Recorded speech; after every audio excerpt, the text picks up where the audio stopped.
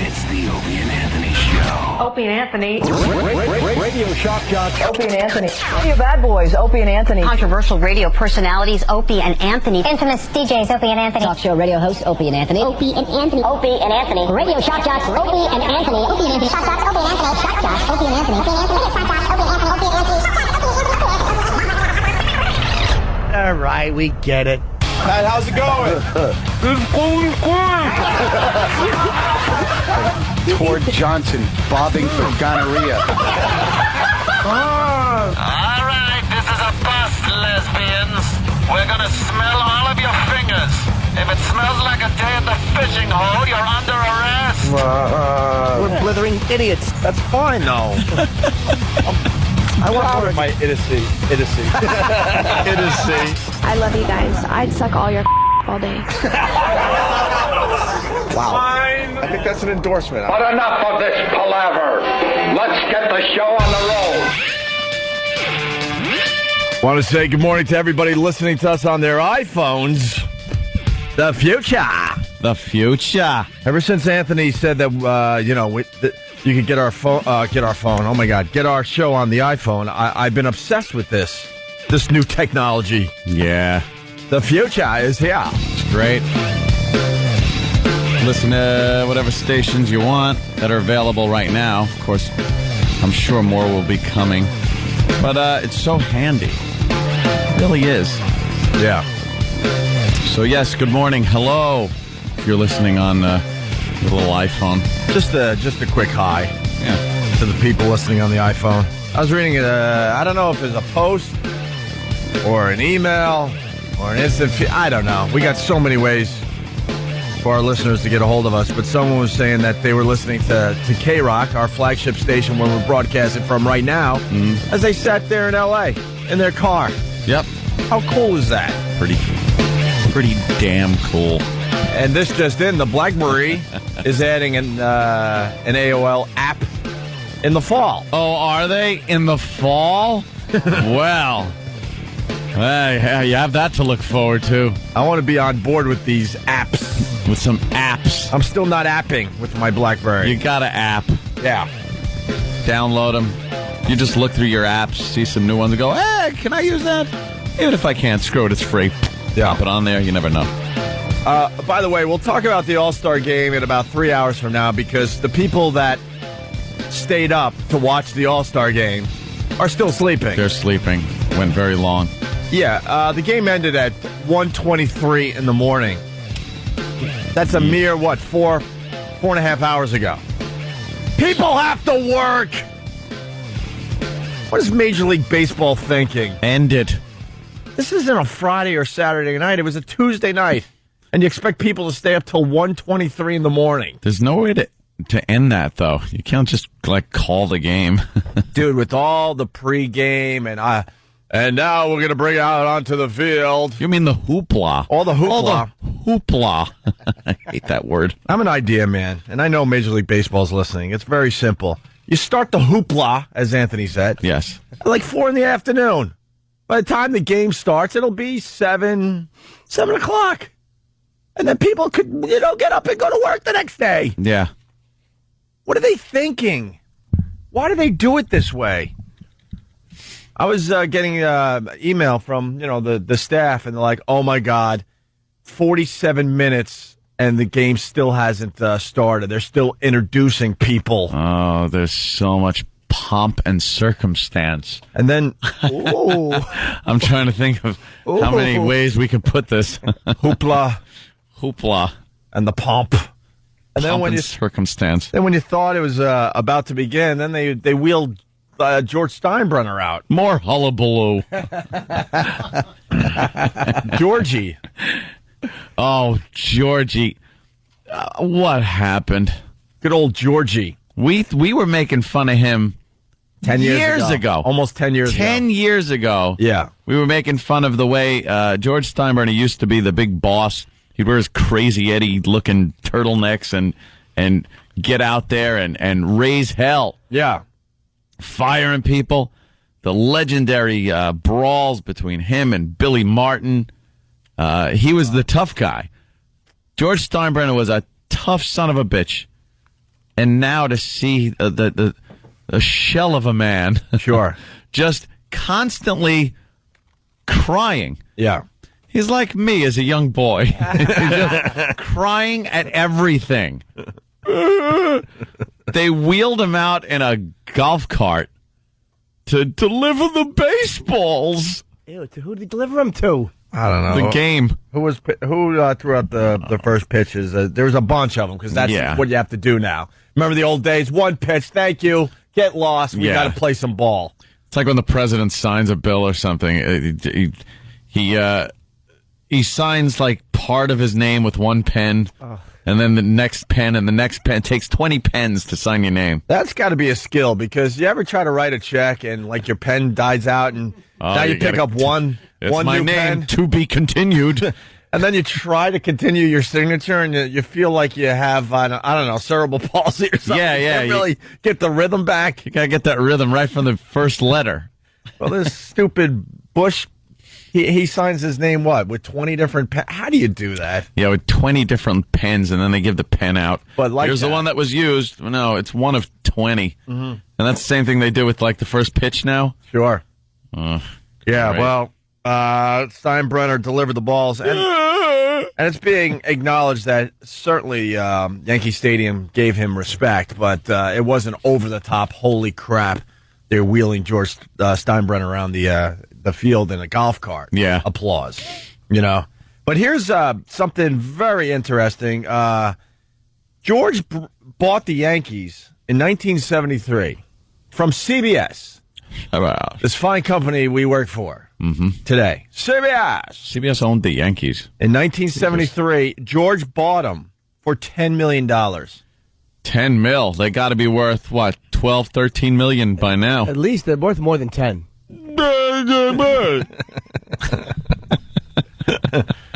Well, the Yankees are now worth $1.2 billion. And Billion. CBS gave them up for a lousy $10 million back in 73. That is a hell of an investment. That's a fine investment. Wow. And don't go calling and talking about the economy and that baseball players made less, blah, blah, blah, blah, blah. That's a hell of an investment. Like, there's Georgie. Like Ann said. Look at him.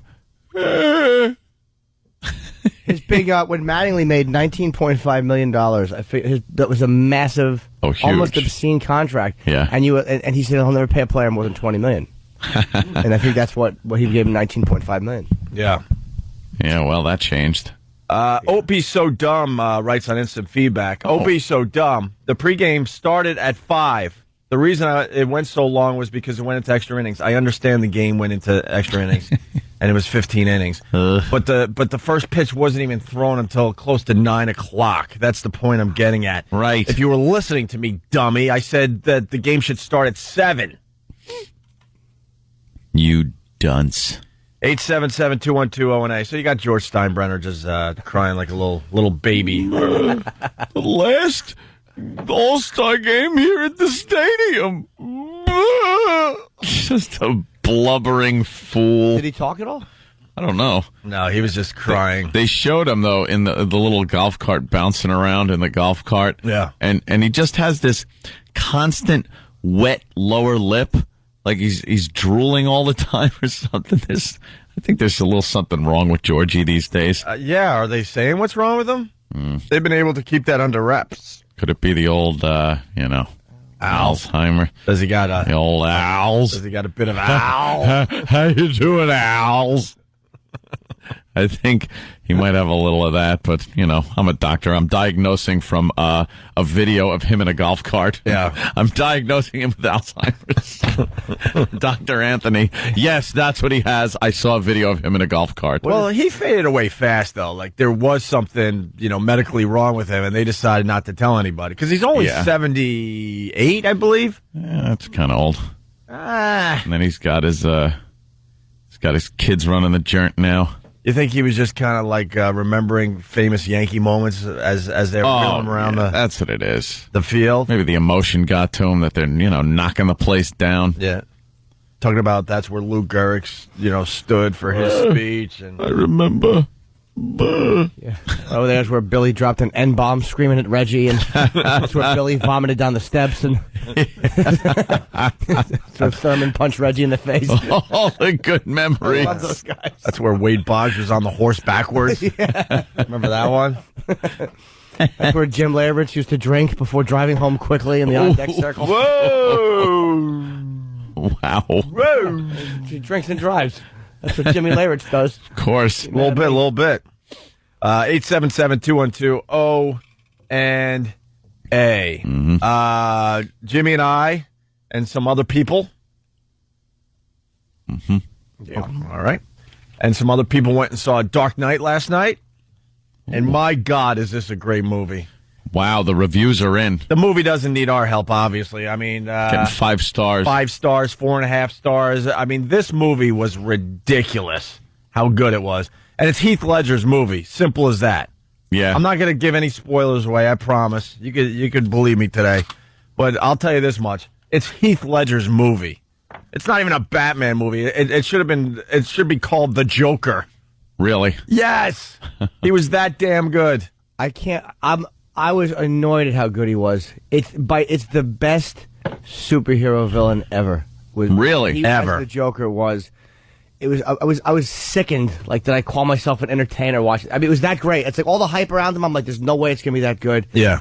He was so great. Christian Bale, I like as Bruce Wayne, but I don't like him as Batman. No? I'm Batman. Well, they do this with the voice. Yeah, they've always done that. But really over the top. Yeah? To the point. He's got to disguise his voice or people know he's Bruce Wayne. We understand that. We have to suspend disbelief. I believe there's a man with a bat hat flying through a city. Yeah. I can believe that nobody recognizes his voice. He drives the bat car with the wings and it has fire on it. Yeah. If I can believe that. Fire on it? I can believe no one. Flop, flop, flop, flop, flop, flop, flop. Dude, he's like... Flop, flop, flop, it's flop, like flop. Clint Eastwood Batman. It drives me nuts. I'm Batman. That's all I want you to think when you're watching him talk is Batman. Okay. Batman.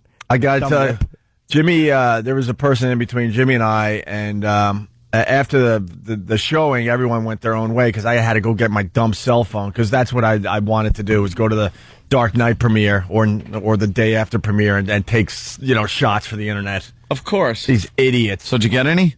No. Did you videotape it? And they had a horrible system trying to get your cell phone back, and there was almost a Who thing that happened because the escalator, the really long escalator coming down from the IMAX theater, it's like uber long, was piling up at the bottom where that's where you got your cell phone. So at the end of the escalator and the table with your cell phones, there was a mere 10 feet.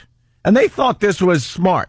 And all of a sudden, the people are starting to pile up at the bottom of the escalator, and the escalator's filled. There's no stopping them. Dude, people started screaming, get out of the way! Losing it, because it was literally seconds away from a disaster. What kind of idiots, though, get off and just stop there in front of... Well, that's where the table was.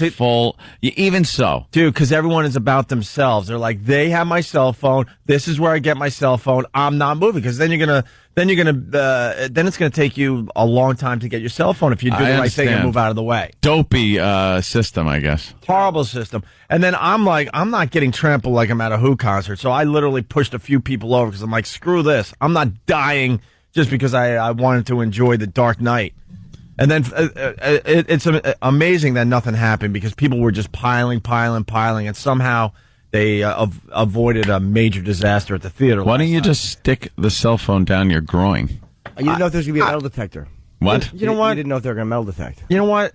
There's a difference between Jimmy and I. They go, "Do you have a cell phone?" I go, "Yes." I could have said no, and I was good. Yeah. They asked Jimmy, and he's like, "No, no." I left it home. No, I said yes because I was afraid they were going to search me, and he goes, "Okay, you got to give it in." And I had a camera that can do video. Oh, so you realized that you didn't have to give it in at that point. Because he turned around and was fiddling with the other people on the line. It's not like airport security. They're just asking. I am strayed to the bathroom. Of course. And I kept my phone between us now. I don't want this to get out, but I kept my phone in my pocket. Yeah.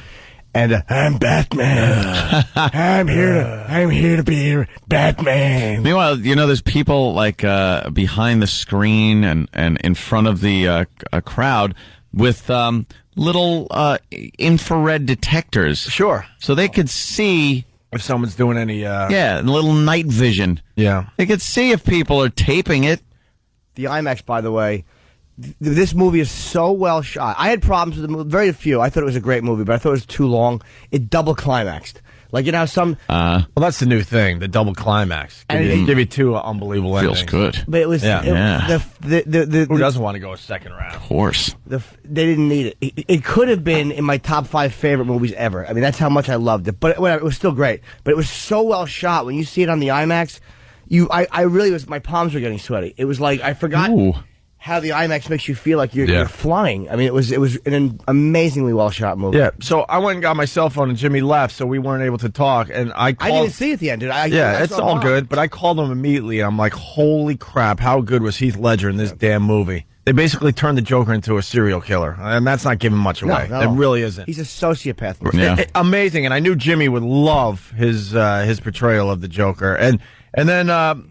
I was thinking as I'm leaving the theater, I'm like, now I miss Heath Ledger. When he died, I'm like, whatever, an actor dying, blah, blah, blah. You didn't see Brokeback? Never saw Brokeback Mountain. He did a good job in that. And I'm thinking he was... Spit on his hand. Yeah, but I'm thinking he was a good actor. I acknowledged all that and whatever, but it didn't really affect me. After you see Dark Knight, you're like, why is this guy dead? Why is this guy dead? Now I miss the guy. Drugs? Yeah, but he was just amazing. Why could they have shot two? Like, could you imagine? You wish that they would have done two Jokers, because there's no way you could have somebody else do it now. Because like Nicholson, I was like, how's he going to follow Nicholson? He blew Nicholson away. Oh my! It's not even close, Ant. It's not even close. Nicholson's is like a parody of it. Absolutely, he's the best. Absolutely, one of the best villains. I mean, in that type of genre, like ever. I mean, you can't believe how much you like watching him. He's such a he's a sociopath. He's a crazy, but not like comic book crazy, like regular movie, like real crazy. You would be scared of this person. Oh, he's very cool. So great, and Nicholson's now like an SNL skit. Yeah, his portrayal. Really, that's how you look at it now. And then I leaned over to Jimmy at one point. I'm going, wow, man, they gave the Amazing Kreskin a really big role in this movie. What's his name? Looks just like the Amazing Kreskin. Who? Oldman? Yeah, Gary Oldman. Oh, really? Gary Oldman. Get a picture of just Google Amazing Kreskin before you see Dark Knight, and then you'll be laughing like I did inside the whole movie. Big glasses, big dopey glasses. He and looked stuff. like the Amazing Kreskin. By the way, Gary Oldman was great too. I mean, absolutely tremendous. I'm Batman. The lips curled up. I'm Bat. Hey Callahan, your breath wash ain't making it. I just go ahead, make my day. I'm Batman. I love that annoyed Jimmy. It drove me. Wait till you see Clint Batman Eastwood. It was Batman Clint Eastwood. That was probably the only complaint in the entire movie, except for maybe, like Jimmy said, it being a little long. I hate long movies. I didn't think it was long at all. I was just loving every minute of the movie. Not that it sucked, but the part that I liked, like the hunk that I thought should have been the actual movie, I felt like there was just stuff around it that to me were unnecessary because it was such a powerful and action-filled great movie. And let's not forget Morgan Freeman. I think at this point, whatever movie Morgan Freeman is, they should just, at the end in the credits, they should say Morgan Freeman as Morgan Freeman. Because the guy Morgan Freeman always plays. Dude, the guy plays the same exact character in every movie he ever does, and they say he's a brilliant actor. Was he just kind of the soft-spoken guy and always has the answer, and Hollywood should very wise. Hollywood should not even acknowledge that he's an actor. They put him in movies, but just say Morgan Freeman as Morgan Freeman. Because that's what you're getting. He's the same character. He's not needed in this movie at all. He's just not needed. I mean, it's like they could have had any actor do it. Paid him a lot less, but it's named Morgan Freeman. And what's her name? Gyllenhaal or Gyllenhaal? Maggie. Gyllenhaal. She's ugly. Oh, she looks like Princess Leia. And she played Katie Holmes' part. Yeah. Katie Holmes was so much hotter than Maggie. And they didn't put Katie Holmes in this one because why would Tom Cruise allow her to do a movie and be more famous than Tom Cruise? What are you, insane? That's pretty much it, huh? That's exactly what that's all about. Scientology got her. No, that's exactly what that's about. Tom Cruise needs his woman to be, on the sidelines, not a big star in the Dark Knight movie. That's totally what that's about. If she sees this movie, she's probably going to smack his face. Unless she was pregnant. She might have been pregnant at the time they were filming. Maybe. Do people think Maggie Gyllenhaal is hot? Gyllenhaal, whatever? I don't even know. She's awful. And her face, she's got like old woman features in her face already. And she's only in her 20s. She looks like Linda Stassi. That's really odd. Like, it must have been weird, her and Heath Ledger, because, Heath Ledger went homo with her brother in Brokeback Mountain. Oh, yeah. Interesting. But just amazing. People are going to love this movie. And like I said, it's Heath Ledger's movie. Simple as that. From the opening sequence, it's like they don't bog you down with a lot of background garbage. It gets right to it. It's so good, man. It is so rave reviews good. Coming in from the Opie and Anthony show. Yeah, absolutely. I was blown away by that. Stupid 2 thumbs up. Yeah, 4. 2 of his and 2 of mine. All right, I like Maggie a little more because we just Google imaged her, and there's a nice picture of her breastfeeding. Oh, yeah? With boobie exposed. Look at that. Wow. Wee. Wow, that is a hot picture. Breastfeeding doesn't cut it for me. That's kind of hot, Sorry. though. Can we put that on ONARadio.com? It's breastfeeding. Are the lawyers going to have a problem with a breastfeeding picture? Because the listeners need to see that to decide if it's hot or not. That's kind of hot in a weird way. Wow, she's got a nice teardrop bosom. Very lovely. Yeah. Jiminy Cricket. Yeah, kid knows. Stupid pink eye and Batman. Make it in there, kid. I wonder if they're just too embarrassed to tell him, stop with the scratchy voice. We get it. You don't want to be recognized, Bruce. All the acting was amazing except for the little boy near the end. Ugh. Oh, he was stupid. Oh, it took you out of the movie for, thank God, only about 10 seconds. His acting was, I'll just say this much, it was just awful. Yeah. Just awful.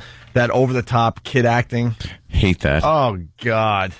Hey, mister. That's exactly it. Oh, is it? Okay. That was pretty much it. I hate I don't want to give the line away because I promise no spoilers today. But you just nailed it without even seeing the movie. Yeah, that is the over-the-top bad kid acting. Do you think? Blah, yeah. blah, blah, blah. Yeah. Blah, blah, blah, blah. I'm Batman. I love that. Jimmy's obsessed with that. Your stupid curled up lip, your breath wash ain't making it. I'm a superhero. Are you? There were scenes that Heath Ledger did where Jimmy and I were both doing the same thing, just reacting and like making weird noises and stuff. Like, holy crap, how good was that scene? It's like when you watch, I'm watching actors sometimes, like you make these little weird character choices, things that they don't tell you, just that you do as a great actor. And it was just like, God, it was like depressing to think that the guy took a role that we all know. Everyone goes in knowing what the Joker is. Sure. No one doesn't know the Joker. So we all start at the same place. Every actor, every comic, every audience member knows what the Joker is. With his dumb little riddles. What's the Riddler? Oh, whatever. Dumb little jokes. Yeah, the Joker's got jokes. Yeah. Okay. Although I do think I would have been a better Joker. I would have made it a little funnier and more lighthearted. Jokey. Yeah. Told some jokes. Nice ears, Batman. And I would have run away while they were all laughing. I got to tell you this, too. We have to put a time limit on this. Before we go away on our summer vacation. Mm-hmm. So we'll give the listeners a good 2 weeks. And then we'll really discuss this movie. Because there was one scene that I really want to discuss. Near the end, the two. Yeah. That was... I wish I could say it now, but no spoilers today. No spoilers. I don't want to record for our club. Yeah. But, I mean, what we'll do is we'll give the listeners a week or two. 2 weekends.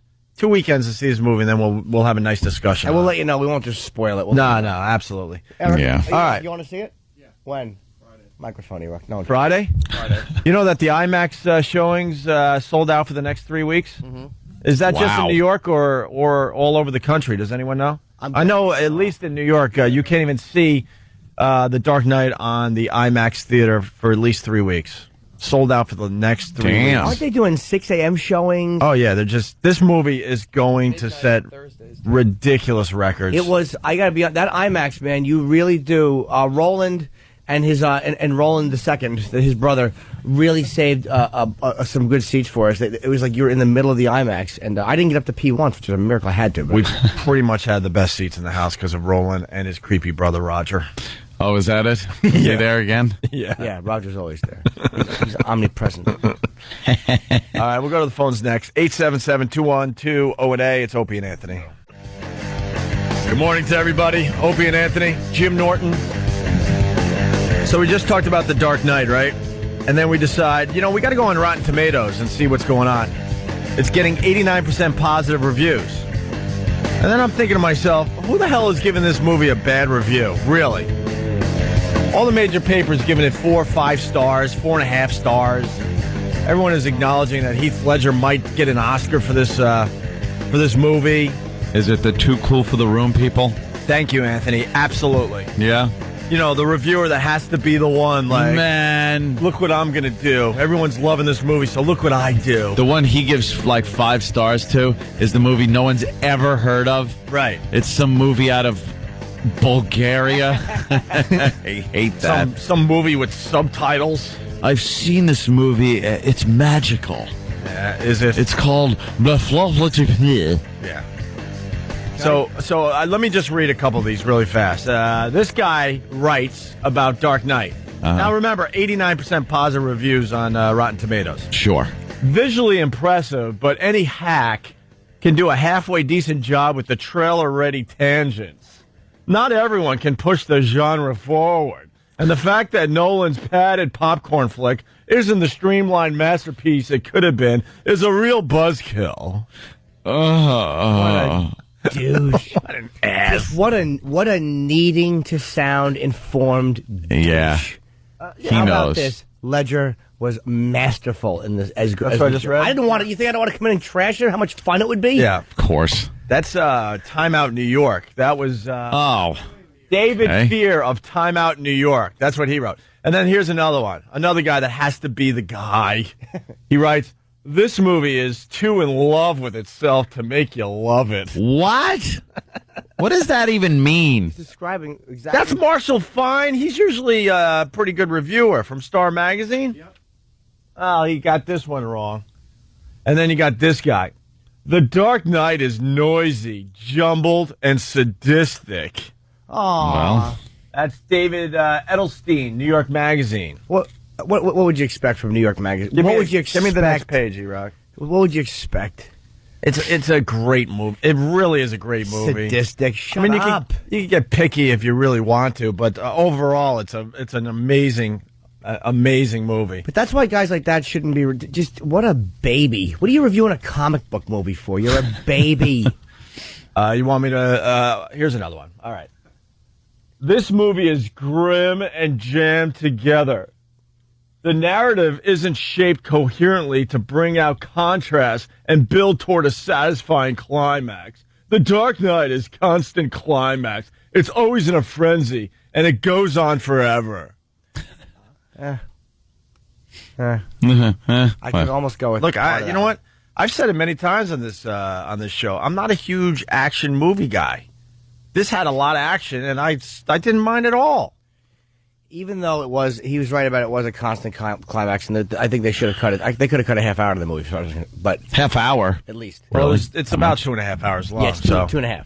Yeah, but it could have been 150, and I would have been one of my favorite movies ever. There you go, Dave, Texas. What's up?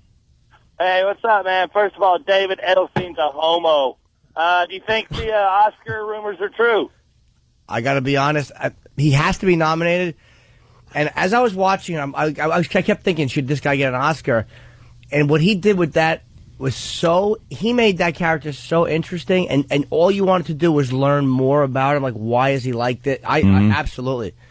Yeah, I do think so. And I thought it was a bunch of congratulating themselves idiots who worked with him. His posthumous Oscar nod. Should he get a posthumous Oscar nod? I think a posthumous Oscar is possible. But God damn it, he really. I would like to see him win it. I mean, I haven't seen obviously other. Whoever else. They usually give the Oscar to somebody else that's living because they don't want the Oscar just sitting in an empty room somewhere. Yeah, where's it going to? Who's going to come and get it? I would like to accept this award for Heath. I know that he would love to. Blah blah blah. There's a lot of crying. Oscar night as someone accepts the award for him, and then it ends up in a box in an empty room somewhere. It's a waste of an Oscar. But who else to get an Oscar for for playing a Batman villain? Do you know how good of a job you have to do? Christian Bale has to want to shoot himself because literally no one's talking about his performance just because Heath was that good. They're going to sell versions without him in it because you get I'm Batman. I love Jimmy's impression. It drives me. I can't wait to see it now. I'm just going to be laughing every time he does that. Watch the way his lip curls up. But as Bruce Wayne, he's great. He's like a really good actor, but it's like... Well, as Bruce Wayne, he's kind of like the American Psycho character. Yeah. Very polished and very, I'd like a reservation at Dorsia. Yeah. There's one scene, and this is pretty much in the trailers, and this is how just vicious this is, where a Batman is headed towards the Joker. He's riding on his motorcycle towards him, and he's just kind of standing there with he's holding a pistol, the Joker, and he's just like, come on, do it. And he's just rooting for him, and he's so... good. Really? Just standing there, you're just like, this is a great movie. Like, I might have been the director who told him how to stand, but he's just standing there waiting to get run down. And you're like, I love this guy. And he's begging to be run down. Yeah. I will go. I will go see this movie again. I never see a movie a second time just because I want to see Heath Ledger again as the Joker. They could have done a whole spin-off movie with the back history of the Joker easily. I'll bet you that there's some stuff that they left on the out because they had to know that for DVD extras, deleted Heath Ledger scenes. And anything he did, you're going to want to see. Yeah. So, all right. I want the DVDs coming out soon. Let's move on to other things. Just in case you weren't up at 1:23 in the morning, this is what happened. 3-3 in the bottom of the 15th inning. Michael Young pops it up. Right field. Corey Hart. Morneau tags at third. Here we go. Throw by Hart to the plate. And safe. This game is over. Morneau scores. Terry Francona exhales. And the American League has won again. And they will have home field advantage in the upcoming World Series. I thought Mr. Buck at the end of that was going to go, and no one cares. Everyone's asleep. Yeah. So they could roll up the dumb red carpet now, finally. The red carpet that was for 18 blocks here in New York City yesterday, just messing up everything. Tying up traffic. And did you get on the other side of the red carpet so you could get out of Manhattan yet? Yeah. Jesus. Almost no. Yeah? Yeah. I got a call, from Poe. Anthony, I'm stuck in traffic. It's like, well, that's kind of why I needed you to leave early. And if you weren't listening yesterday, because of the red carpet, Anthony needed to get his car on the other side. So east side of 6th Avenue, so that's where I needed it. He'll get Master Poe to get his car on the other side of the red carpet. And then I'll walk over there and then get in my car, and I'll be on the other side of the mayhem. Yeah. And, get to the bridge. And you gave him plenty of time to do that. But yeah. But I don't know what happened. And then I'm just hearing, hold on. I'm on the phone with him. Hold on. I go, where are you exactly? I'm at 55th and 8th. I go, why? And then I hear him go, officer, can I make a right turn? Oh, they're not letting me make a turn. That's why I needed this done at 10:30. He is as dumb as they come, man. I can't hold back anymore. He is as dumb as they come. Oh, he's good with his hands. Absolutely, he's great with his hands. As long as there's not a pen in them. Huh? As long as there's not a pen in them. God. Good gravy. Yeah. Did anyone see the red carpet parade? Yeah, I did. What was that about there, Stunt Brain? Stunt Brain saw it. Fox taped the whole thing yesterday. The parade happened about 1 o'clock, and they had this parade special before the All-Star game from 6 to 8 o'clock, and it was just old players sitting in the back of trucks and some of the new players with their kids getting yelled at by the Yankee fans. But it was kind of cool, except for the Spike Lee was an absolute jackass. Really? That's a surprise. Wow, he's usually so such a nice guy. Yeah, they brought him out, and he was about to be interviewed, and Hank Aaron's car came by, and instead of talking to the people who were talking to him, he kept going, hey, Hank, Jesse, Hank, during the whole interview. Of Of course So he they did. finally just said, go have some fun. Yeah, get lost. But And why are they in the back of pickup trucks? It's a red carpet. You're supposed to walk the red carpet. I think The somebody... trucks were going slow enough where you could walk alongside it. Yeah, but it was real hot, and I don't think Yogi was going to make it 3 blocks. God. You mean Yoda? Yeah. Oh. There were a lot of very old guys. Yeah. Oh, that was worth That was cool. snarling traffic for the day yesterday, huh? And in the background of every shot were balloons or posters for the new Fox show Fringe. Oh, So it was good. in every single shot. Fox Really? was promoting the fall season. Well, Fringe is going to be a pretty hot show, they're saying. It's that J.J. Abrams thing, right? Yep. But I think Sam was down there. Well, let's get Sam in here because we're going to do What's the Haps? I was not even going to say that. I was going to say, why was Sam down there? Oh, really? Sorry. Do we have a What's the Haps sounder yet? We should. Hey, Sam, how are you? I'm very well. How are you? Did you watch the All-Star game last night? I just watched the last call this morning. When you woke up for work, basically, yeah. Is that a little friendship bracelet on your hand? Yep. Why? I was just asking. Like it's a little stringy thing, different colors, woven together and then tied around one's wrist to say, "I'm your friend." Well, what's wrong with that? I didn't say anything's wrong with it. Did I say anything's wrong? I said, "Is it?" And then I've just described what it was, and now I'm going to ask who gave it to you. That was Miss Jess. Did you have that yesterday? Oh, your girl. Yeah, no, I've had it No, for a I while. don't think you had it yesterday. I would have recognized that. After she was flirting with Seth Green on this very... Right. Why aren't you doing a TMZ-type promo about your own girlfriend flirting with Seth Green? Yes. Good point. So what's the haps on that? Yeah, why don't you get that done? Yeah, what about that? Little TMZ type of promo. We demand one of those today. Well, is it true what you're hearing? You have no problem going after Antolini and all this, but your own girlfriend was on that couch flirting with Seth Green. I guess you're the boss. And then Jimmy at the fight there, at the UFC thing or whatever the hell you were at. Yeah, he made a whole promo on. Perhaps you'll be going out with Mandy Moore. Mandy Moore. That's common speculation. A woman like Of her, a course. woman like me. But how about Cucky Sam? Cucky. Yeah, we got some good juicy gossip yesterday. Yeah, that was. I mean, you could have them talking in it and everything. Not the speculation that you usually do. I thought it kind of went nowhere. Nope. I demand one of those. Hoping it went nowhere before aren't 8:30. Jeez. Okay. I demand. Jeez. Okay. You better get a writing. Yeah. Yep. You better make it juicy, even though it's your own girl. Now, when did you get the friendship bracelet? Well, a while back we were driving to, and there was a long car. Bracelets to pass the time. And I got to go home with one. Yeah. And does she wear one? No, she didn't get one. Why? I don't know. She ran out of yarn or whatever. Oh, boy. I get one. Here comes Seth Green. He's gonna swoop in and do the right thing. What right thing? Treat her better. No, I treat her like a doll. Let's say hi to Brooklyn Ace. Brooklyn Ace. Good morning, gentlemen. How are Sam, you got to change your bit to "What's the happenings." It sounds too much like Jimmy's "What's the apps." Thank you very That's much. true. Yeah, Talk I had it first. No. You. Thank you. Come on, try and steal stuff from Jimmy. It is From kind the of, host? dude. I didn't want to make a thing about it, but I noticed that What's the Haps does. It's like apps with an H. Sure. Yeah. I'm like, Jimmy's been doing the apps thing for the iPhone for a while now. Were you using any of your apps last night after the dark night? I didn't need these. Sometimes the apps just sit quiet. They wait like Batman. They wait to pounce.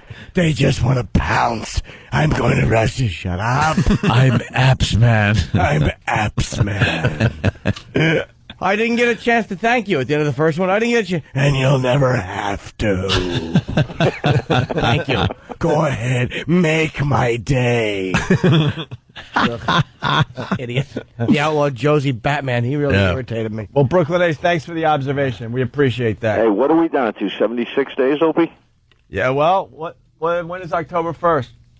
This is a real thing happening, by the way. We're kind of I know it is. We're making fun of it, but the reality is we have 76 days left in our contract and no one's talking. Hey, listen. How many days?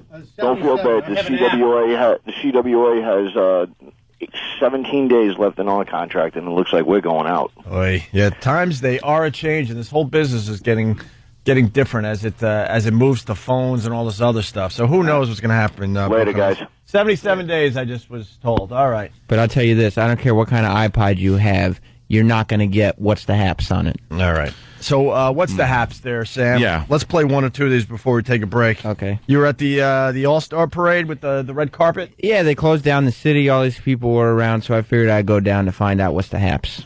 All right. We meet Louie, a Yankee fan. Yeah. Wow. All right, so we're here outside the baseball parade with Louie. Louie, what's the haps? Huh? What's the haps? Haps. Like, what's happening? What's the haps? I'm right now, really. He's waiting for the parade to start marching up this way.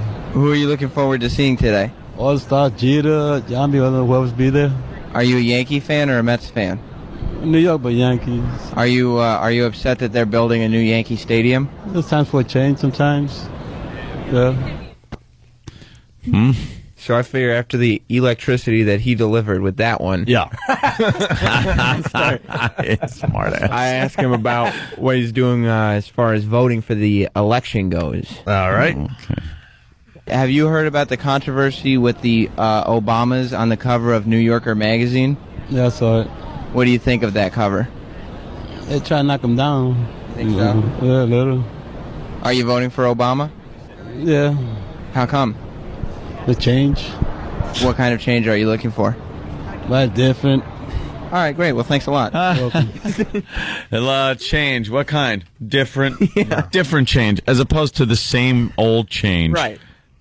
So the people know who they're voting for and why they're voting for him. I've been thinking about this Obama thing a lot lately, and I think there's going to be a lot of disappointed people out there, including Anthony, obviously. Oh, there's a little review, I guess, happening right there. Jill's doing her review. You guys could have went to the movie with us last night. Well. Did she even see the movie, Anthony? Why would I say anything like that? She's doing the entertainment report.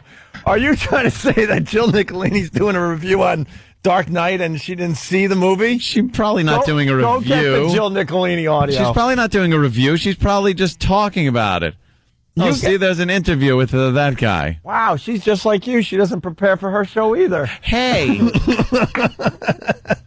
I prepare. She's on TV doing a Dark Knight review, and I know she didn't see the movie because you guys were review. She's talking about it. You guys were invited to see the movie with us. No, she's get just, me this audio, Sam. She's just talking about, and look, they got the people from the movie talking about the movie. That's all you need. And they're making believe that Jill's talking to Christian Bale, but that's not happening either. No, they're not. I don't think they're trying to pull the wool over anybody's eyes here. She's just doing the entertainment this CW11 this morning. Is quite hacky.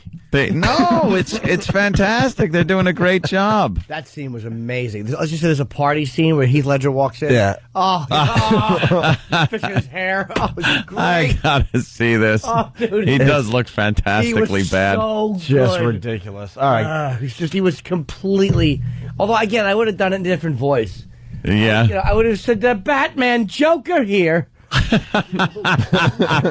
Some comedian, I don't know who it was talking about how all the superheroes, he's a Jewish comedian, how all the superheroes were Jews in his face. I forget, but he's like, my favorites are Batman, Spider-Man. Oh, Speederman. Yeah, Superman. So this Obama thing, Anthony's gonna be very disappointed when Obama's the president. That's fair to say, right? Yeah, I'm not an Obama supporter. No, I think a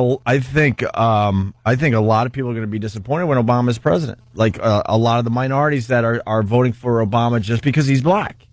Because they're voting for Obama, thinking the whole country is going to change and it's going to turn more their way. Right. And they're going to find out after the first 100 days it's going to be same old, same old. I'm telling you. And that's who's going to be really disappointed in the end. Not Whitey. It's going to be all the people that voted for Obama thinking that he's going to make real change because he's the first black president. I don't know. I think we're going to see, and it all depends, Well, I think we're going to see a lot of liberal. None of it's going to get through. A lot. Why not? Just because the system's in place, my friend. Maybe with a Democratic Congress? Maybe just a slight lean. Dude, tops. A slight lean. With a Democratic Congress, then what are you going to do? It's a machine, my friend. The machine is But they'll sign off on whatever he says. And the Republicans won't have anything to say about it. So we'll end up like When's the time that happened with Jimmy Carter, Democratic Congress and Democratic President? I think Yeah. Carter, right? Right. That worked out well. That went well, didn't it? You know what? America was pretty much castrated for the entire time he was in office. One guy. The economy sucked.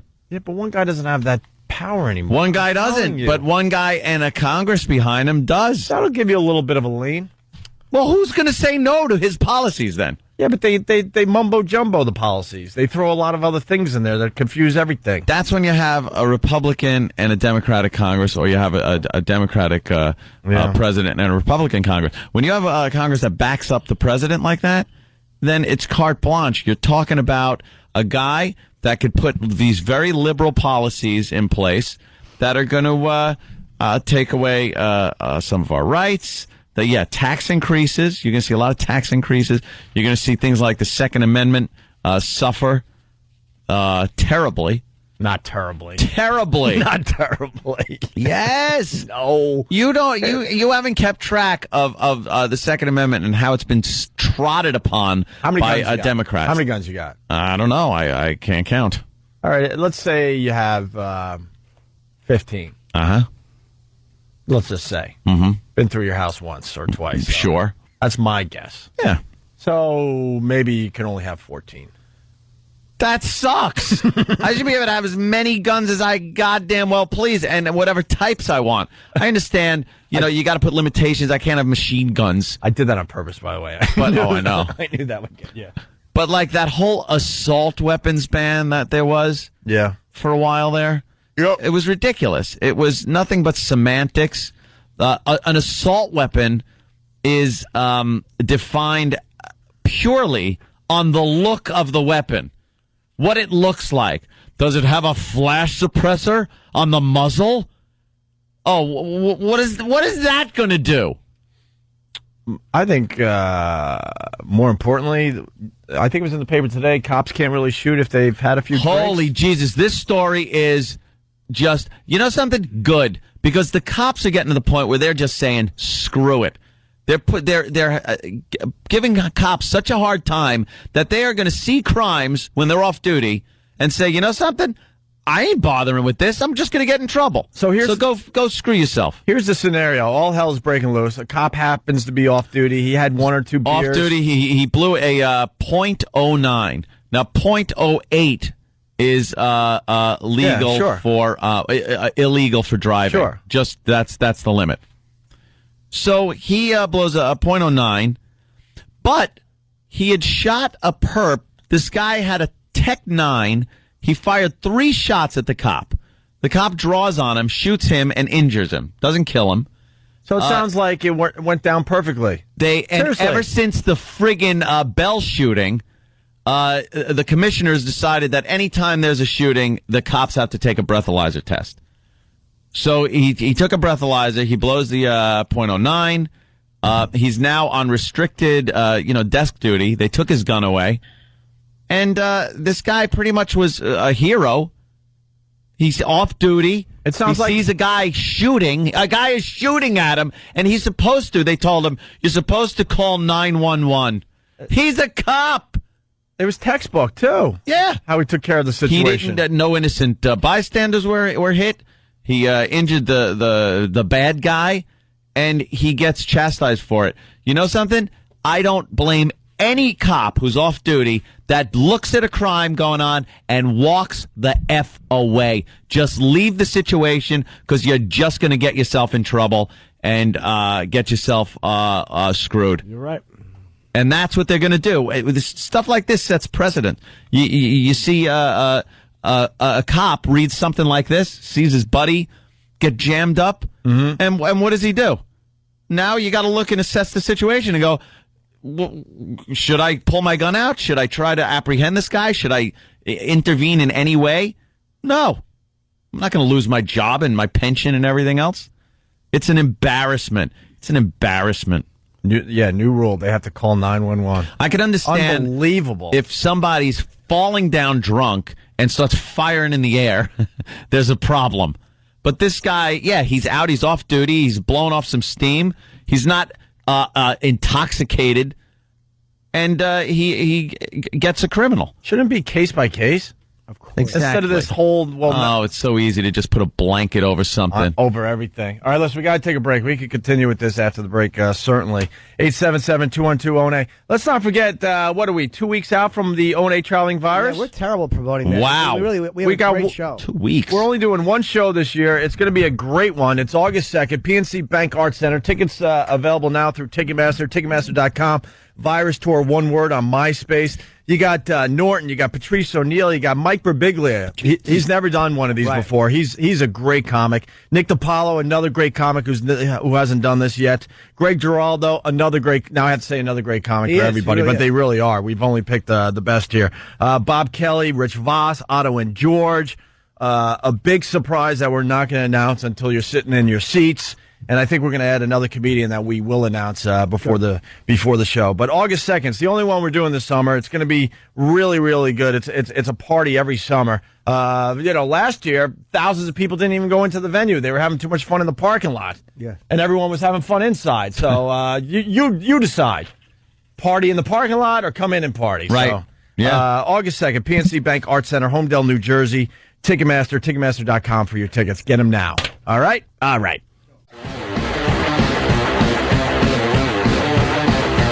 You're checking out the Opie and Anthony Show, 877-212-ONA. What is this? I don't know what this is. Kind of cool. What? What? Queens of the Stone Age. Wow. Oh, this is Queens? Of the Stone Age? Nice. What album is this? Wow, wait. Yeah, very, very cool. So... Anthony and I, not Anthony and I, I'm sorry. I'm used to saying that. But it was Jimmy and I this time around. We went and saw The Dark Knight last night. We've been talking about it off and on. We're not giving spoilers away.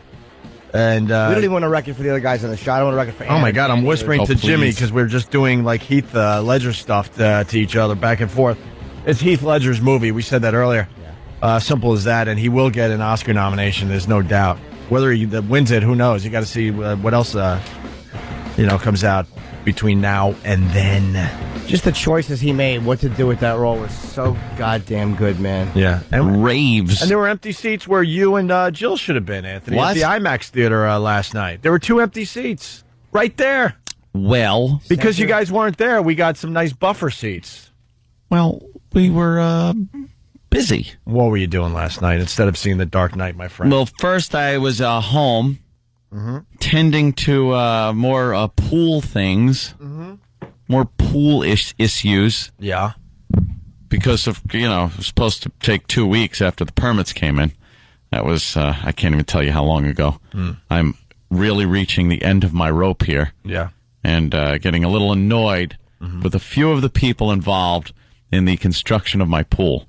Some of the people, amazing, talented. Do what they say. The work goes quickly. Some other people, I don't know what the hell they're thinking.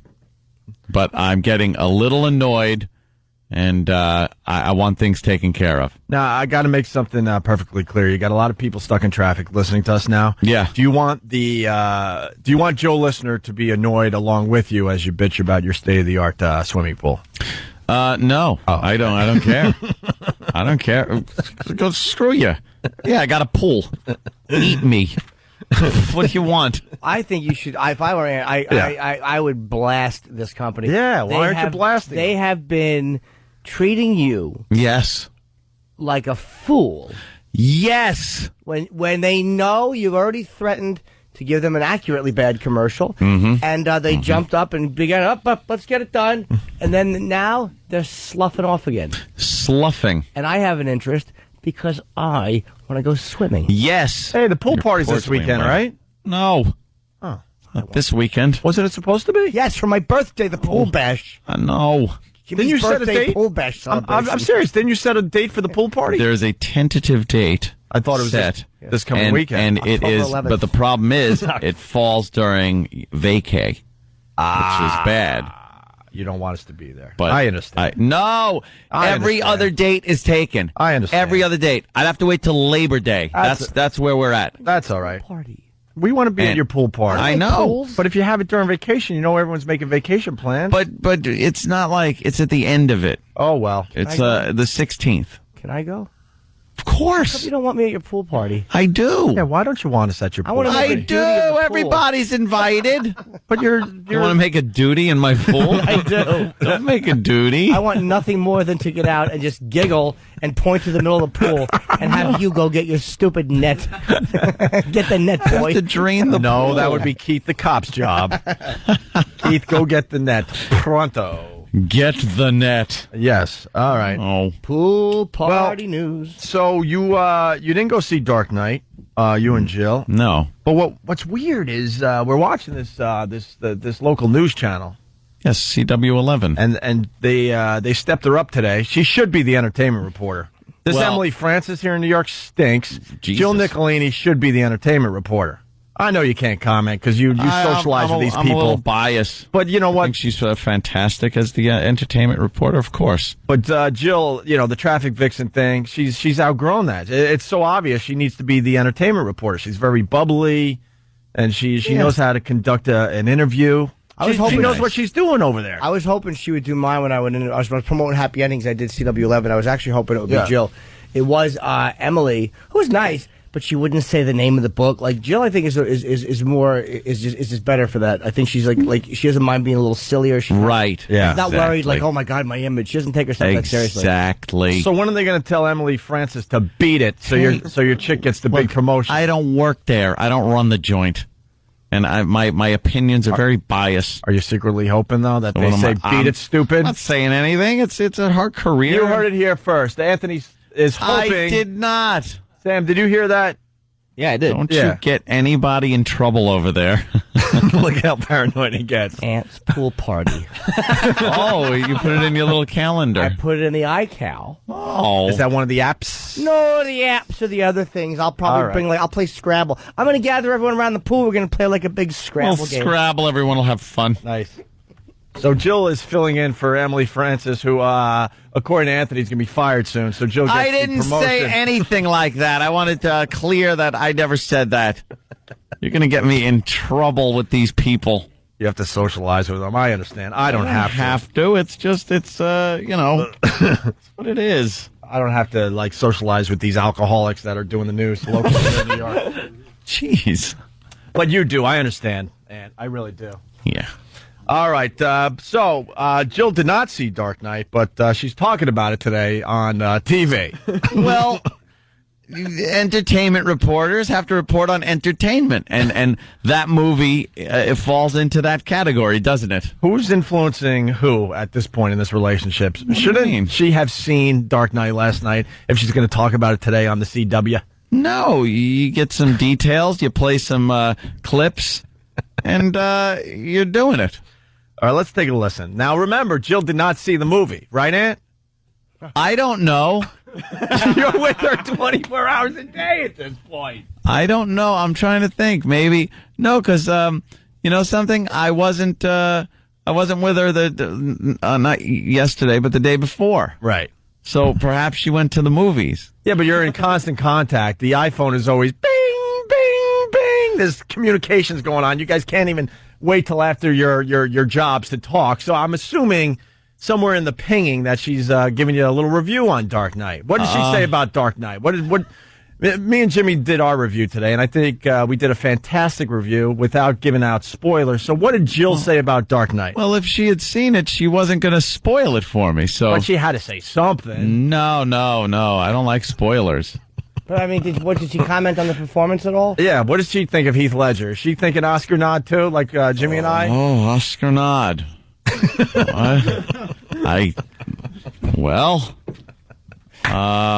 Look, I'm trying to get her the entertainment job at this CW when they kick Emily Francis out the door. No, they're not kicking anyone out the door. So let's get Jill on the phone today. I got to give her a little help today. She's got to see these things before she goes on TV, and then she's going to have the job. I'm telling you. Steve just walked in and he's trying to keep pace. Yes, Oscar nod. I'll get him on the phone. Oscar nod. Is that K-N-O-D? I'm looking in the phone book. Steve's in a bear panic today. He's just panicking all over the place.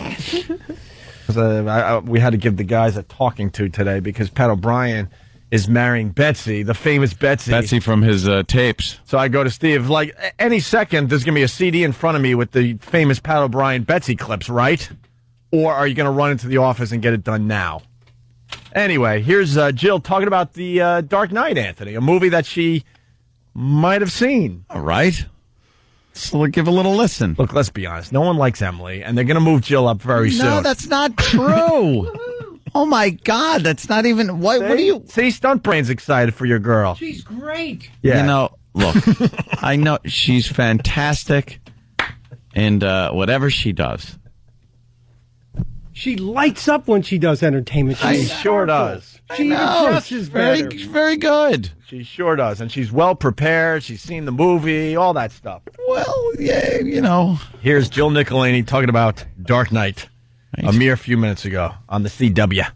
The Dark Knight is one of the most anticipated films of the summer, but when we sat down with the cast, what was on everyone's mind was the passing of Heath Ledger, whose performance in this film is already receiving critical acclaim. All right. There was nothing in there about seeing the movie. Okay, nothing in there about seeing the movie, but she sat down with the stars. What did she tell you about Christian Bale? She said when we sat down. We meaning her. Now, it's the collective... Is there we, as in the whole news organization. The media in general. So it's whoever did sit down. Is there a clever ruse going on here? I don't know what's Did Jill Nicolini talk to Christian Bale? I don't. Did Jill Nicolini talk to Maggie, what? Gyllenhaal. I don't know. Morgan Freeman. She must have a nice, cute little story about Morgan Freeman when the cameras were off. What was it? I don't know. When did she hang out with the Dark Knight cast? In between all the partying you two are doing. She said we. Now, the we means someone in the news organization there. Linda Church?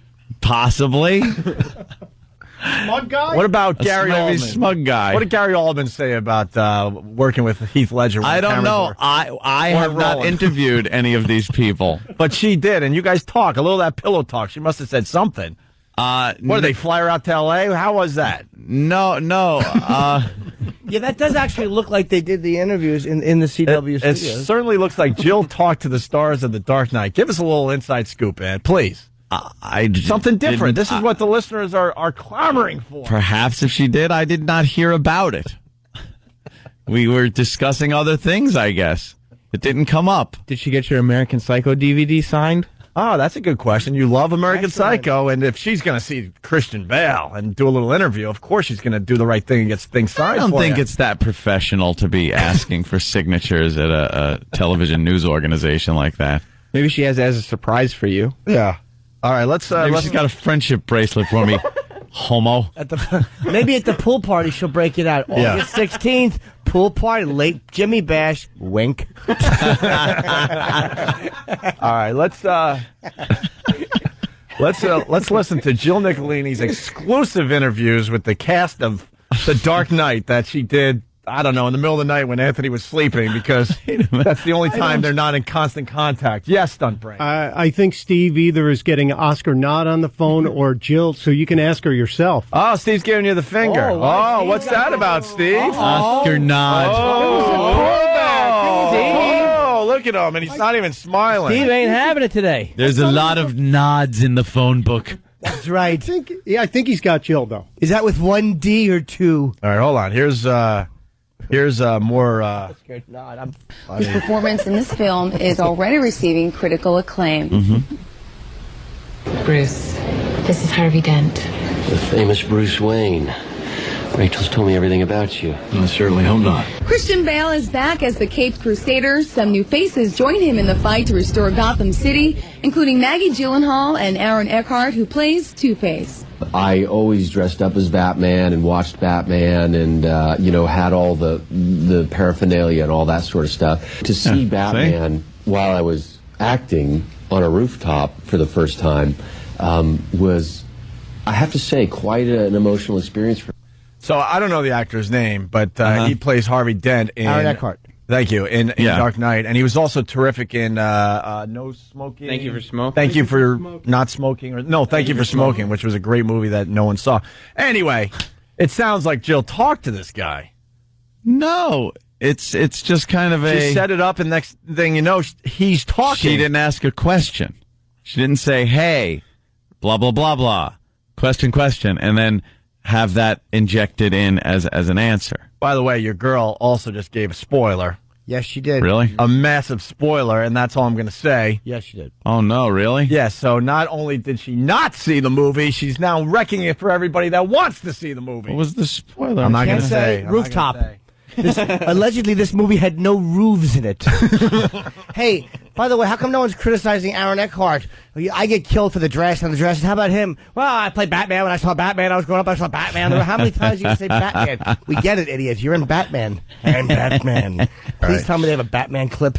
And starring as Clint Eastwood. We know, we've heard. Batman. I'm Batman. I'm Batman. More exclusive Jill Nicolini here.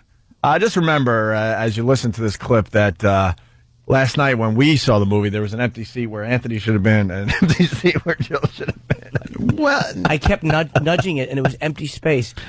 But she knows all about the movie, so she obviously got one of those very rare screener She's copies. very good at researching, and she works very hard at it. She does her homework. All right. Along with a few new faces comes some new gadgets and even a new bat suit. Oh, did she tell you about the gadgets that were in the movie? Because they were really cool. What did she tell you about the gadgets? No. Why not? Well, She wanted you to be surprised because you're a gadget fan. yeah.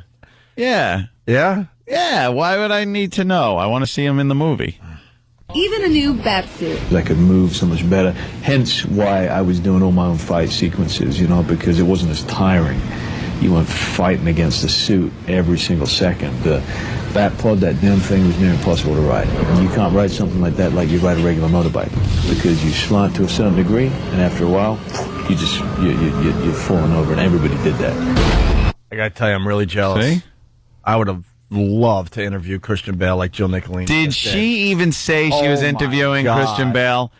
This is typical. Hey. This is what they do in the news. Hey, I'm like everyone else. I'm just a dummy that watches the local news. If I see Jill Nicolini talking about Dark Knight and setting up a Christian Bale clip, you got to assume that she was actually there in the room with the guy.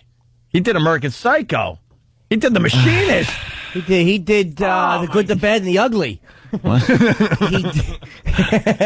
He did Dirty Harry. He did The Enforcer. Get it? Joker, make my day. No. She what? She what? She was kind of just talking about the movie. Yeah. And then letting the stars of the movie elaborate on certain aspects of the movie. Sure. But not trying to bamboozle anyone into thinking she was doing the interviews. Well, Bill's going to help you out. Bill from Waterford writes, Jill is too busy watching The Dark Knight in Ant's pants. So, hey now. Can I say that there was because Christian Bale mentioned the motorcycle. Can I say that watching him on that motorcycle with this dumb cape going behind him was badass. Wow, really? It was bad. You can't. He made a cape look cool. He really did, man. If you just try to walk around New York in a cape, people will point and laugh. They'll laugh at you. Oh, you have? Yes. Jimmy. How did that work out for you? I told people I'm here to rescue you. Oh, see? Look who's on the phone. Yes. All right. Hold on one second. Let me get... she probably doesn't have much time. Of course not. Very busy girl. Ladies and gentlemen, one half of the Anthony power couple, Jill Nicolini from the CW11 here in New York City. Jill, we're all very jealous that not only did you see The Dark Knight, you got to interview the stars of the movie. We just played your clip of you talking to Christian Bale. Oh, yeah, I'm sorry, Anthony. I forgot to invite you to the premiere the other night. That's okay. Yeah, see? She said, oh, the screening, they went to the screening? She goes, the premiere was last night. See? Yeah, but you already admitted that you two were together on premiere night. No, actually, no. I told him I was sleeping, but I really had to go to the premiere. I didn't want to make him jealous. They didn't want him there. That could happen. So what did you tell Anthony about the movie that you got to see? Oh, I am kidding. Let's give you a little TV 101, okay? Let me give you some tips here. Yeah. You watched the package of me obviously talking about The Dark Knight. Now, you didn't see any shots of me sitting across from Christian Bale. Right. Did you? But, Jill, you're not supposed to admit this. Oh, guess what? Ever. Guess what? TV 101. Ever. No, it's okay. It's okay.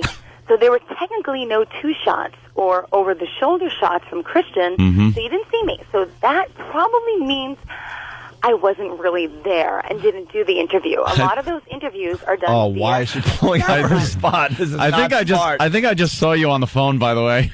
What? I think I just saw you on the phone on the wide shot. Of course you did. This hacky local news. Hysterical. Hey, Jill, let me ask you, when they do those shots, now I'm going to ask a real news question, because obviously they do them at these junkets. Do they actually, will they just show the same interview on a bunch of networks, or is there somebody like actually sitting there, or are they just pretty much filming the guy talking with the backdrop? Well, sometimes there's standard interviews like that, and people get the same material, but most of the time there's satellite interviews. So what happens is each station gets about 5 minutes with the actors, and you talk to them via satellite, and so everyone kind of gets their own material. But when in doubt, or the movies with cheaper budgets, yeah, you get stock footage and stock answers and interviews. Okay. Yeah, it's gotta be hard to get Christian Bale to do 500 interviews around the country. Yeah, it's tiring. Jill does her research. She works very hard, and I think she does a great job. Why, thank you, darling. But Opie, I was a little upset. I heard you guys went to see the movie last night, and you didn't invite Anthony and I. Now you're just doing a radio bit. You guys were invited.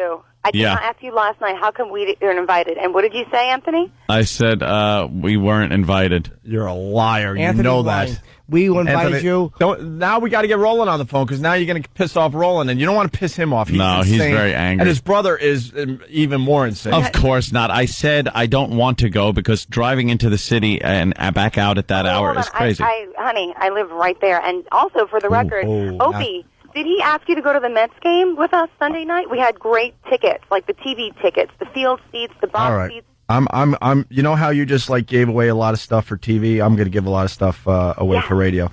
Ant and I aren't really friends. Hey, come on. So why would he?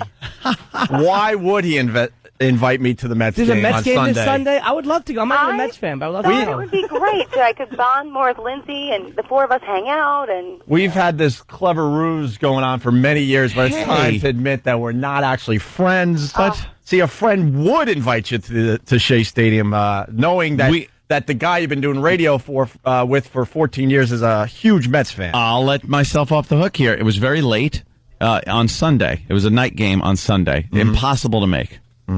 Possible to make. Well, let me make that decision. Hey, don't you have to go? Yeah. Me? No, not yet. I have a few more minutes.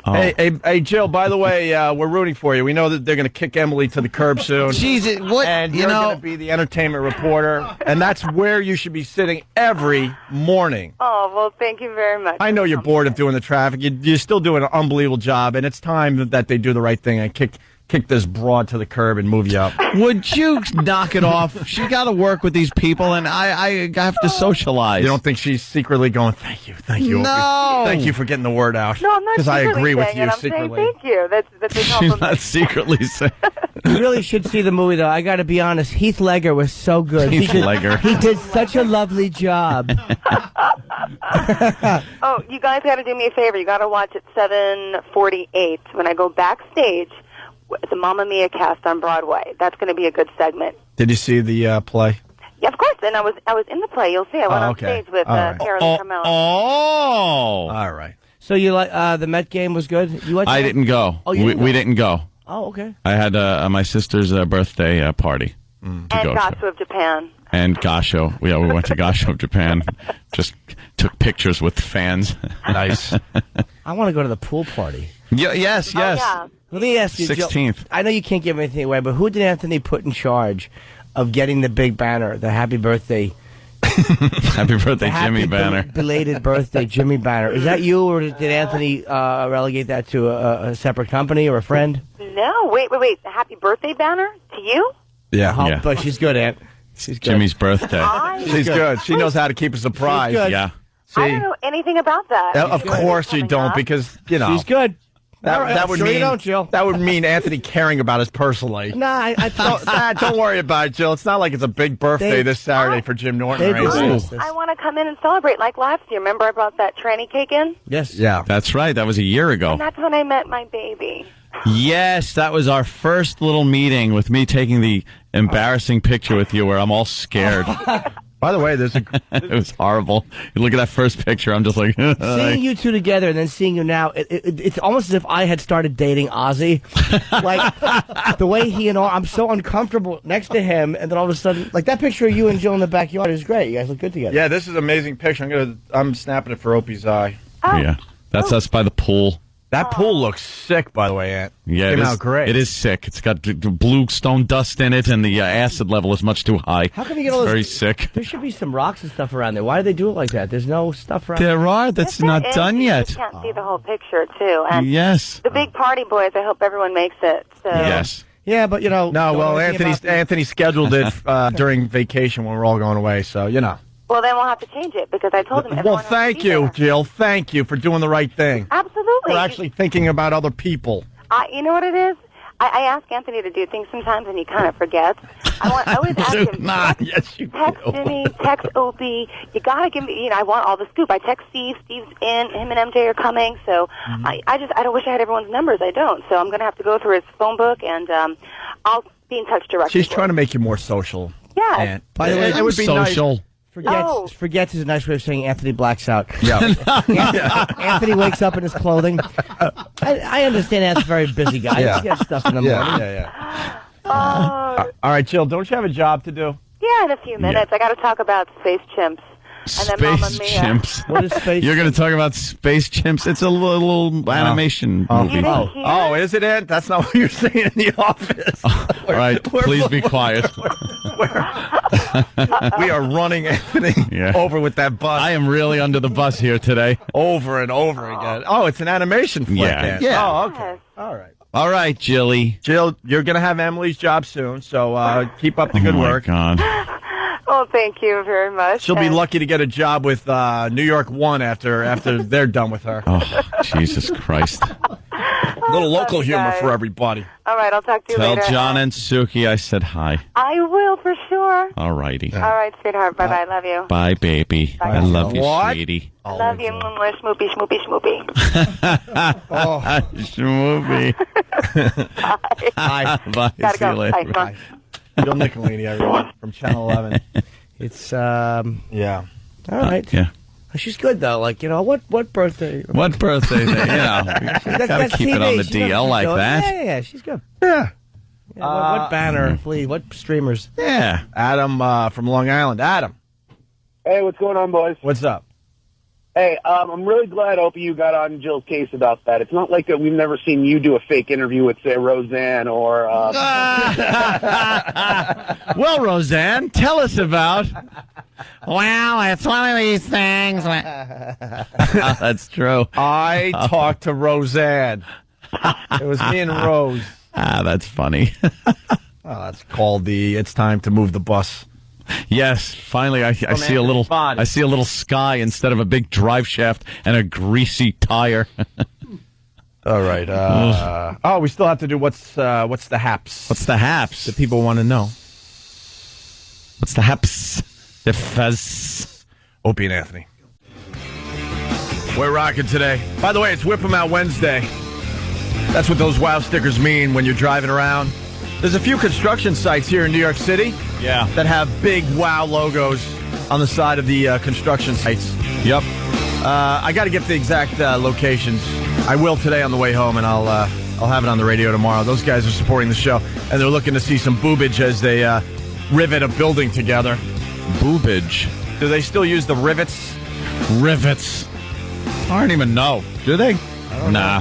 WOW stands for Whip 'em Out Wednesday. There's bumper stickers. There's homemade signs. It's written in the dirt in the back of cars. So, ladies, if you feel like it, that guy's looking for some boobs as he drives around town today. We got a little flash. Yeah. We got drama going on here in the studio.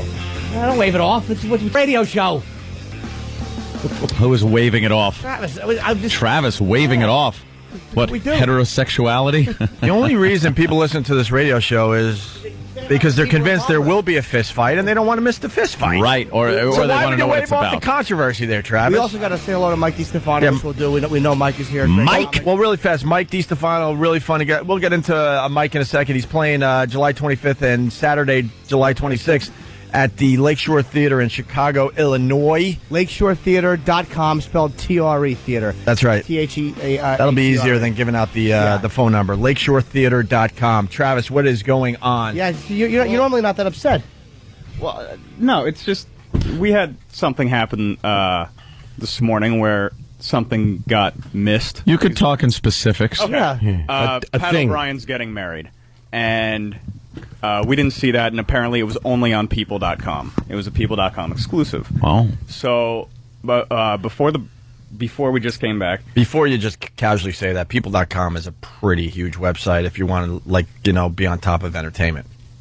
All right. I agree. Okay. Admittedly, I don't check People.com.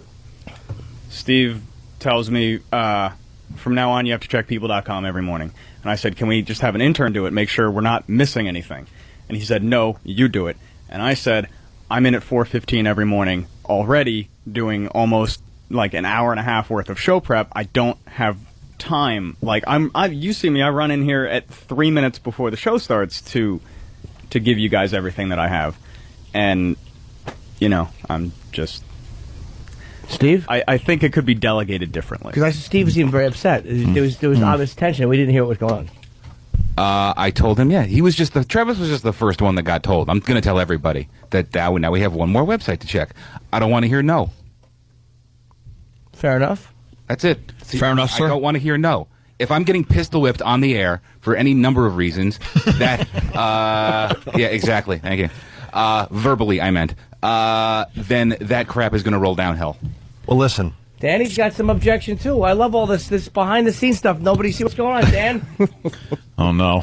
What? Bring Danny into the mix. Why? Danny's got an opinion. I want to know what his opinion is. Of course he does. Hold on. Steve doesn't want to hear nothing. This all started because instant feedback was all over as soon as we got here that Pat O'Brien is going to marry the famous Betsy from those not horrific. What am I saying? Those sexy tapes. Those sexy tapes that we can't play over here because the F word is so prevalent that we can't get it on the air. Me, you, Betsy, some drugs, hookers. Yeah. Is that the one he was had that big that dirty talk with, and he's marrying her? Yeah, he was. Oh my God, what a keeper she is. He was like Betsy. You, me, Betsy. God. So Betsy from the famous phone calls, that's going to be Pat O'Brien's wife officially. Not the one he called, but the girlfriend he was referring to. And And you want to talk about running a bit into the ground. We did probably 3 weeks on the Pat O'Brien tapes on our show. 3 weeks. We did a great job. We did all the remixes. It was well known in the owner community. It was an event. It really was. And I think, honestly, I'll say that we were probably the first show to play it because at the time... We were. I mean, it was literally the day it broke. We were in the morning show. We were on XM Uncensored. We were one of the only shows that could do it that would play it. And we were one of the first We shows did a to great play job with it. So now, you fast forward, and now Betsy is marrying Pat O'Brien. Stupid me, I'm thinking, well, maybe we should have some audio clips of Pat O'Brien getting all dirty on the phone from back in the day. No one had it, so I got mad at Steve. And I knew Steve was catching something, so I came out of the bathroom.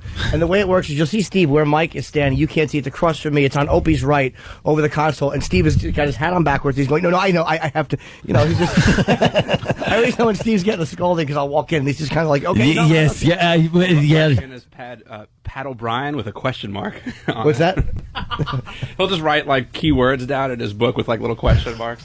Like I noticed that during the he's writing right now, Danny. But don't worry, we don't kick Danny's ass. But know what's great about this, Danny? That's a good way to combat words. Yes, it is. Sometimes violence is the answer. You have the immunity idol right now. You really do. Since it's on the air. Yeah, and everything goes. We made it where Danny could speak openly on the air. He just can't speak openly off the air. And here's another thing that's in your favor, Danny. We don't have a boss at CBS, and we don't have a boss at XM at this point. So there's not even a person around to fire you. That is true. You'll never get fired. You would find a way, though. Huh? You'll never get fired for speaking your mind on the air. Never any more than no, would get fired. That's why we never wanted on air to suffer because some people... Yeah. And I got frustrated because I go, Steve, why didn't we have this? And Steve's answer was, I don't read people.com, which just threw me into a tizzy. And then, because Steve got yelled at, he had to go yell at you guys. That's how it works. So who do you guys end up yelling at? The janitor or the interns? Does Cream Pie Jones get a beating for this eventually? Does it come down to Cream Pie Jones getting a talking to? No, what happens is what happened during break, where Steve yells at us and we yell back at Steve. Oh, it stops right there, huh? Just goes back and forth. So what happened between you and Travis? Because you guys are both pissed off. Yeah, Travis is not happy right now. No. Well, look, I understand that I'm in charge of a lot of show prep, but I also can't check every single website in, the short amount of time that I have. And I'm kind of tired of coming... What are you on, FrenchBulldogs.com? I wish. I'm kind of tired of coming in at 4:15 or 4:30 and doing as much as I can before the show starts and watching other people come in later and later. And then, why am I getting more work when... Who's coming in late? Travis, you were just the first person I talked to. Wait, I'm going to tell everybody. I was going to tell everybody that we just have to add one more site to the list. But it amazes me we're not, looking at a website like People.com. I mean, this show needs to be on top of sports, entertainment, local news, national news, and when you think entertainment, a lot of us think TMZ and stuff, but People.com is more mainstream entertainment news. It's weird to hear, all of a sudden now Travis is saying he wants to come in at 3:30. It's like, Travis, you don't need to do that. Who's coming in later and later, by the way? There's no secrets. What are we doing? Well, everybody. Usually the last people to arrive at the office, as it has been for a while, are Steve and Eric. Oh, are you saying there's a liaison going on between the two? You mean Steve, the executive producer of the Opie and Anthony show? Is that what you're saying today, Travis? Oh, boy. That isn't good. I'm not breaking any, secrets here. No, he's right. He's right. I'm not sitting there, doing my nails. I'm up at 3 o'clock in the morning and I do work at home.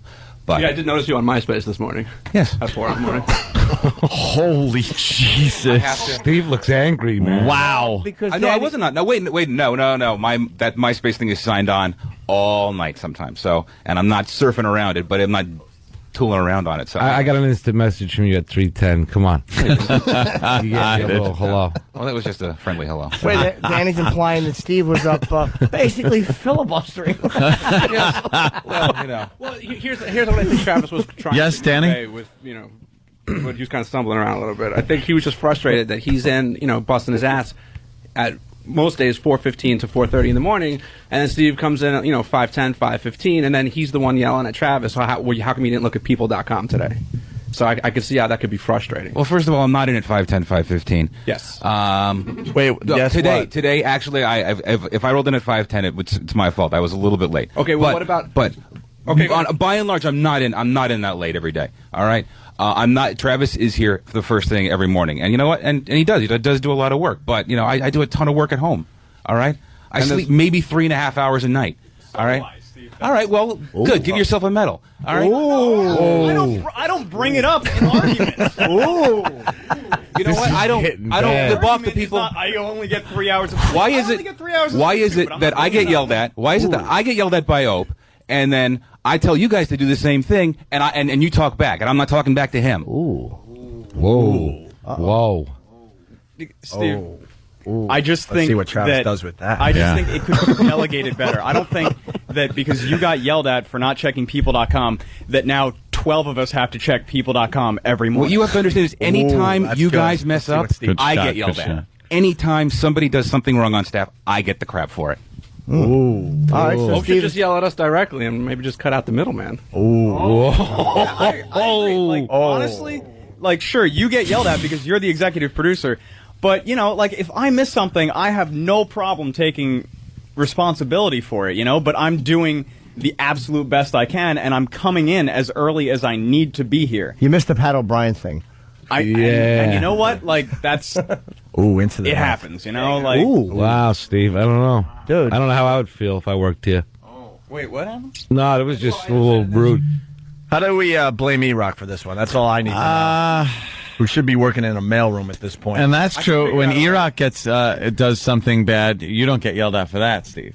Sometimes I do, yeah. For E-Rock's mistakes, but we love yelling at E-Rock individually. Right, but sometimes when something gets messed up and you guys don't know immediately where it came from, I'm the first one that takes the bullet. Well, that's kind of like you're the lieutenant, you know? I understand. That's what happens when you're the executive. I understand I'm going to catch a lot of it. Check your fire! Check your fire! But and I understand that I can't be buddy with everybody. But you know what? I get these guys talking back every time I have to reprimand somebody for screwing up, and I'm sorry, but that's the way it is. Well, how come it's us that it's screwing up?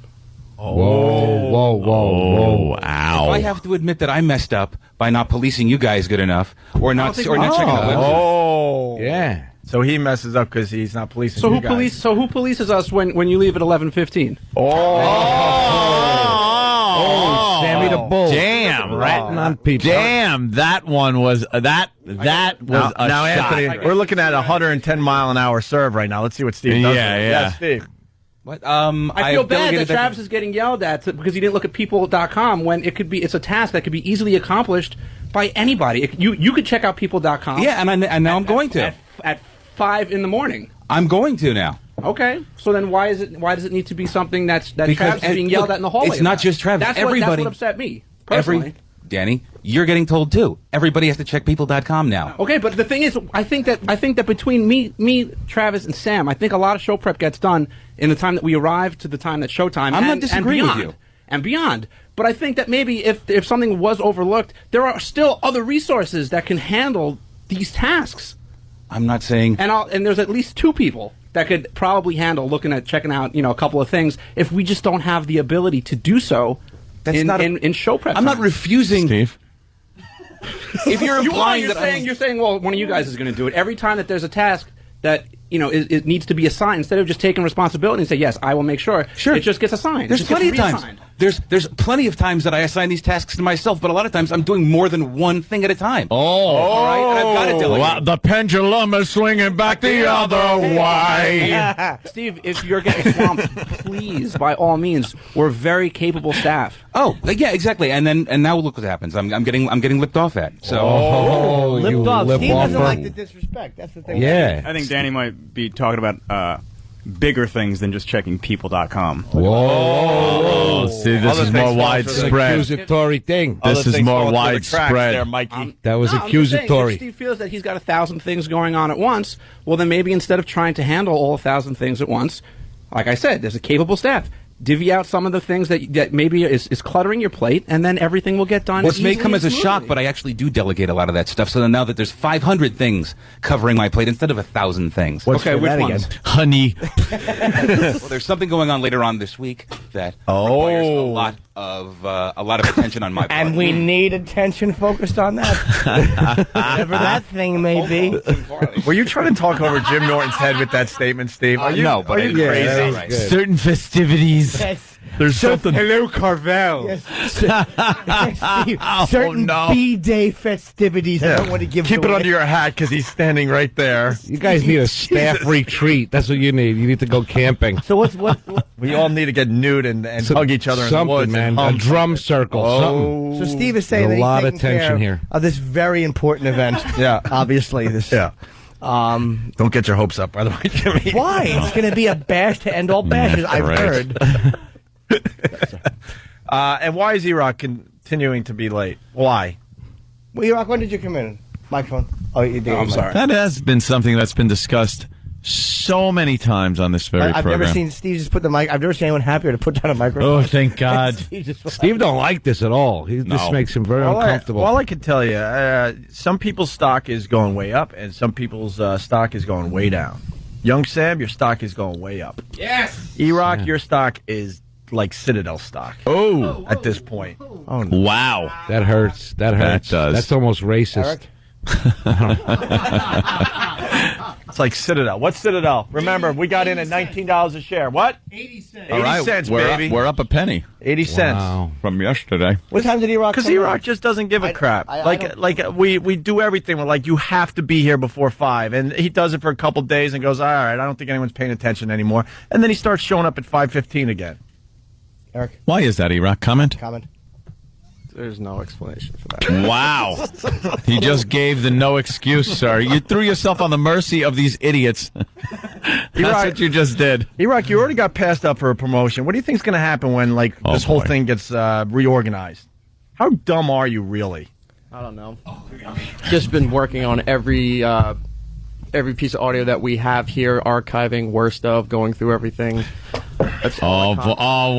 Now here comes Pat Duffy. Pat Duffy's being waved in. He's being called in off the bench by the rest of the crew. Oh, and E-Rock's my standing God. up. This could get ugly. E-Rock standing up. Oh, boy. Pat Duffy, Sam is getting Pat Duffy a microphone. Danny started laughing and waved in. Hold on. And let's acknowledge that Pat Duffy has been working for free for over 2 years for the Opie and Anthony show. For 2 years. With that said, Pat Duffy, who desperately wants E-Rock's job, yes. I've been doing the archiving of the worst. Wow, a complete contradiction to what E-Rock just said. I believe Pat. Okay, this from the intern who's now too good to do anything unless it's on air anymore. Whoa. No, you didn't! Majority of the crap that I do, I get talked to by Steve and said, why are you doing all this? Delegate it to somebody else. Okay, so I've been asked, you've been wanting to learn a lot more stuff. Jared has and a couple other guys. So I've shown you how to archive everything. If we have a million things on one subject, it's got to be condensed down to one disc. So that's what I ask you to do. So this way that it's archived properly, I can put it in the book, put it in the system, whatever it needs to be done. All right, this is a lot of busy work, I know. Who are you yelling at, Eric? Damn. You're at Rikers Island now. Point Duffy. This is no, some gangster I haven't been stuff. hearing from other interns and other stuff. Like every time you go into the back there, why do I have to do this crap? Why does this keep going on? Perhaps he's got a little seniority. He's been here 2 years working for free. Anthony, with that, we give the floor to Danny, who's over there laughing his ass off. Yes, Don't Danny. you know if you hand in your work in his handwriting, you're going to get fired. Hello, McFly. Do you know what'll happen if I hand in my work in your handwriting? Oh, wow. No, Did not go there, Danny. So wait, do you think, E-Rock, that you don't care? Like You're a slacker, E-Rock. You're putting a bunch of stuff together and you're having him just put the final touch on it. All he's doing is everything that is combined to, that we save, say like Anthony bits, Sam's stuff, all that stuff. We'll have a stack of discs on this stuff. I give it to Pat or somebody. I said, can you just rip this to the computer, put it all on one disc? Once it's done, they give it to me. I put it in the book. I'll go through it, whatever. And it's there, it's archived, it's put into the Delete system, so we always have it. So you just admitted you give him the stuff to do the work, and then he gives it back to you when the work's done. What is it you'd say you do here? Damn. I give the order. Oh, two bombs are here. Okay, Steve. Oh. Why don't you go home and make a jumps to conclusion game?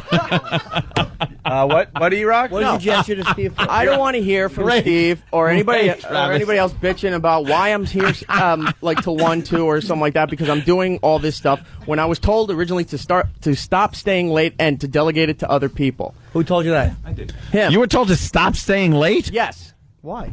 Because I got it from him. I got it from higher up than him. Why are you still here at 1, 2, 3 o'clock in the afternoon? Oh, well, I just got in. E-Rock has a time management problem. E-Rock, you're fighting for your job at this point. So what do you have to say to these guys? Oh, you are funny. So wait, but why would they ask? Because why would they ask you to go home if you're staying late? Like what happened? Because I'm here too late. I'm spending too much time at the other place. Steve, Steve, comment? No, he was here way too late doing work, and he wasn't sleeping enough. Like 4 o'clock in the afternoon sometimes. But what do you think? He's gonna go home and go to sleep at 4:15? 4. Well, no, but you know what? There was, it was a chronic problem. He was here archiving stuff really late at night, and That's not a good argument against E-Rock. I got to be honest. The guy was staying here working too hard. We were afraid he wasn't gonna sleep. Eric's been doing a lot better. That's not a good argument against E-Rock. I gotta say. I do remember there was a time period where like Eric was. He was here late, but it was like Ope said. It was because he was spending his time just poorly. But like he's improved, and like he's not doing that stuff anymore. Really. Wow, Steve, who would you fire if you could? You. Wait, I do absolutely. Wait, what did E-Rock just say? He said you. Wow. Fire Opie? Why? Not Opie. Oh, don't You'd fire Steve? Huh? Oh. Damn. Okay. You just been pwned. Oh, all right. Wait. I asked. The question was asked, Steve. Who would you fire if you could? And E-Rock said you, meaning you. Steve. Here's why, and this is not personal, Steve, but I'm getting the same S for the stuff that I wasn't doing or I was doing in the past. Now that I changed it because I've been talked to by you, by higher ups, to manage this, start delegating to interns who are sitting around getting coffee or doing nothing, as I was told. Okay, started delegating the stuff, and look what happens. I'm getting the same S again. So, like, if I'm trying to do more work for the show, there's a problem. If I'm trying to delegate it to other people who I'm not 100% sure, so even when Pat combines stuff or Butcher cuts up some more stuff, whatever, I still got to go through what they did. They may have saved me some time by condensing it, but I still got to go through it for as far as what goes on the air. So I have other people doing the stuff that I was originally doing, and I'm getting S again for it. And that's why you come in at 5:15. No, that's... Yeah, dude, if I can roll in at 5:57, I mean, you can absolutely get here at 4. Sorry. There was a funny story. I know I've been defending Eric for the last few minutes, but there was a funny story that did come up a few months ago. Did you say funny story, by the way? Yes, I did. All right. Get ready for the funny, everybody. All Jimmy, right. you ready for the funny? Laughing hat I'm on. confident, he says. All right. Wow, the confidence. Look at his, he's sitting with his legs legs crossed a little He bit. really does look like Dick Cavett now. Yes, he's ready. In a yarn. Yeah. Well, no, I do remember. It's not even my story. To be fair, it's more Sam's. Go for it. But Eric had come into the studio in the morning. It was probably about 5:15, 5:20. He was late that day, and he was talking to Sam about if Sam had saw Raw or whatever WWE program was on the night before. And Eric had let Sam know that he was catching up on it before he left the house that morning. So as he's showing up late, he's telling Sam about how he was busy watching wrestling. Wrestling before you come in the morning? What's wrong with you? I was getting changed. Uh-oh, Steve's leaving the studio. I'm also getting... Oh, Steve, where are you going? what happened? Rolling out my door card. Yeah, I'm also getting reports here We from really have to take a break. from Pal Talk that says E-Rock stays in the office on Pal Talk in the Ron and Fez room. He's not working. Oh. So that's some reports that are coming in off of that is that you're not spending that time that you're in here working, that you're on Pal Talk in the Ron and Fez room. No. Comment? True. No? If I have it on, yeah, but it's never that I'm not working. I'll always defend. doing I'll have to something. defend Eric on this. Sometimes he does dawdle, but at the same time, it's one of those situations. Did you just use the word dawdle? Yeah, Sometimes he dawdles. Does he lollygag occasionally? No, he is doing work. There's two computers that he works from. So while he's doing work, if he happens to have that up, so be it. It looks. Whereas if someone looking at his camera, it just looks like he's staring at the Pal Talk screen. Right. Okay. Actually, all right. All righty. There's a little defense. Steve, And I know that because I'm here. Let's before break. Before break, Steve, who would you fire? on Don't be staff? polite either. Yeah. Just E-Rock certainly wasn't. Don't say me. No, truthfully, I wouldn't fire anybody right now. Shut up! I wouldn't. Oh, there's got to be someone. No, everybody is working very hard. Cop out. I don't believe you. Cop out. I don't believe you. No, it's not a cop out at all. All right. Not a cop out at all. We have to take a break. We're 25 minutes late for our And break. when we come back, I want an answer from Steve because Steve is annoyed. He doesn't like being disrespected. You know, And I want to point out that Mike DiStefano was just terrific the last 25 minutes. Just amazing radio on your part, Mike. Unbelievable stuff was said. I don't know what's You going were just on here. terrific. Friday, July 25th and 26th, Lakeshore Theater in Chicago, Illinois. For tickets, go to lakeshoretheater.com. TheaTre. He contributed a little more than Stuntbrain did during that segment. I'm sitting here thinking, I don't know if I want to be a part of this kind of organization. You You guys probably are don't. violent. You're ready to kill each other. It's ridiculous. By the way, as we go to break, I just want to remind people, 77 days left in our contract. Right. And all hell has started to break loose. Starting to throw each other under the bus. Oh, it's going to get ugly in the next 77 And days. I want an answer when we get back. And also, we forced Sam to do some primetime gossip about his own girl. Yes. His own girl and Seth Green. So we're going to see what he came That's up like with a next. bit cuckold. I got to sit there and do that. And we got some What's the Haps. We got Mike Haps. DiStefano and other things. Opie and Anthony on your radio dial. Mike DiStefano in studio playing the Lakeshore Theater, Chicago, Illinois, Friday, July 25th and 26th. Tickets through lakeshoretheater.com. Also, I want to throw that out there. I think we need to alert the media. We haven't had a alert the media thing in a while. I want everyone to hear this today. All American Ford has given us a car to give away. And this is what we're thinking. Because we're smart. We're smart. We're thinking of just taking this car from All American Ford, a really nice one, by the way, leaving it on the streets of New York with the keys in it, and the listeners have to find it. Just find it. Just go out there and find it yourself. That's right. Keys in the ignition. You find the car. You drive away with the car. A Puerto Rican's going to win. And he's not even going to be a listener. See, Mikey said something. I said something funny. Mike DiStefano. I'm smart. I can do things. This is what we're thinking of doing with this car from All American Ford. So keep listening for details. Either way, we're definitely giving away this car. Thank you, All American Ford. Mm-hmm. Mike DiStefano, he played the Animation Festival about a month ago, a little over a month ago at this point. Yep. And the listeners, they were just a bunch of animals that night. Yeah. The Animation Festival was a huge success, but the comedians, were getting beat up pretty bad. And Mike was pretty much having a nervous breakdown behind the scenes, and we gave you a pep talk. You went out there and you killed. Yeah. You destroyed those animals. I did, huh? You turned them right around, my friend. Yeah, you think? I don't know, man. It was nuts. It was crazy. You're right. I wanted to leave. Yeah. I really want. After what they did to Natterman, I'm like, I got to get out of here. Which just wasn't fair. It wasn't. Yeah, he didn't. We're thinking our New York audience has gotten spoiled, so now we're going to start doing gigs like in other cities. Yeah, I think they're just the kind of people that, like, if it's not Opie, Anthony, or Norton, kill it. Like, that's it.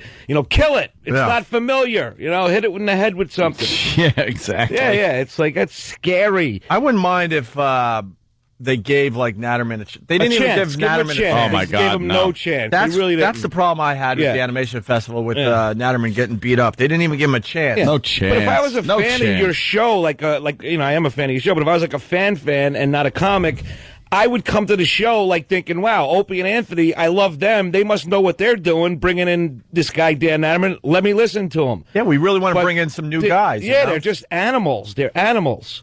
And it was, actually, you know what? I had a great time. When it was all over with, I was a little rattled because I didn't even know what I said. I want to see a tape.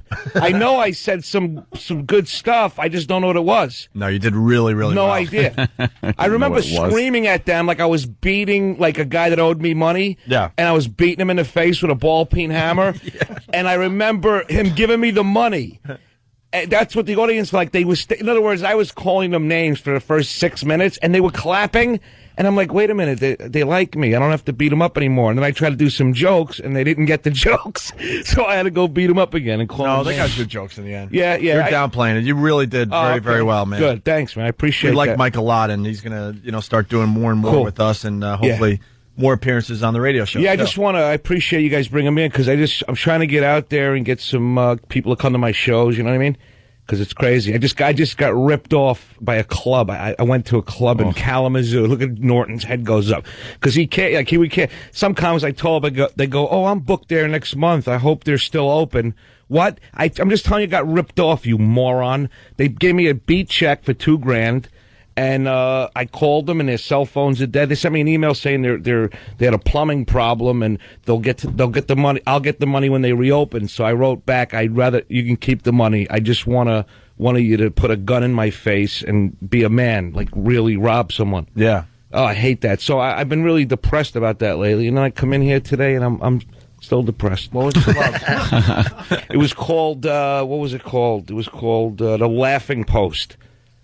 The clown that used to own Riddles in Chicago. You ever play that one, Jimmy? See, you've been out of my league for the last 8 years. No, it's true. No, like you haven't been exposed to this kind of stuff. You got agents and managers. You're basically I don't have saying anybody. Jimmy doesn't have to play the laughing post anymore. Yeah, well, no, and he deserves. He's where he is, and it's like you can't. I still have to go out and do a gig that I don't really. I don't know the club. I don't know the people. But I don't know how you guys do it, really. It was booked through a legitimate agency in New York. Mm-hmm. Frosty booked it for me. And, he's upset. He's trying to get the money. It's crazy. And it's not the money, really. It's just the idea of, God, how could you do that? Like, it took me 6 hours to drive from Chicago to the gig because it was pouring rain. And I get there. I did the show. I did a great weekend. Killed, and they give me a check, and it bounced. really, really That's depressing. infuriating. Yeah, I just don't like the way they're handling it because occasionally the club will screw up. But I don't like the way Absolutely. they're handling it after. No, They should've dude, sent it out to you immediately. It's got nothing to do with this was a gangster move. They closed the club. They shut down. They ripped off me and Smokey. That dude Smokey, the colored fella from uptown Harlem. He's a comedian. He's very funny. Colored fellow? I'm bringing that back. I think it's cool. Bringing it back? No, he's a friend of mine, so I just kid around. But they ripped off two of us. This was not a mistake. If someone, I don't want to give away too much, but Mike DiStefano's not the type of guy you should be ripping off. I mean, don't you do? I hear things about you that you might know a few people, so No, it's not even smart. that. Not Yeah, smart. Thank you, but I mean, Not smart. That's not even. I'm a nice guy. Like I don't want to be. But yeah, if you walk into a room and it's like me and Anthony and and like 4 or 5 other guys, you don't go to me first to take my wallet. You know what I mean? Don't go to me either. Yeah, no, I mean, Jim, I love I'll you to shoot death, you. but I would probably get you go for you or Opie But first. I keep my money in my socks. So Oh. I have my wallet in my front pocket. Yeah, no, it's just stupid. smart. So Always keep a dime in your shoe for a phone call. Certainly don't rip off Mike. The guy has prison Right. tattoos. yeah, He's got prison tattoos. that's right. And I never even been in prison. Just the tattoos. Yeah, And- I know. I went in to get the tattoos. Yeah, This is how badass Mike is. The next tattoo he gets is going to be right on his neck. No, I won't. Yeah, do you're that. not going to be. You're not going to be. Playing around anymore. The I'm gonna next get a tattoo on my neck that says "I'm afraid of commitment." What? Come on, thanks. Come on. Jim's the only guy in Hey, the it's- room. Nothing. Well, making a commitment. Jimmy's in the middle of eating an apple, or he would have gave you some No, love that's for that. good, man. I'm very healthy. Yeah. Thank you, Jim. Oh, thanks, man. Whenever Jim walks through the cellar to go to the bathroom and I'm on stage, I go, I hope he's listening to my jokes. Oh boy. No, all right, never mind. I'm saying normally when I walk through because I love it. I don't. Yeah. I try not to listen to other comedians because I don't want to hear something subliminally and pick it up and not Yeah. realize I'm picking it up and Yeah. do somebody else's joke. That's what frightens me about going even through that. No, but when you go through, I really turn it on and try to get you to listen. Hoping but that you don't. No. You don't. Kim in Massachusetts has something for the show. Kim. Hey guys, big fan, love the show, and my husband is an even bigger fan, so he would want me to say, love you, Jimmy. Oh, God, love him. So hi, Chris, honey, if you're listening. But anyway, I found out yesterday that it is Bear Week in Provincetown, and I just thought maybe Steve might be a little distracted because he probably wishes he could go down there and check that out. Bear Week. Just as you said that, we went to the Bear Week. official Bear Week website. It's called P-townbears.org. Oh. And it's Provincetown. Yeah, look at the picture. And it's work friendly, barely, but it is. Barely. You got 2, 4, 6, 7 lovable bears, kind of all doing just a group hug, I guess. They're kind of in a pile. They're in a bear Yeah. pile, and you can register and everything. And they got some fine pictures of all the bears going to Provincetown for this Bear Week. Exactly. So I thought, maybe Steve would want to take the day off or something and go down and check that out. But those guys are bears. They're all skinny. Looks like there's a virus in that guy's future right there. Yeah. Oh my God! All 3 of them are the type of men that probably kiss and make this noise. Like while they're kissing. Whoa. Half these guys would beat the crap out of you, though. Yeah. Of course they would. The other Oh, guys yeah. just threaten to bang you. Oh, my Yeah, you don't want to get beat up by a gay dude. There's that story will never be told. No. You know? Look at these guys. I'll go to that one. That one looks hot. Hot. Look at that. Oh, God. Yeah, big bears. Wow. There's a couple of guys a friend of mine has down there. They might want to, Look at that. Guy's hair, he looks flammable. introduce Steve. Flammable. Guy looks like he can go on fire. Look at that guy. He's got the leather ball bag on. Yeah. No, I like that part. That's Yeah? not bad. Yeah. Here, look. Oh, look at that. There we go. A mesh ball bag. Oh, God. Well, you guys have a great day. I gotta go. So Well, our day just got better. Yeah, Thank you, thanks Kim. for the website. I can Kim. almost understand a twink if I could say that and not be misunderstood. Yeah. You can't. Look at this guy. He's got one of those big, huge, over the top. ZZ Top beard. Yeah, and he's making out with another dude. With a shorter, more well-kempt beard. Yeah. All right. Well, we got that. Go check it out. There's a lot of goodness on this website. Is it goodness? P-townbears.org. We'll link this to onaradio.com. You just picture all those guys have to spend half their life going.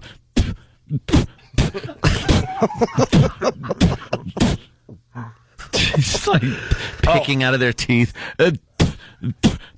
Speaking of Steve, Jimmy, you had something for Steve, and a lot of people are saying you're letting him off the hook. So. I don't like letting him off the hook at all. Can Steve come in for a second, please? Yeah. Are you mad at him? No, are you mad at him? No. No, we as we get Steve, I got something to play for Jimmy really quick. I never said thank you.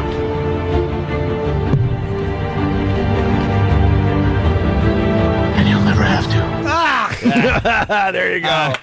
That's what Jimmy's been imitating all morning long.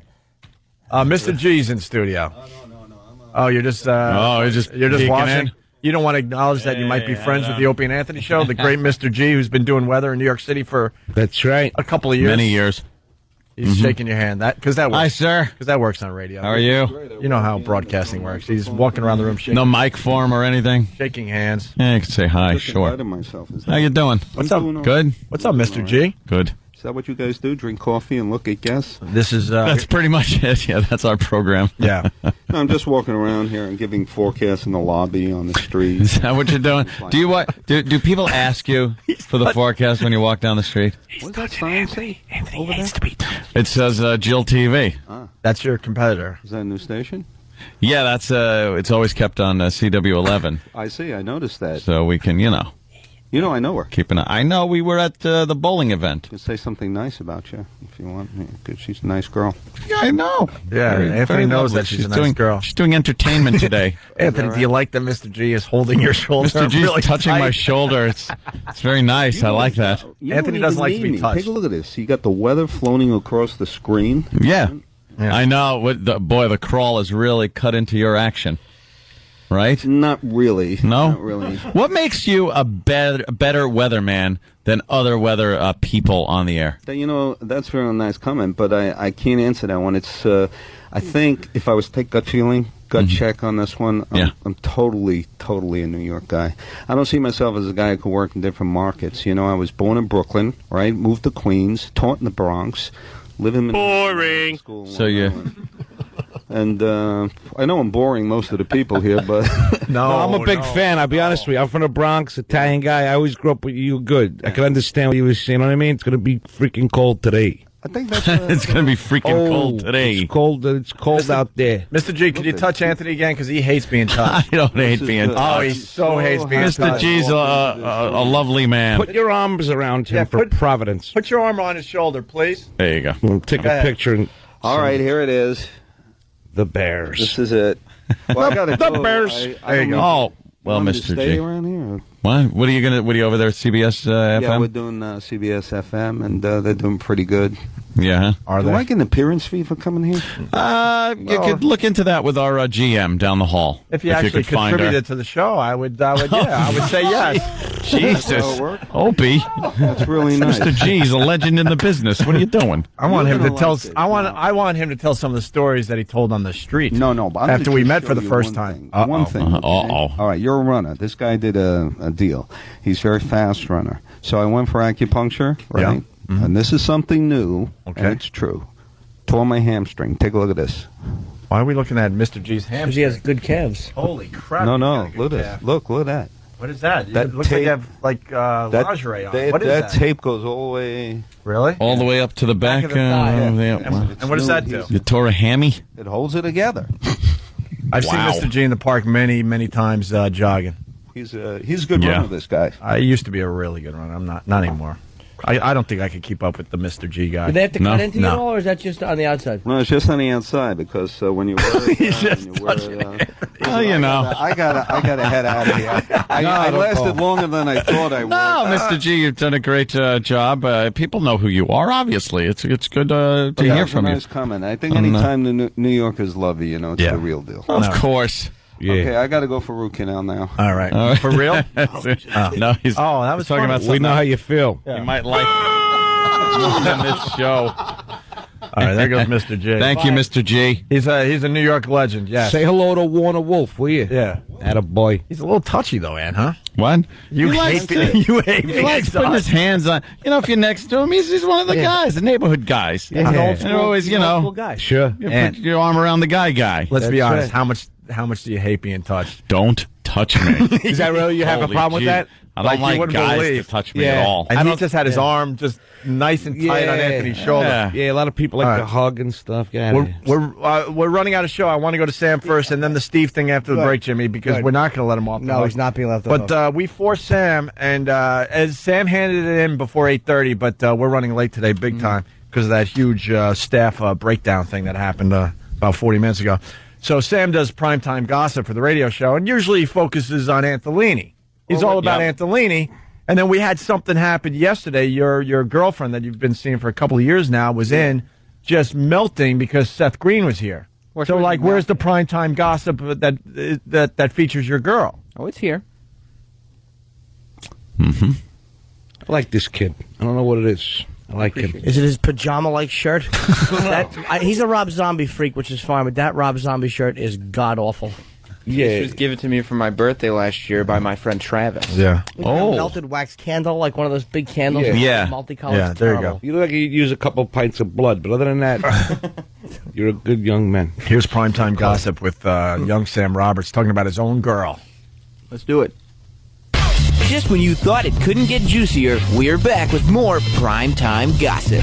Recently on the Opie and Anthony show, handsome producer Primetime Sam Roberts allowed his girlfriend Jess to come in and meet Seth Green, who apparently she's a fan of. So you're a huge Seth Green fan? Yeah, I am. I've been a fan since forever. Oh, thanks. Can't Hardly Wait is my favorite movie. Jess went on the record to say not only that she had a crush on Seth Green, but that she would leave Sam in a heartbeat for him. Would you blow off Sam for Seth Green? Absolutely. Like, it would be real easy, right? Absolutely. You wouldn't even think twice, right? Not at all. Sam would be so gone. If you guys are free after 11 and you still got that camera. Our gossip spies are buzzing after this one, but found out it's a total non-story. Jess is a pathological liar who makes up things and says them for attention. Regardless of what she said on the air, she's never even heard of Seth Green. We'll continue to keep you informed on all the scoops happening on your radio dial. And remember, kids, just because you hear it on the radio doesn't make it true. It isn't a fact unless you've heard it first on Primetime Gossip. Stay tuned. So she's a compulsive liar. I was wondering how he was going to spin that one. That's what the gossip spies are saying. Nice flip right there. You kind of look like Seth Green a little bit. Has that been pointed out, obviously? Nobody like- sees that? I think he looks like him a little bit. Like who? Seth Green. There's a little facial thing there. Yeah. I thought you said you're not doing drugs anymore. No, I don't. What are you I don't talking like about? He looks like Seth Green does with an a little afro. You're looking at a black man. Seth Green's He's- white with red hair. I know. I'm a little He's better smarmy little man fella. We have to take another break. Eric B. from New Hampshire, he writes, damn, Mr. G left. I was going to ask you to have him say, hey, this is some great iced tea. Hey. A lot of people saying he sounds like Damone. It sounds like Damone. Yeah, from Fast Times. So did your... Anthony, I'm going to touch you. Did you break up with your girlfriend over this? Was this a thing? No, she just... Were you angry, though, really? No. I mean, it's a celebrity thing. Yeah. So what? She's still thinking about somebody else, you know. She doesn't actually think about it. She just says stuff for the radio. Yeah, I see. Okay, well, she's thinking it. I don't know. We got to take a break. We're really late. Mike DiStefano, Lakeshore Theater, Chicago, July 25th, 26th. And, he needs to get paid, so please go and see Mike come see me. DiStefano. LakeshoreTheater.com. Thank you, Sam. When we get back, Jimmy's not going to let Steve off the hook. Man, what a busy day today on the Opie and Anthony Show. I don't know if we accomplished anything, but it was sure fun doing this today. Got Mike DiStefano. We love Mike. He's going to be in the Chicago area. We got a lot of fans in Chicago there, Mike. Cool, man. Hope they come out. I was there, by the way. You're Great gonna- little theater. It's a nice place, right, Jim? Amazing. Yeah, they told me you were there. It was great. Lakeshore Theater, Friday, July 25th and 26th. Tickets through lakeshoretheater.com. And if the Chicago Pest could get the word out, that would be great. Yeah, help me out, will you? You're really going to enjoy Mike. You bastards. I was going to say that, but I didn't know if we're allowed to say it. You could say bastard. You bastards, get out there and help me. And we got to get Steve in here, who is not blowing us off. Yes. The other thing. I'm blowing you off. And then I won't talk to you. Trying to make sure we did everything today. A couple things really fast. 9 years ago today. Yeah. For people who care, JFK. What? Oh, JFK Jr. died in that plane crash. That was 9 years. We just say this stuff to make people feel old. Like, what? Yeah. Where's time going? That was 9 years ago. I still remember. I know where I was. That's when I was touring with Dice, and I was with Club Soda Kenny and Happy Face.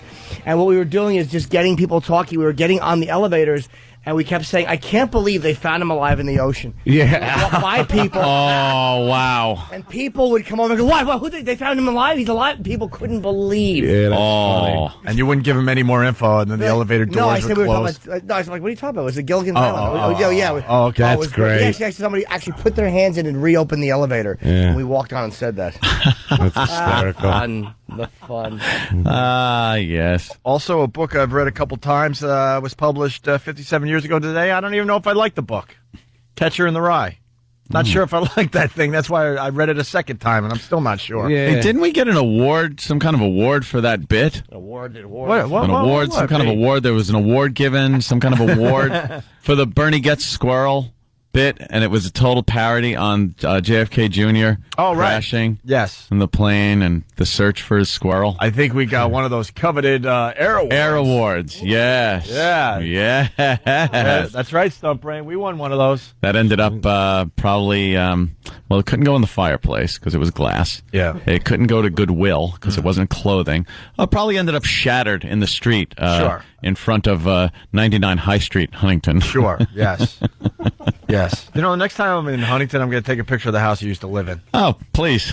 Yeah. And maybe good memories. Maybe Good a picture of the times. house that you do own in Huntington. Yeah, take a picture of that one. I don't even know where that one is. The one I bought and I've never seen that somebody lives in that I don't really care for. Right. And then, and then 39 years ago today, Apollo 11 lifts off. Ooh. Yeah. Jimmy, you were 1 little year old. Yeah. When Apollo 11 landed on the moon. In 69. It was 39 years ago? Yeah, I was born in, well, you all know, I was July 19th, so yeah, I was very young. Oh, you don't remember the moon landing? I really don't, no. Oh, Hey, guys, you? How was it to be alive when that was going on? Oh, right. Because I don't have a memory of that. The 29-year-old Greg Hughes. That's right. Still had 10 years to go before I was even born. Sure. It was, I was in prison back then. Probably. No, it was. Who's this guy? What happened? Who's this guy talking to my chick? Oh, Gets tough me guy. annoyed. Wow, man, I didn't know she did... What? After being very scared and trying not to go in the audition room, I finally did okay, he's the keyboard in the corner that played Apple songs by itself. So I sat Oh, is down. he? He looks like a bug. I don't have to be threatened. No, but they like them accents, the women. I'll go a cute accent. I'm cute. Shut up. Oh, you sound like Bob. Yeah, whatever. Where is Bob? Hey there, Bob. No Bob today. Yeah. Where's Bob? Hey, I got it on top of the morning to you, Bob. Top of the morning, gents. How are you? Have you been working on your accent, Bob? A little bit, sirs. A little bit. It's the worst. What is that? Yeah. Say hi to Bob. Hey, Bob, how you doing? No, it's not hey, Bob, how you doing? It's hey, Bob. Hey, Bob. Hello, sir. I met you at the animation festival. And how did What? it work out? Was it nice meeting me then? It was very nice, sir. Yeah. Backstage. You don't really talk like that, right? No, sir. All right, good. 'cause We make him talk like that because he looks like he's British. He looks English. So now we don't even acknowledge that he's from New Jersey. he looks like anymore. a female tennis player. Jesus Christ. Never heard that one before, sir. Hey, Vince. Doesn't he? Right? Yeah. Because you're cute terrible. as a guy, you're handsome, but as a girl, you're a little ugly. It's weird. Yeah. No, It's a little weird. Thank you. He looks like a cadaver with skin on it. Yeah, He's a weird. yeah. You look like the X-ray of a crack whore. But he looks British. Oh, was that a bad word? I don't care. He looks British, so now he's got to be British for his Yeah. entire internship. That's right, sir. All right, get out of here. Good Bob. man. All right, Bob.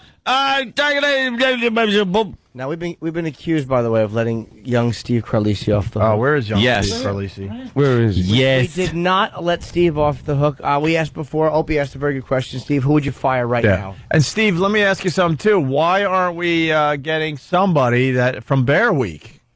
You want somebody from Bear Week, really? There's got to be someone that's in charge of the festivities up there. We need to talk. I will delegate to someone that is in charge of Bear Week in Provincetown. to somebody else. We want to send a picture of you in. Can we do that? No. No. But I got to hear what the activities are for Bear Week. I will delegate that appropriately. Or could we at least go on the website and find out some info about Bear Week before we miss the boat on that one? All right. Ass hair braiding.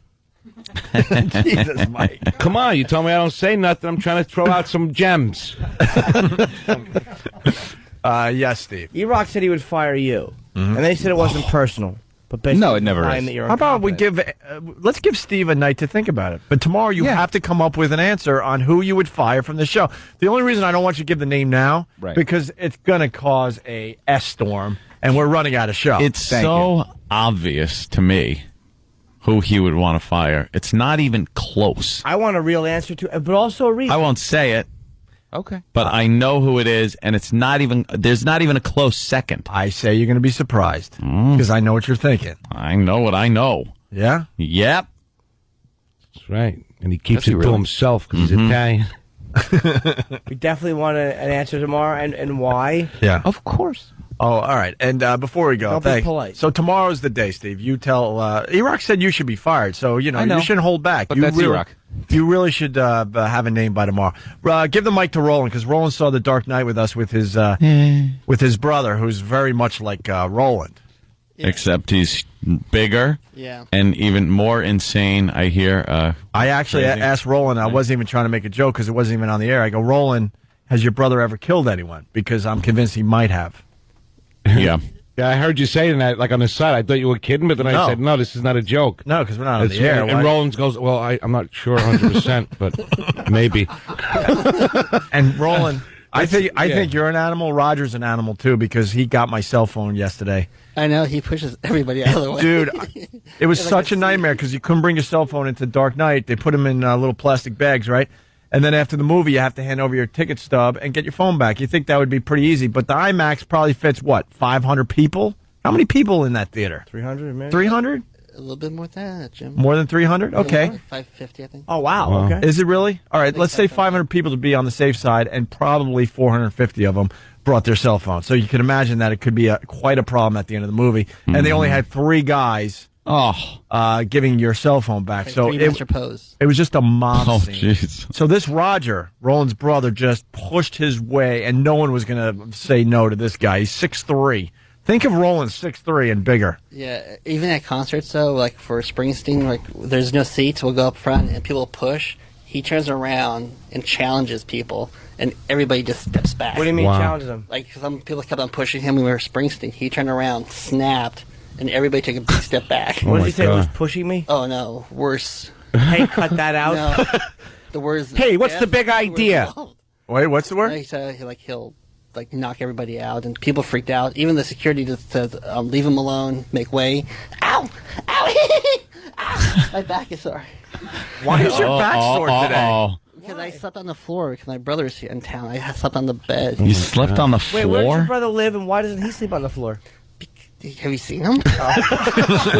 He's scared of his brother. Does he look like you? Does he look like him? Yes, he does. Now the thing that's scary about you is not how big you are, because you are a big guy. You just look like you would forget to stop hitting the guy. It would just the judge would be like, "Why, Roland? Why were you still punching the guy? He was dead for 3 days." He'd be like, "I don't just." Mike my makes mind. a great point. That describes Roland. He does really have that look. Like we've seen that side of him a couple times. Oh, he gets. And we were very mean. surprised that he just gets like that. mean and nasty. Yeah. When is Roger going back? Tomorrow morning. Ah. But he's flying back in for Springsteen. Can we have him on the show with I want you? to have him in. We want a Roland Roger thing. Yeah, well, he'll be back next time for a week, so he'll have more time. I think he's coming back like next week. Roland can't even book Roger on the show. All All right, Roland, you're We're booking going to do a the zone. phoner with Roger the first time, but his people are... His people, we have to take somebody else. I will, just like, 'cause I have a hardwood floor in my apartment, and he goes, I'm going to bed, and he just jumped on the bed. I was like, You guys, you have to take one of my cousins first, and then if it goes well, then they get to give you my brother. That's funny. All right, you book yourself and Roger on the show when he comes back for he Springsteen. passed. I'm sorry. He passed. Hi-yo. Hey-yo. Can you sleep on the floor? I had no choice. I just had a sleeping bag, and he goes, good night, and he passed out. I was like, all right. Hey, we're running on the show. Roland, of course, we love your movie reviews. You saw The Dark Knight. Jimmy and I have been raving about this movie all morning. Think it's really Heath Ledger's movie, basically. Yeah. Sure. He's going to get an Oscar nod, all that crap, blah, blah, blah. What did you, Roland, think of Dark Knight? It was awesome. I'll probably go see it again like 3 more times, or 4. I just loved the acting. Heath Ledger was amazing. Who? Heath Ledger. Yeah, he was amazing. Gary Oldman was phenomenal. Even Aaron Eckhart was really good. Yep. As Harvey Dent. What'd you think of a Batman? I liked him. I'm Batman. I'm not exaggerating. You'll never have to. But it's fun. Everybody in theater got his voice changed, but I just heard Jimmy go, oh. I was so irritated. Yeah, I can see what you're saying. I didn't even see the movie, but I know that actor, and I could just see him trying to be. He's just. I never liked him. But as Bruce Wayne, he's great. Like, yeah, because he's a psycho. You never liked Christian Bale? No, he was good in Psycho. Really that good. Psycho movie played. American Psycho. Go see The Machinist. I could see how he wouldn't be good as Batman, though. Like, I can see Machinist, how... he's great in that. He's good in The Prestige. Yeah. He's very good. I find him as a fine actor. Yeah. Holy crap, I just realized I never saw The Prestige. Oh, you got to see that. I saw the other one that was just like The Prestige. The Illusionist blew. The Prestige is good. Yeah, that one's good, especially if you just, you don't know about it. You could also see him in really good. I was in Fistful of Dollars. And a lot of other Sergio Leone movies. This is what Jimmy's talking about. I never said thank you.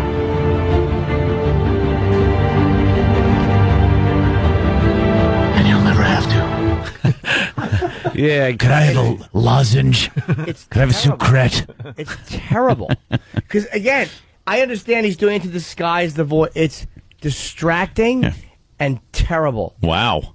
Because it's terrible. Yeah. Wow. And you'll never have to. Roland, what do you like about Heath Ledger as the Joker? You actually believe he was a psychopath in the film. I mean, he was just amazing. Just his little nuances he does, his facial expressions. Yeah. Especially when the one scene when he was getting interrogated, it was so good. And you're right, there was a lot of close-ups, too. Yeah. They had a lot of Heath Ledger close-ups on the makeup, the creepy face scar. Oh, he was good. Yeah. Oh, it was disturbing. He was in a nurse outfit. That was really good. And even though, no one's, creepy enough to just feel the same, but the producers are kind of have to be happy that the guy died. Deep down, and it's awful to say that. And deep down they're going, wow, this really sucks, but it made us a lot of money. It definitely helps at the box awful, office. man. Not that a movie like Dark Knight needs the help, but absolutely. Yeah. Hey, really fast, it's too bad we've run out of show. Thanks, Roland. You and Roger, when he comes back for Springsteen, please. Police, world's greatest dad sought sex with 14-year-old girl. We don't get to do much on this, unfortunately. Yeah. Can we get the picture up on O&A Radio, though? There's Stump Brain. It's a picture of this guy, and he's wearing a WWE World's Greatest Dad T-shirt. And that's what he wore to go have sex with a 14-year-old girl. A 33-year-old Michigan man is accused of wearing a World's Greatest Dad shirt to a meeting for sex with what he thought was a 14-year-old girl. Oh, it wasn't his daughter? No. That would have been a perfect shirt.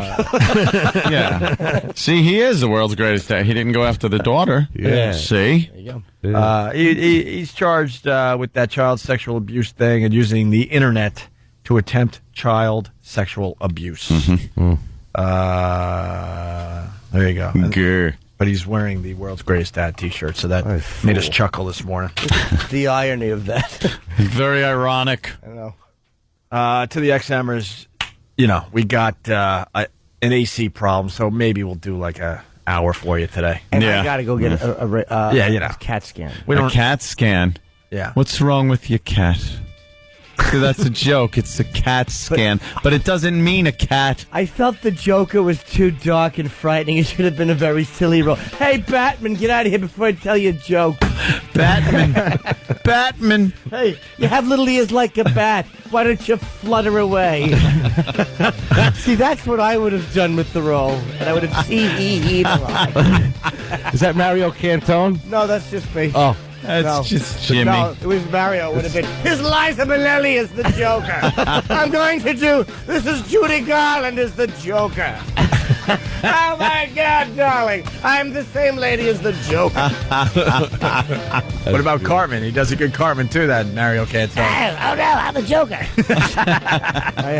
I'm an old woman who's dead as the Joker. If homosexuals like her, I'm her as the Joker. Now I'm going to sing a song. I'm the Joker. I'm the Joker. This is Liza singing as the Joker. That's for the people that linger longer. Linger longer. You're enjoying that somewhere. Mike DiStefano, LakeshoreTheater.com for tickets for your July 25th and 26th shows. In Chicago, baby. It's a great theater. Chicago. Show up. Great theater. You're not going to be disappointed. Mike is very, very good. A very good comedian. We love him. Right. Jimmy, right? You think I'm funny? Yes, of course I do. See, Jimmy likes me. I recommended you for the show. I know you did. I know you did. I know you tried to get me on, but Opie nixed it. Let me adjust what I just said. Mike, a very funny comedian, but a bit paranoid. And has low self-esteem. Yes. We're going to go over to XM. Have a good day. I have no self-esteem. See you guys tomorrow. Low self-esteem is my goal.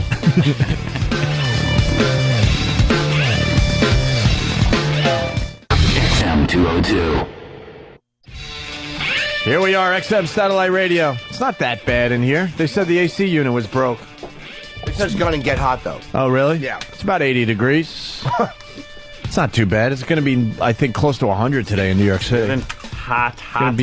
Up there in the 90s. Mike DiStefano made the walk. Very good, very good, very good. Why not?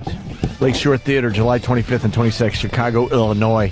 LakeShoreTheater.com. All right. Hey, we got a suggestion of something we could do with the Batman clip.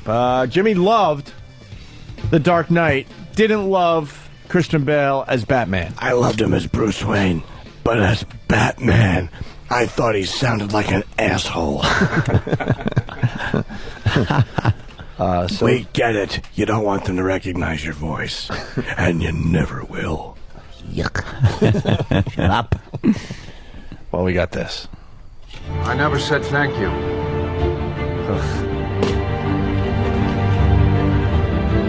And you'll never have to.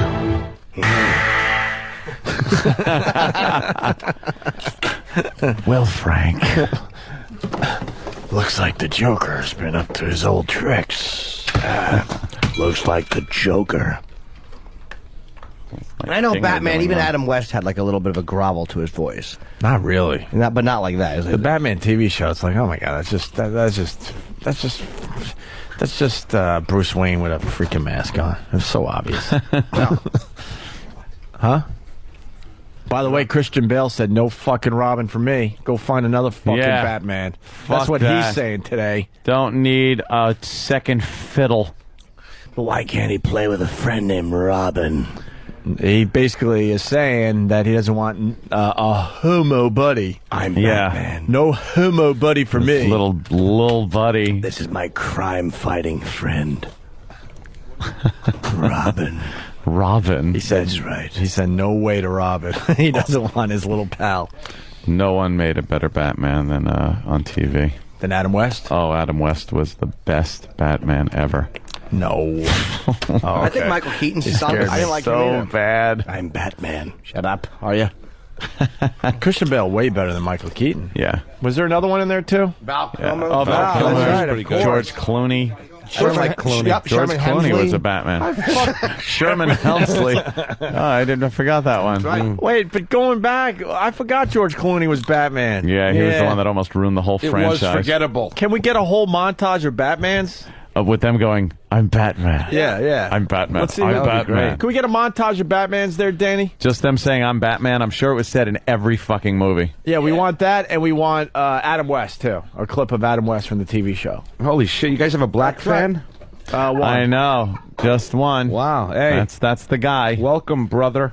He helps with our. We love and we hate black that listeners. dude, and I'll tell you why. Because he supports the show and he comes by on a regular basis, but he still insists on trying to talk to us during the walkover when we're just trying to get our heads together. A lot of people don't. A lot of people don't understand what the walkover really is. It has nothing to do with us being assholes. It really doesn't. It's about trying to just kind of take a little breather and focus on the second half of the radio show. It's just a little walk it off a little bit. Right. You know how when you're at work you get a little break? Yeah. That's our break. And you might want to just hang out and not talk or do anything. And then on the way over today, we were talking about the show and how they're helping me promote. Yeah, sometimes you want to do that, and then too. Opie mentioned something about, I hope this colored guy don't come near us or something.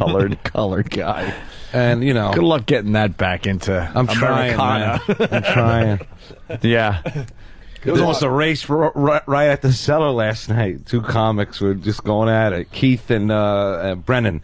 Oh, Keith Robinson. They must have were- been nice. Oh, my God. It was fucking... I walked away. I was uncomfortable. What It got happened? so heated. Kevin was saying that, black people enjoy being stupid. Literally verbatim. It's like, you guys, that's like your... And then Keith went nuts. He got so angry. Which I don't blame him. I mean, it was a pretty vicious thing to say. And then they just went at it, and it was bizarre. It was crazy. And, there's no... It wasn't a dialogue on race. I want to interrupt you for a second because Fox News, and we could definitely go back to that. The FAA is investigating why a Delta jet engine fell off the plane and left a crater in some farm in the middle of nowhere. Did the plane crash? Crater where it fell in street? It just... Nah, they could fly with one engine. FAA Would it just shoot investigates out why the back? Engine fell off Delta jet. You imagine one of your engines falls off? Look at this in the middle of the road. That's where it hit. Bam!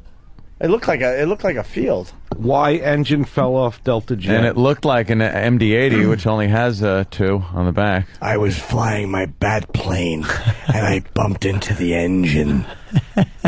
What are the odds of losing both engines while you're flying there, Jimmy? Fucking probably Wow. 20%.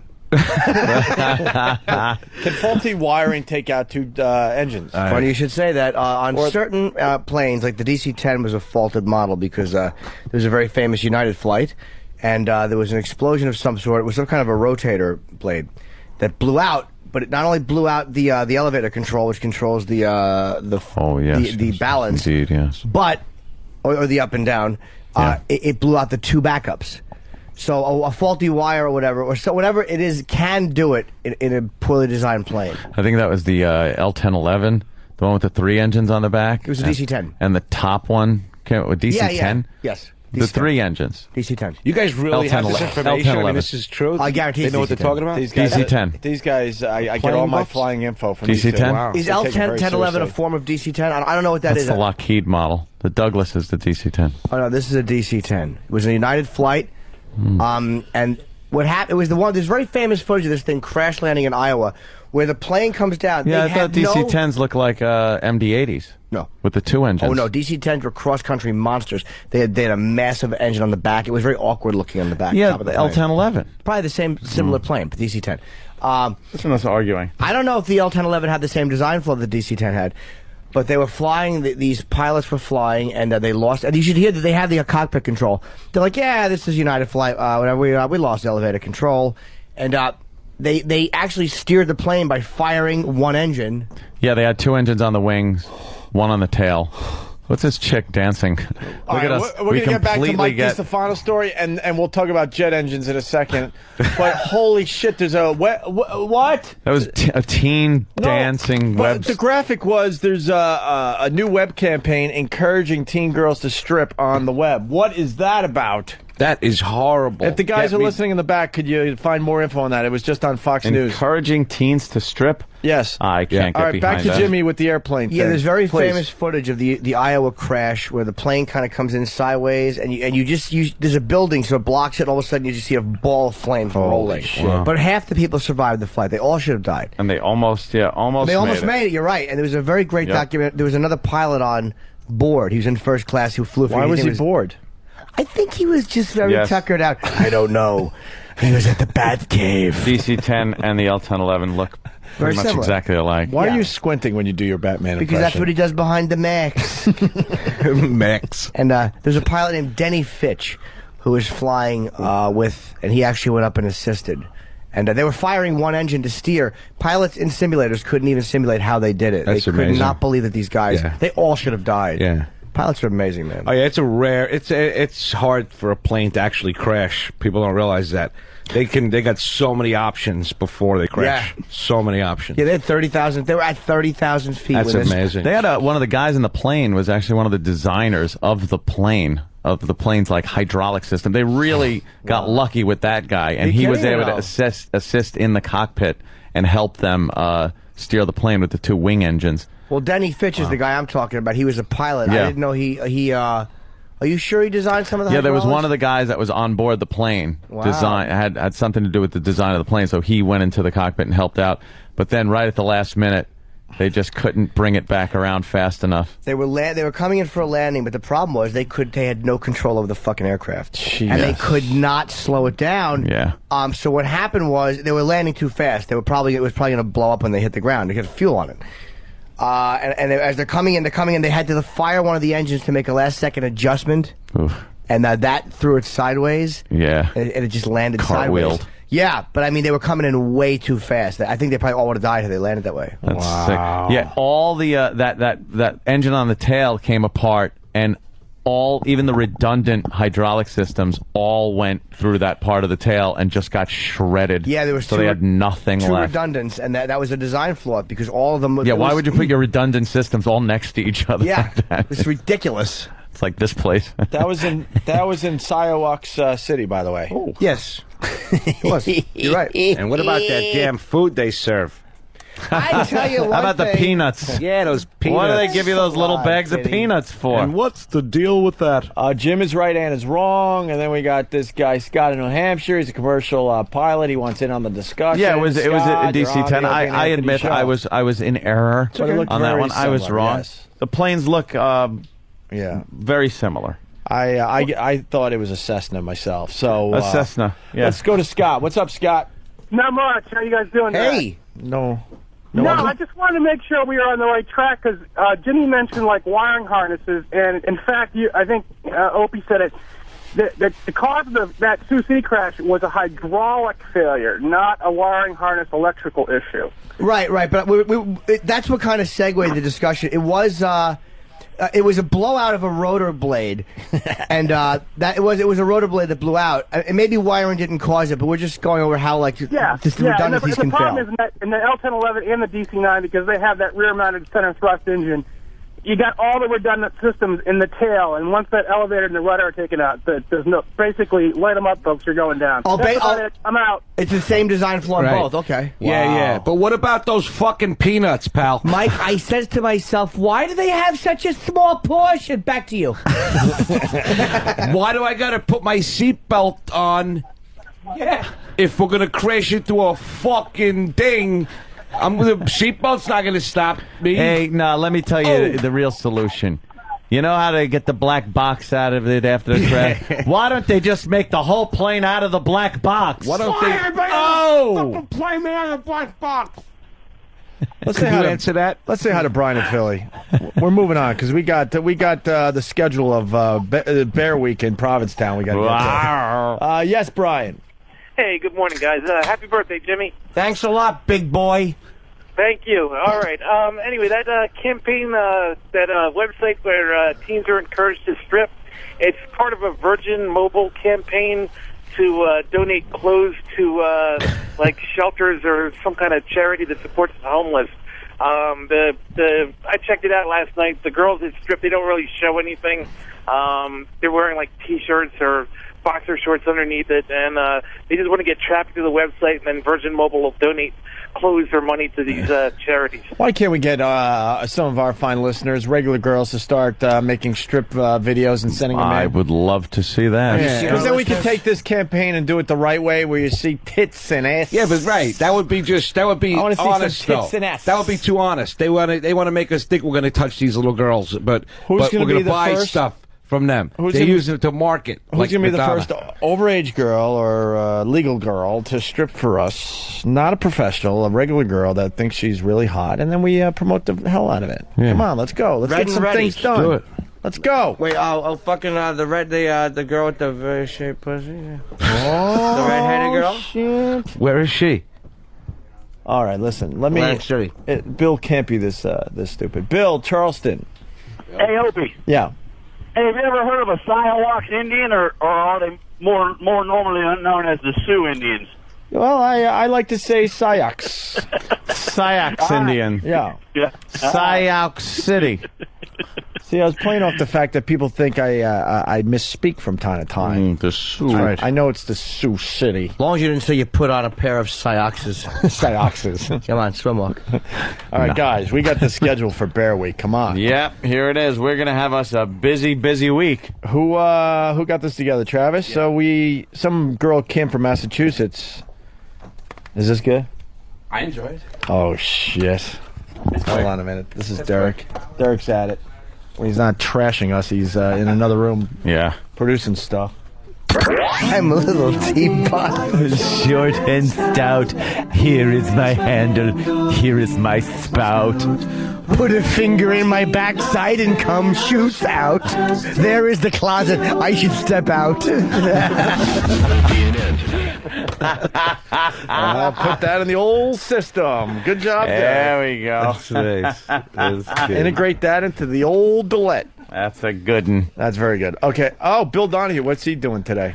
Oh, look at the president of the Catholic League, Bill Donahue, is on Fox. What is that What's about? the problem? He wants to bring back lighting people Is on fire. web promo too sexy and tacky for charities? I guess he's the one talking about the strippy thing.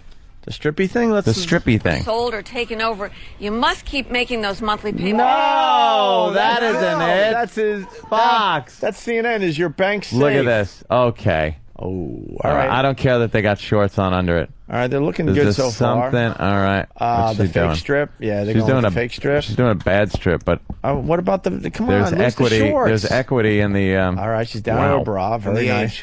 Look at Fox News titillating everyone as they're trying to discuss if it's good or not. Can we hear what this fat prick is saying? Or I hate these fucking people. This is Bill Donahue. He got us fired back in the day. Oh, did he really? Mm-hmm. Yeah, this guy's a scumbag. I don't even know he got you fired. He's a good, I'm not even he's saying a good that. pal now. Is he really? Is he really? Yeah, fuck him. we He might have him be on the your show. pal. This scumbag. Or Mr. G's The not Catholics touching are you. You can fucking have Bill Donahue responsible for touch fucking you. crack and heroin. All right, you can. All I right. think that's the one. Any money. So this is No, No. not CNN. That is your No. bank safe. All right, now do it. So they take off their pants. I don't understand. Sounds like Archie Bunker. Charities get involved in this, Bill. They probably got sucked into it because they haven't actually behaved very well lately down in Richmond, Virginia, and out in San Francisco. Somebody needs to look into and police them and what they're doing. You know, it just strikes me that they're trying to get some attention. Well, they are trying to get the attention, and, quite frankly, it's not about some gal just taking off her pants. One of the pictures that I've seen, the gal's totally naked. Oh, I forgot she's wearing shoes. Oh, that was clever, you fat fucking animal. With heels.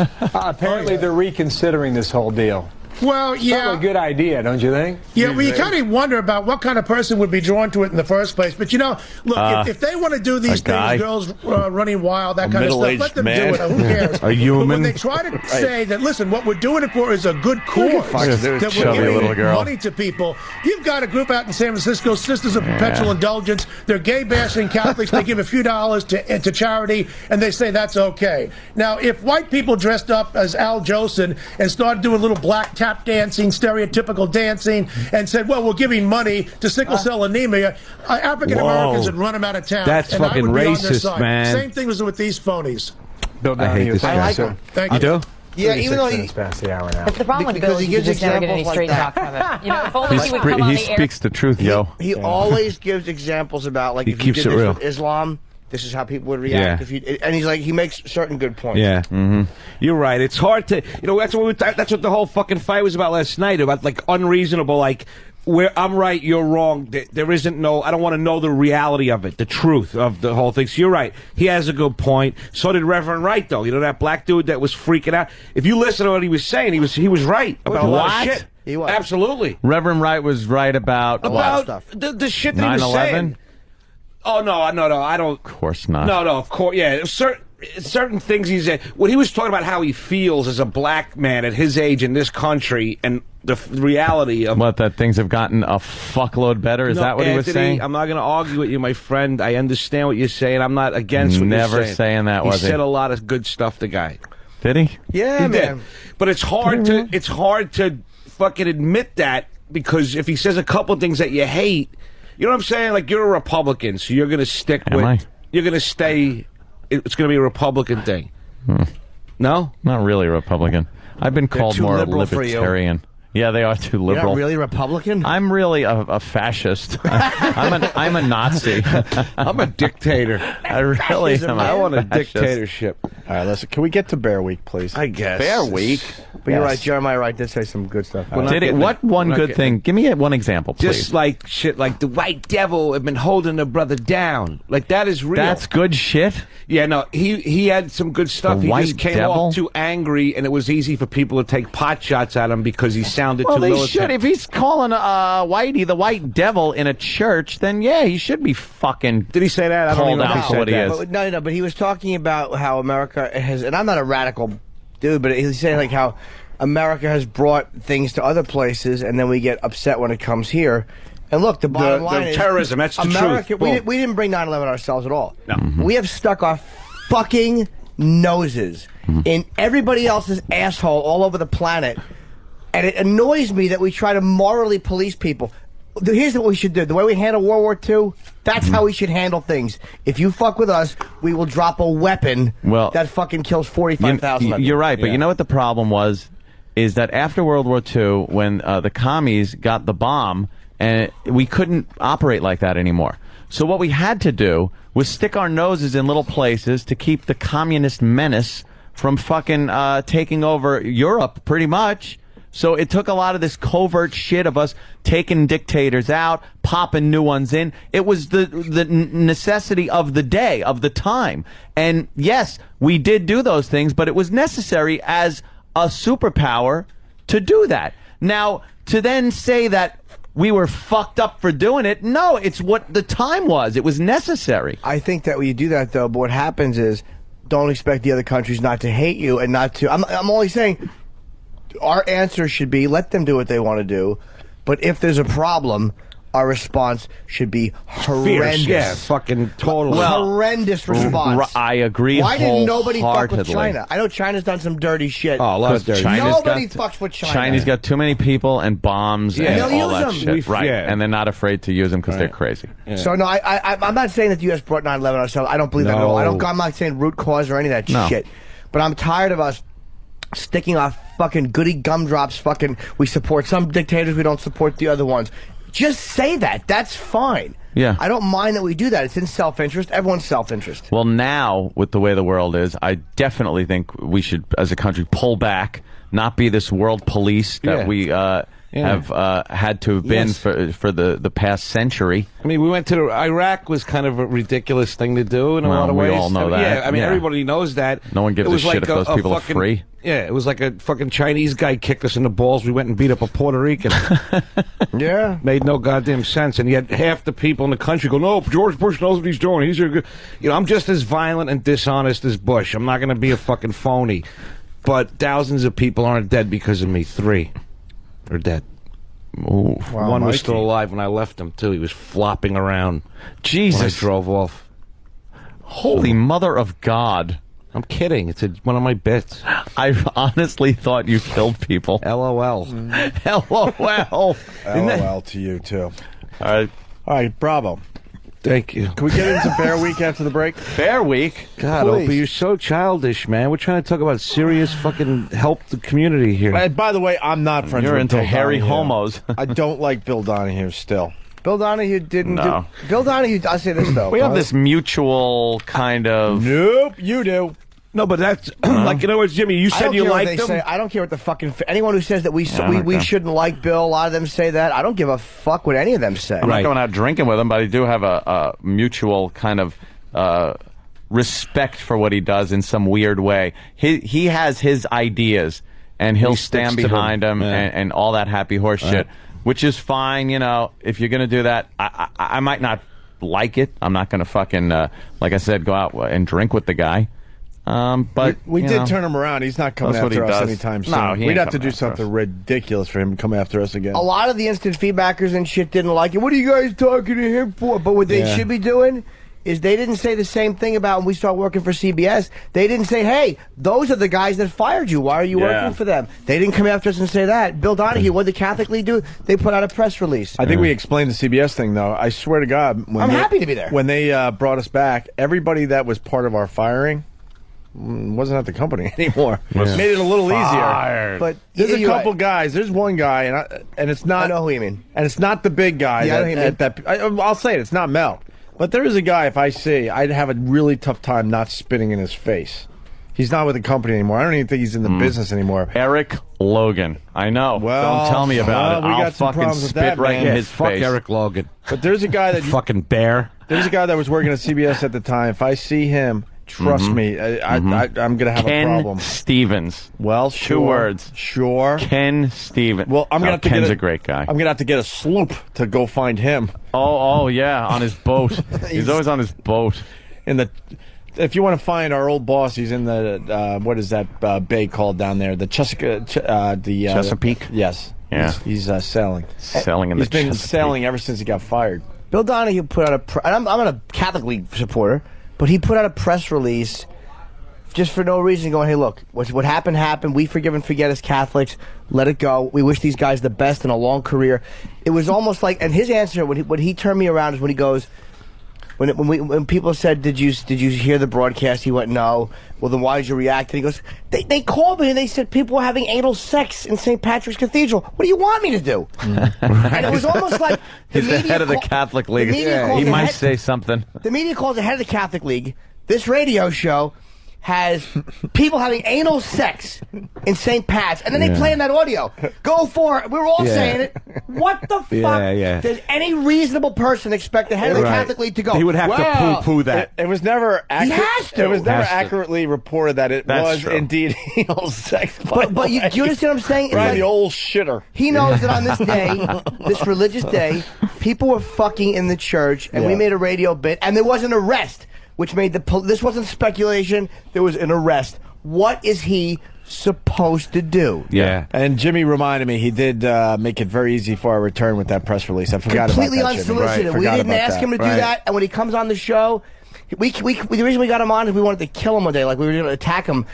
We get him on the show, we're going to fucking scream at him. But he was such an honest guy, and he's like, hey, look, I mean, what's done? He was basically saying it wasn't anything personal. But that's what they tell me that you're having sex in the church. What do you want me to do? Louis C.K. doesn't like him very much. Neither does, but Donahue even admitted neither that. does Kevin Smith. I don't blame them for not liking him. And that's fine. Yeah. But at least he tells the truth about not having seen certain things. How many religious leaders or guys like that would ever go back? Did Sharpton ever come back and actually go, look, we forgive him? Oh, you understand what I'm no. saying? It's a different fucking vibe with this guy. All right. Very good. I don't care if people out there agree with me or not. That's my I have no reason to lie. I'm never going to do anything with Bill Donahue. And here it is from April 20th, 2006. Opie and Anthony moved to CBS Radio. Catholic League President Bill Donahue commented today on news reports about a pending move by CBS Radio to hire radio talk show host Opie and Anthony. After I lashed out against Opie and Anthony for providing an on-air account of a sexual stunt in St. Pat's, they were fired by Infinity Broadcasting. Once they were dumped, I withdrew the complaint that I had filed with the FCC and asked the FCC to drop its investigation. On August 5th, 2004, I issued a news release about the decision of XM Satellite Radio to pick up the duo beginning October 4th. At that time, I said, we wish Opie and Anthony well and trust they have learned their lesson. Now CBS Radio is set to bring them back on its free FM outlets. Ooh. Free FM. Ooh.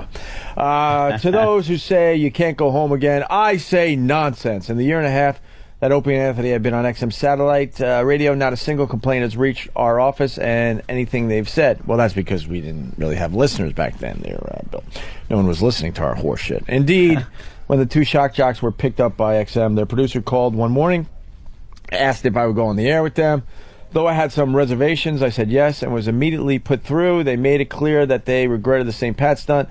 We mixed it up for a bit and had a great time. In short, the Catholic League hopes Opie and Anthony have a great run on CBS Radio.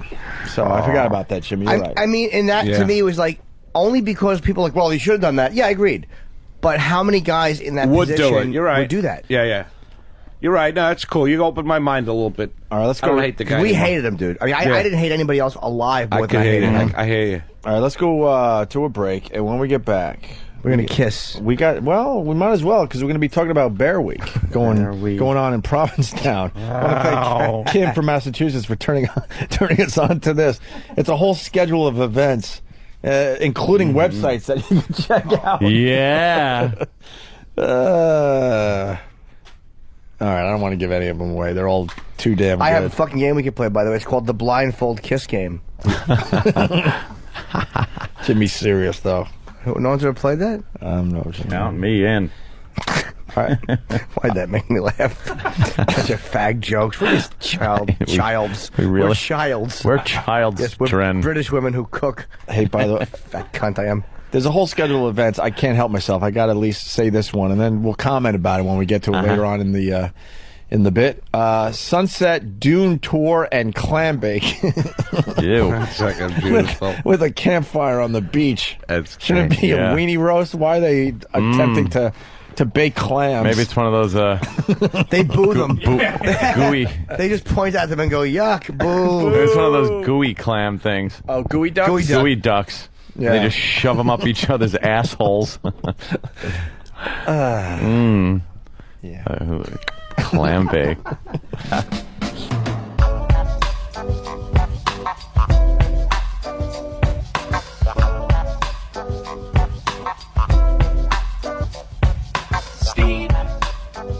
Steve the Bear. Steve the Bear. Sweet Steve the Bear, sweet face, so cozy. We go back to his place and in his cave he shows me his flame hat. I wonder how he can wear that. Wonder how many cubs got caught in this bear trap. His flaming clothes are exotic, homoerotic, and like Steve, it should have never came out the closet. But if you wear it, the sideburns gotta be in good shape. Can't be a cozy bear if your hair don't look great. Steve the Bear. Sweet Steve the Bear. The Opie and Anthony Show. Rock and roll. You rob a bank, but your body is the temple of the Lord. Holla. Opie and Anthony, Mike DiStefano, Lakeshore Theater, July 25th, 26th in Chicago, Illinois. LakeShoreTheater.com. I almost had the perfect plug there. You're Had the to blow it best. at the Thank end. you, man. I really appreciate Give me it. the cigarette. All right, listen, it's Bear Week in Provincetown. Yeah. 2008 schedule of events. We should go to this website and force Steve to pick one of his faves. Okay, I have it up. Oh, you do have it up? All right, we'll get to that in a second. All right, guys. Bear Week. Bear Week. Well, we start with Saturday, July 12th, which obviously has passed, right? Okay. This past Saturday, they had an event called Woof on the Wharf. What is that? Woof on the Wharf. It's a welcome party, Anthony, with hors d'oeuvres. An hors d'oeuvres buffet. Are there dogs involved? By Bayside Betsy's. $20 admission included with Bear Week pre-registration packages. Limited at-door admission available to the Woof on the Wharf party. And what are you woofing? Other woofs. Oh. It's wolfing. You're going to wolf down cum. Wow. And then you move on to the next event. Oh, this sounds fun. Well, the next one is just terrific. It's the Big Muscle Bear Bash. Yeah. With DJ Ted Eel. Yes! Everybody will be dancing. I'll be spinning records. I've got Bob Seger's greatest hits available. I'm Ted Eel, slippery DJ of the evening. Hey, Ted, you like spinning for Bear Week every year? Yes, I do. They're very good dancers, many of them. Yeah? Although sometimes they'll grab me. They'll go, get out here, Ted Eel, and they'll make me dance with them. Some consider you a twink, my friend. No, I'm not a twink. I've got a bit of a belly. Yeah. I'm kind of shaped like Jared. A bit of a belly? A bit of a belly, yes. What that is? Yes. Fucking truck tires. Jared would have the perfect body if he were 11 feet tall. Well, there you go. You got Ted spinning the tunes. Hey. Ted Eel. Hey, can we check out? And it's hosted, by the way, by Big Muscle. Should I give the website away? Sure. All right, BigMuscleBear.com. Here's a profile. Yeah. All right, here you go, guys. What is this? Oh my goodness. This is somebody's profile on BigMuscleBear.com. Oh, God. Oh, I know him.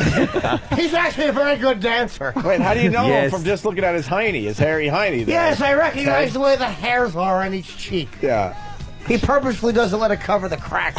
He's from San That's Francisco. Kelly. Yeah, Kelly's no bear. Kelly's from San Francisco. Why is he a bear? Because he's a beard? He's not fat. Kelly has very hairy armpits. It's always the talk of the pier.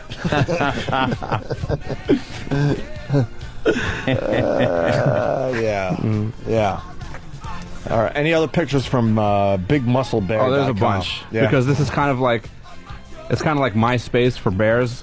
So they could hook up. And What's that guy doing? That is a bear. Rory thought that would be a good pose. Rory's right. All the boys love Rory. He's the hit of the dance party. He'll put down a little slip and slide. He'll slide around on oil. Ted Eels dance extravaganza. Look at Rory. Look at Rory. He would just tear up your ass. Oh my God, he would. Look at him closing his eyes. He's probably putting earbuds in. Yeah. Yeah. Listening to the Rent soundtrack.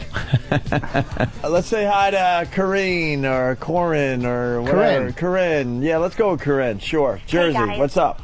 I just had a quick question for Ant. I wanted to know if Wolf on the Wharf was anything like the Enchantment Under the Sea dance. Ah, yes, it could very well be. Wolf on the Wharf. Remember we met at the Wolf on the Wharf dance? That's right. That's right. You were eating peanuts, and I was crying over bad news about a friend. Hey, you guys, come on. Who's this? Oh, that's Per. Oh, God. Let's take a look at Per. What the fuck, his dick is hanging out? I know, but what are you afraid? A little. Go back. A little scared. Oh, it looks like he mastered Poe a little bit, gentlemen. Hello. No, he doesn't. He's just happy to have a little plump cock. Yeah, we call him faucet penis because the way it hangs on top of his balls, it looks like your kitchen sink faucet. He looks like a fucking elephant, a small elephant. Old spigot dick. He likes when we call him spigot dick. Oh, Jesus Christ. Not really. DJ Look how Ted casual he Eel. looks, Ted though. Eels dance You extravaganza. gotta look like he's... Slip on in and dance the tune away. Ted Eel. Ted Eel's a douche. He certainly is. Oh, I like this picture. This is lying on the floor. Wow, wait. This is the upskirt shot. Usually the upskirt shots are pretty hot. There's no reason. He took a camera, put it on the floor right between his legs, spread his legs. The camera's facing straight up, and it's his whole undercarriage. You can see his fucking cock hanging down, his hairy ass, and his hairy thigh. You can see this on worstviewever.com. Dave in New Mexico. Dave. Yeah. What's up, Dave? What's up? Just got a question. I keep hearing bits and pieces jumping in and out of the truck about you guys and this limited days on XM. Well, we don't know if it's the end, that's for sure. We don't want to make it bigger than it is, but we're just throwing facts out there. 77 days left on our contract, and the talks have not begun. Oh, okay. Because I do just wanted believe to they're make waiting for sure. some kind of merger to go through, if that's going to happen or not, and then maybe we'll know more after that. Okay, I just didn't know if I needed to get all these XM units lined up out of these vehicles and get them on eBay or what, because you guys are the only reason to be there. Oh, I Thank you, sir. like hearing that. We like it. Thank you, sir. Yeah. No problem. All right. Hope to hear you guys forever. All right, thank you, sir. Dave in New Mexico. Let's go to Mike in O-Town. Bring it on, brother. Hey, Amy, how are you? Welcome aboard, Mike. Glad to be here. I noticed. Glad to have you. I'm just happy that you said that. Just wanted to say that I was at a water park here in Orlando, go figure, with my lady in the lazy river. As we're spinning around, there's more and more giant, hairy, fat men joining the lazy river. Turns out it was I guess, gay weekend here in Orlando, and everybody was there. What was the name of the water park, you asked? I'll tell you. Wet and Wild. I bet it was. Waddle Doodle. Indeed. This guy's a Can you imagine the filter after Jesus after Christ, look at this Oh. fucking guy. Look at his cock. Oh, the skimmer. Hold on. This guy's cock is almost to his knees. And he's wearing a fucking cock ring. You're right. It's actually down past mid-thigh. It's and he's a big, hairy muscle guy. Muscle guy. That's what fucks you in prison. Yeah. Ow. Yeah. Yep. Well. Oh, that's Kirk. I know him. Yes. We've traded some emails. Yes, he's a big Dave Matthews fan. Yes. That's Radisty on that. Oh God. What happens? All right. Are we moving on to the Sunday events for Bear Week? Or yes, we are. Oh, two guys. This can't be good. There they are. Two bearded, tattooed guys. One's nuzzling the other one's neck and holding his peck. Ew. Who's that worse for? Fucking touching the hairy peck or feeling the fucking goatee on your neck? That's just... It's repulsive. Well, it's repulsive to look at. I would make him shave. Yeah. Could you be a little blonde Scandinavian boy? And the guy's Swedish? trying to look all tough, while another man is just biting his neck. You got to be tough to take that. Yeah, I guess so. Huh? What do you do? Like a little soft vag? Take a dick in your ass, softy. Fucking, your little fucking goody two shoes. Call me a pussy. Yeah. That's right. All right. On Sunday. It's fucking. They're all laughing because there's a picture of Steve. Steve just popped up. Hello. Yes. You got to put him up on that site. Yeah, that's probably. He'd be a hit. Oh God. Oh my God. Jesus. What the fuck? This guy has got fucking, he's laying on his back, and he's kind of smiling half seductively. He's a beard. He's wearing an open blue terry cloth robe. And he's it's very just hairy. hair all over the place. And he has a cock, and it's on his resting on his right thigh, pointing angrily away, while his two droopy balls, they hang like fucking, they look like eyes that have been ripped out of the sockets and are hanging on the front of the face. He does have very little testes. Yeah, they're just kind of fucking, and then when you look under it, the bottom of his ass crack looks like a third ball. Like a malted milk ball. Yeah, he's awful. I want to squeeze his balls so hard that he passes out in the agony. With both my hands, I want to just grab his balls and squeeze. Why are we looking at this? Why I don't know. Why are we looking at this? I mean, it's a radio bit if you look at a couple pictures. It's really gay if you look at 10 like we've done. Yeah, what do you see the fucking heart on? I'm sporting. All right, let's go to Sunday's events for Bear Week. Are you ready? Yeah. It starts with the Spiritual Bears Join Welcoming Congregations. What's that? I don't know. That's where they bang each other in the spirit. They fuck each other and chant. Yeah. They fuck each other in the soul. Spiritual Bears Join Welcoming Congregations. What is he doing? Yeah, he's got a ruler under his dick, this one. Is that what it is? I don't know what it is. I don't know what he's No, doing. it's just his undies. He looks like fucking Gorilla Boy. This is Stefan. Gorilla Jeff Boy. Norris, remember Jeff? He It's looks like Jeff Jeff. Norris. He's great because he's he's supreme white. He's got very well built. He's very pointy nipples. That's what he's known for on the circuit. Old pointy nipple steps. On the circuit. Yeah, Madonna tits. And his cock is kind of... He's got like a weird Very sparse... crooked. Crooked, He has a Larry Fine pubic hairstyle. Yeah. And it's fucking... Hey, I'm warning you. Hey, Mo. Yes, like that's that. what the dick says to the rest of them. Hey, I'm a dick, Mo. Yeah. Hey, where's Mo? They all yell here. And his fucking cock is pointing straight to the left. It's kind of crooked. It is very crooked cock. It looks like it was broken hit in a with bar fight. car. Yeah. Now, what has he got in his hand there? No, it's his underwear pulled down. Yeah. Oh, So it looks like he's holding. He slipped his underpants down for the photo, and he's going to slip them back on. He slid them down to mid-thigh, Michael. Sunday at 11 a.m. Sunday? You could 11? do What are we doing? The pool beachside barbecue lunch. Part of Bear Week. That was so boring. Then we move on to Sunday night. You get the festivities rolling from 6 to 9 with the Bear Tag Team Dance. That's gotta be fun. What do you tag with? Stickers for singles, Playful Bears, and couples with DJ Chris Racine. Yes, he and I fought for that contract. That Chris Racine aced me out. Boo. I don't care what Ted says. It's always funny Ted for me. rules. What's that about again? Oh, I'm sorry. I was too busy. Stickers for singles, Playful Bears, and couples. It's the Bear Tag Team Dance. Oh, that's gotta be tag fun. T dance. Swing your partner, Dosey Mo. Put your right ball in. Where are we going with this? Well, then at 10 p.m. you Freddie Mercury. It's the hokey a little pokey. late. 10 p.m. you move on to the Leather and Chrome Night. Leather and Chrome. Oh, that's right. good. That's where they all wear fucking chaps and fuck each other with trailer hitches. We're immature dicks. Of course we are. Children. Monday we move into Bears at the A House. Look at Dylan. He's wearing underpants that don't cover his buttocks. Dylan. That's just silly. He's wearing a jock. Easy access.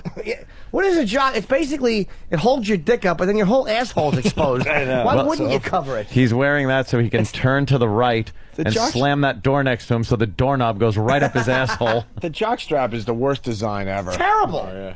Lifts your balls in the air and... How could you not be gay looking at that? It's also nicely showcased. Well, you got the Bears at the A House. This is Provincetown's oldest gay nightclub. Established in 1798. There weren't gay people back then. Yeah. Everyone knows that. By the way, they invite the Bears for a night of meeting and dancing. Includes the Macho Room. The Macho Room. And Little Bar and the Big Bar.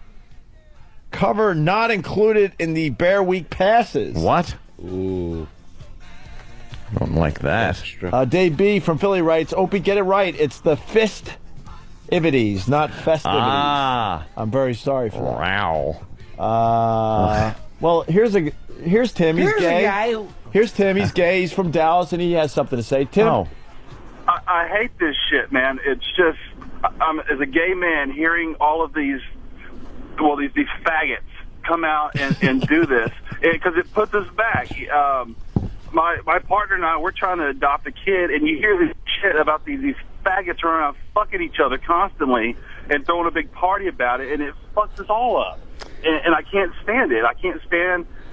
we both hate the fact that, you hear around, you hear they talk like fucking... like women and shit like that. Well, and you're kind of a little effeminate with your voice there. You think? Tim? No. I'm scared of him. Yeah. I'd be scared of Tim. You sound a little femmy. I have been sick, I will tell you that. But I mean, sorry to hear it. Oh, boy. There it goes. I'm not wearing a bathrobe. Let's and take a having call from Statistic from Dallas.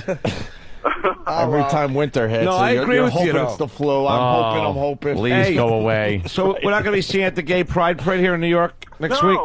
that's what's the point of that? That sets Right. everything back. That's like you hear Fucks up the traffic, black people too. went through the same crap. Black people went through the same crap. They just want to go out there, work. Have family and do everything. And then you have these people Tim, fucking it up. I know we're all about the jokes, but we were saying that when we were talking about the Gay Pride Parade here in New York. I'm like, we were saying that if you're like a gay guy, that can't be good for you guys to see what they parade around on the streets. Exactly. Excuse my interruption. You're exactly right. Hold on, Tim. Not to interrupt you, but I'm looking at a photo right now.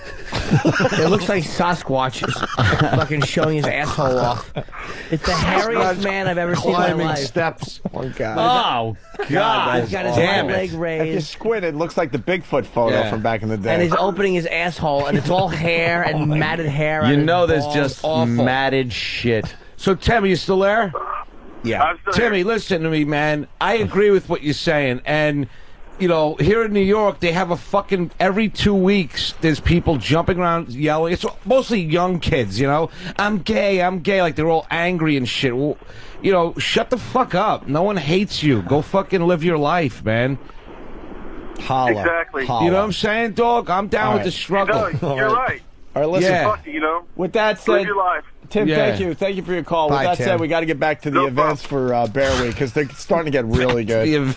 On Tuesday, You got the Whale Watch, the Dolphin Fleet, tickets and info at Lope Square at Head of Wharf. All right, so the Whale Watch? Got a little whale watch. They're known for whales out there in Provincetown. You go on a little boat. I want you check out the whales. Stop. Then you got the one we talked about. You know which whale they're all hoping for on their backs, don't you? Yes. That's right. Nobody wants a mouthful of blue whales. You got some blue whales in your beard. No. They're all hoping for the old sperm whale. They certainly are. All right, and then Tuesday night at 6:30. Oh, someone's got a little boner in the old tubberoo, doesn't he? Oh, fuck. Someone in the tub's got a boner. I'm not pointing any fingers. What What a cutie patootie he is. What is he doing? He's got a boner in the old tub. His dick looks like a plug. This guy is in the bathtub, laying back, a little smile on his face. Yes, he's actually fit in the world's smallest tub. What is he laying in? Fucking asshole. With just a boner. Looks like something you carry vitamins in. He's a tiny little man with a fucking one nipple. Ugh. All right, listen. Gonna throw a plugged-in iron into that tub. Smile now. Fucking toaster. Stupid boner with a little fucking ring around it. Old Saturn cock. A fucking brown ring around his dick. I wonder what that's from. I guess the last fella clenched up and black and blued it. Like Jimmy. What a sexy little picture in the old tub. All right. Tuesday, July 15th, we got the Sunset Dune Tour and clam bake with a campfire on the beach for everybody. Yeah, that clam bake. And then we get to Tuesday night at 9 o'clock. This is the big get, I'm thinking, for Tuesday. This is the big one? Yeah, the event is called Blow Off. I swear to God. Oh, boy. Wasn't that just in the news yesterday? Oh, boy. I think we all know what that's about. Sure. Blow Off. It's actually Bob Mould and Rich Morell's house party. Comes to P-Town. There's a cover for the Blow Off. Then you move on to Wednesday, and you got breakfast at the Governor's. And then what? You're laughing at the next one? Oh. What is this guy doing? Oh, God. He loves Michigan lacrosse. Michigan lacrosse. Dude, see, that's a more classy photo. Is it? Mike DiStefano? Yeah, I kid. This is great. He has good calves. I mean, that guy's beard and mustache have just melded in and completely covered his mouth. I'm sure they didn't meld. They're probably glued shut. No, that's actually shit, Anthony. Eating a lot of ass, is he? All right, so you got, then at 11 a.m. on Wednesday, you got the Bears in the Wild. 11 a.m.? A little early. Bears in the Wild is, it's an event toward the lighthouse, a level walk on causeway through Pitch Pine and Salt Marsh with views of Race Point Lighthouse. Sign up at the Bear Week info booth. Oh, they must love the lighthouse. Includes sandwich lunch. Can you imagine? I sure can. Oh, that's all they say at the lighthouse. What is that? This guy's doing a Superman pose with his hands on his hips. There's nothing super legs about him. spread. I know. His dick looks like a pig's tail. Look in the rest area behind the. All right. It's a janitor. It's a cop. No, it's an uncircumcised fruit. With fucking little dick. It's awful. He has tiny little dick. And he's got Sam's hair for pubes. Well, you know what it was? He's from a little town where to live there, everyone's penis and balls have to be the exact same length. What's the name of the town, Jimmy? It's called fucking Cocktail Frank on Onions. It's a little place in Missouri. He has a little unclipped penis. It's so cute. Look at Ziggy peeking over the fence. Hi, Zig. How are you?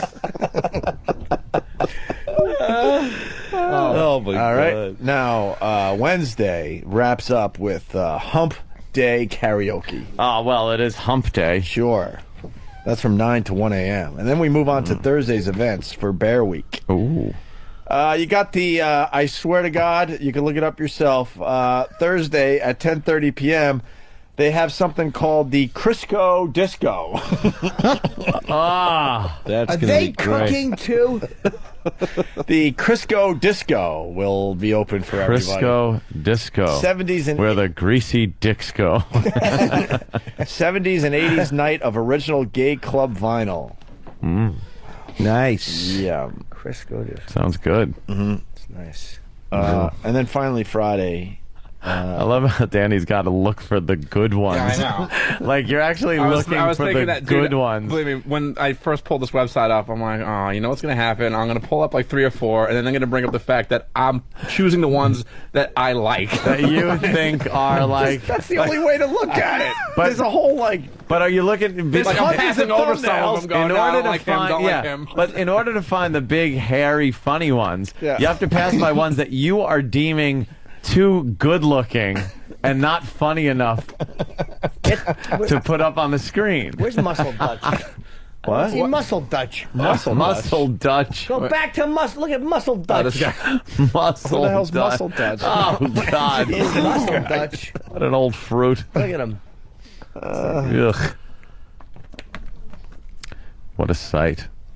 That's All a right. hell of a website. Sure. Let's do it. Let's do Friday. So then you got Friday. You got the jazz brunch. How long is this fucking Jesus Christ? We're just about done. Enough. But I mean, how many days are in this fucking? It's a bear week, fest? bear week. Loads can Yes. you shoot on a hairy back? Exactly. How many fucking rubber cement baths do people have to take when they come balls up in their fucking shoulder hair? Rubber Do you know how many guys are going home with little rubber cement balls in the back of their fucking neck and don't even know it? Picking them off. Ow. They're on the plane. Yeah. Oh, on the Look plane. at this guy. Look at this one. What the fuck is this guy doing? Looks like he's squatting, leaning against the wall like he's going Yes. to take a shit. Yes, he's a limbo champion. All he's got on is his shoes and socks. What is all you and need? again, a boner. What is Leonardo DiCaprio doing there? He looks like DiCaprio. He really does. All right, listen. So you got jazz brunch. Then we're trying to get through this. 4 p.m. to 7 p.m. You got the Jazz band, though, also, they play the rusty trombone in that band. Wonderful. The rusty then you got the Bears and Friends by the Sea. Oh, fuck. Bears and Friends by the Sea. Look at his pink nuts. Oh, my God. Wonderful. Looks like Hubba Bubba. It's old Bazooka Joe nuts. He does have pink. They're almost sickly balls. Hey, mouse balls. His little mouse balls. His balls are sickly. Well, they're brand new. He just got them. Little pinkies. You feed his balls to boa constrictors. You got, the jazz brunch and then the ultimate tea dance sponsored by a Bears Life magazine. Tea dance. Bears and Friends by the Sea. And then T-cell finally, dance. Saturday, July 19th. Is this it? The last day? Last one. Well, Jimmy, you could enjoy Under Bear Party. Under Bear Party. Wind down from an active week and get comfortable with hundreds of furry guys in boxers and briefs. Holy shit, what a sight. You walk into that fucking party. Hey, how you doing? They're all just in Speedos and... Ugh. Look at this guy. Like he's just lounging on a bench. Oh, he's out relaxing. of doors. He likes to relax. With his leg naked. up on the bench there. Yeah, completely naked. Nothing wrong with that. He likes to kick back and fucking... An industrial plant behind him. Right behind a fucking exit 13A in New Jersey. Yeah. He likes to relax with Port Newark behind him. Fucking just show his cock and balls off while people drive through Elizabeth, breathing in toxins. It's nice. What the fuck's he doing? There you have it, Bear Week, That's a everyone. nice looking bench. Yeah. Really green stuff on the bench. Fucking asshole, where is he? In Chernobyl? Just relaxing in 3 Mile Island with my affected by radiation cock. His fucking penis is horrible. It's like he has stolen a child's penis and replaced his own with it. Fucking asshole. Big nipples. Oh my God! Never sit on that bench. It's very casual, but his left foot, the way it's kind of on the side on the fucking, implies that the gravel's hot. He's got his feet on hot gravel, and he's trying to just relieve them. You know what must have looked very awkward is when because obviously a friend took the picture. As he was walking over to the bench naked, going, ow, ooh, eat, ow, on that gravel. Because you know it hurt his little tootsies? Yeah, because he's not used to having big things rammed into his tootsies. Yeah, maybe he just slid on his ass like a dog because he's used to his ass hurting. I like the fact that he was looking around for benches. He's like, let's find the one with the most weeds around us. I want the weediest bench I could possibly sit in. That bench is unused. That's a horrendous bench. That's like in the Love Canal area. It's been an abandoned area. Because he couldn't just sit on a park bench like that. No, not at all. No. All right, we got to take a break. We do. Yes. More pictures. When we get back, they're sexy. I might go. We got our Batman montage. We also have Mike DiStefano. Lakeshore Theater, July 25th and 26th in Chicago. LakeshoreTheater.com. I have to leave. A couple minutes, Jimmy. Just a couple. I want to hear the Batman montage. All right. From O&A Pictures comes a story of three friends. We're assholes who all share a common secret. We have a problem with women. We hate women. And we butt sex each other. Hi, I'm Father Frank, and I'm a cocksucker. Living in a world that doesn't understand. We have the effect of Tylenol PM. We stink. Bye-bye. Join them as they travel to a remote Wyoming mountain to experience trust, friendship, and love. I love spooning nude with another man. Ooh. And the most fabulous disco music this side of the Rockies. Break out the rubber gloves. Pound, pound, pound, pound, pound. I'm just going to keep pushing. We pounded for 2 hours. We just pounded each other's ass. Brokeback Disco. What do you guys say we show a little bit of program unity and I'll go to the men's room together? Jimmy's taking a dump. I gotta pee. There's only one toilet. Open up your legs, Jimmy. That's right. Putting the home in homo. Can I suck your cock? You grab the shaft, make sure you get a handful of hair and yank up and down. Coming soon. The one guy's laying back, the one guy's blowing them. Hold on tight, we're gonna be wet. To a bathhouse near you. Strap it on and stick it square up your ass with a Frederica Bimmel. Jesus, Opie has a body on him.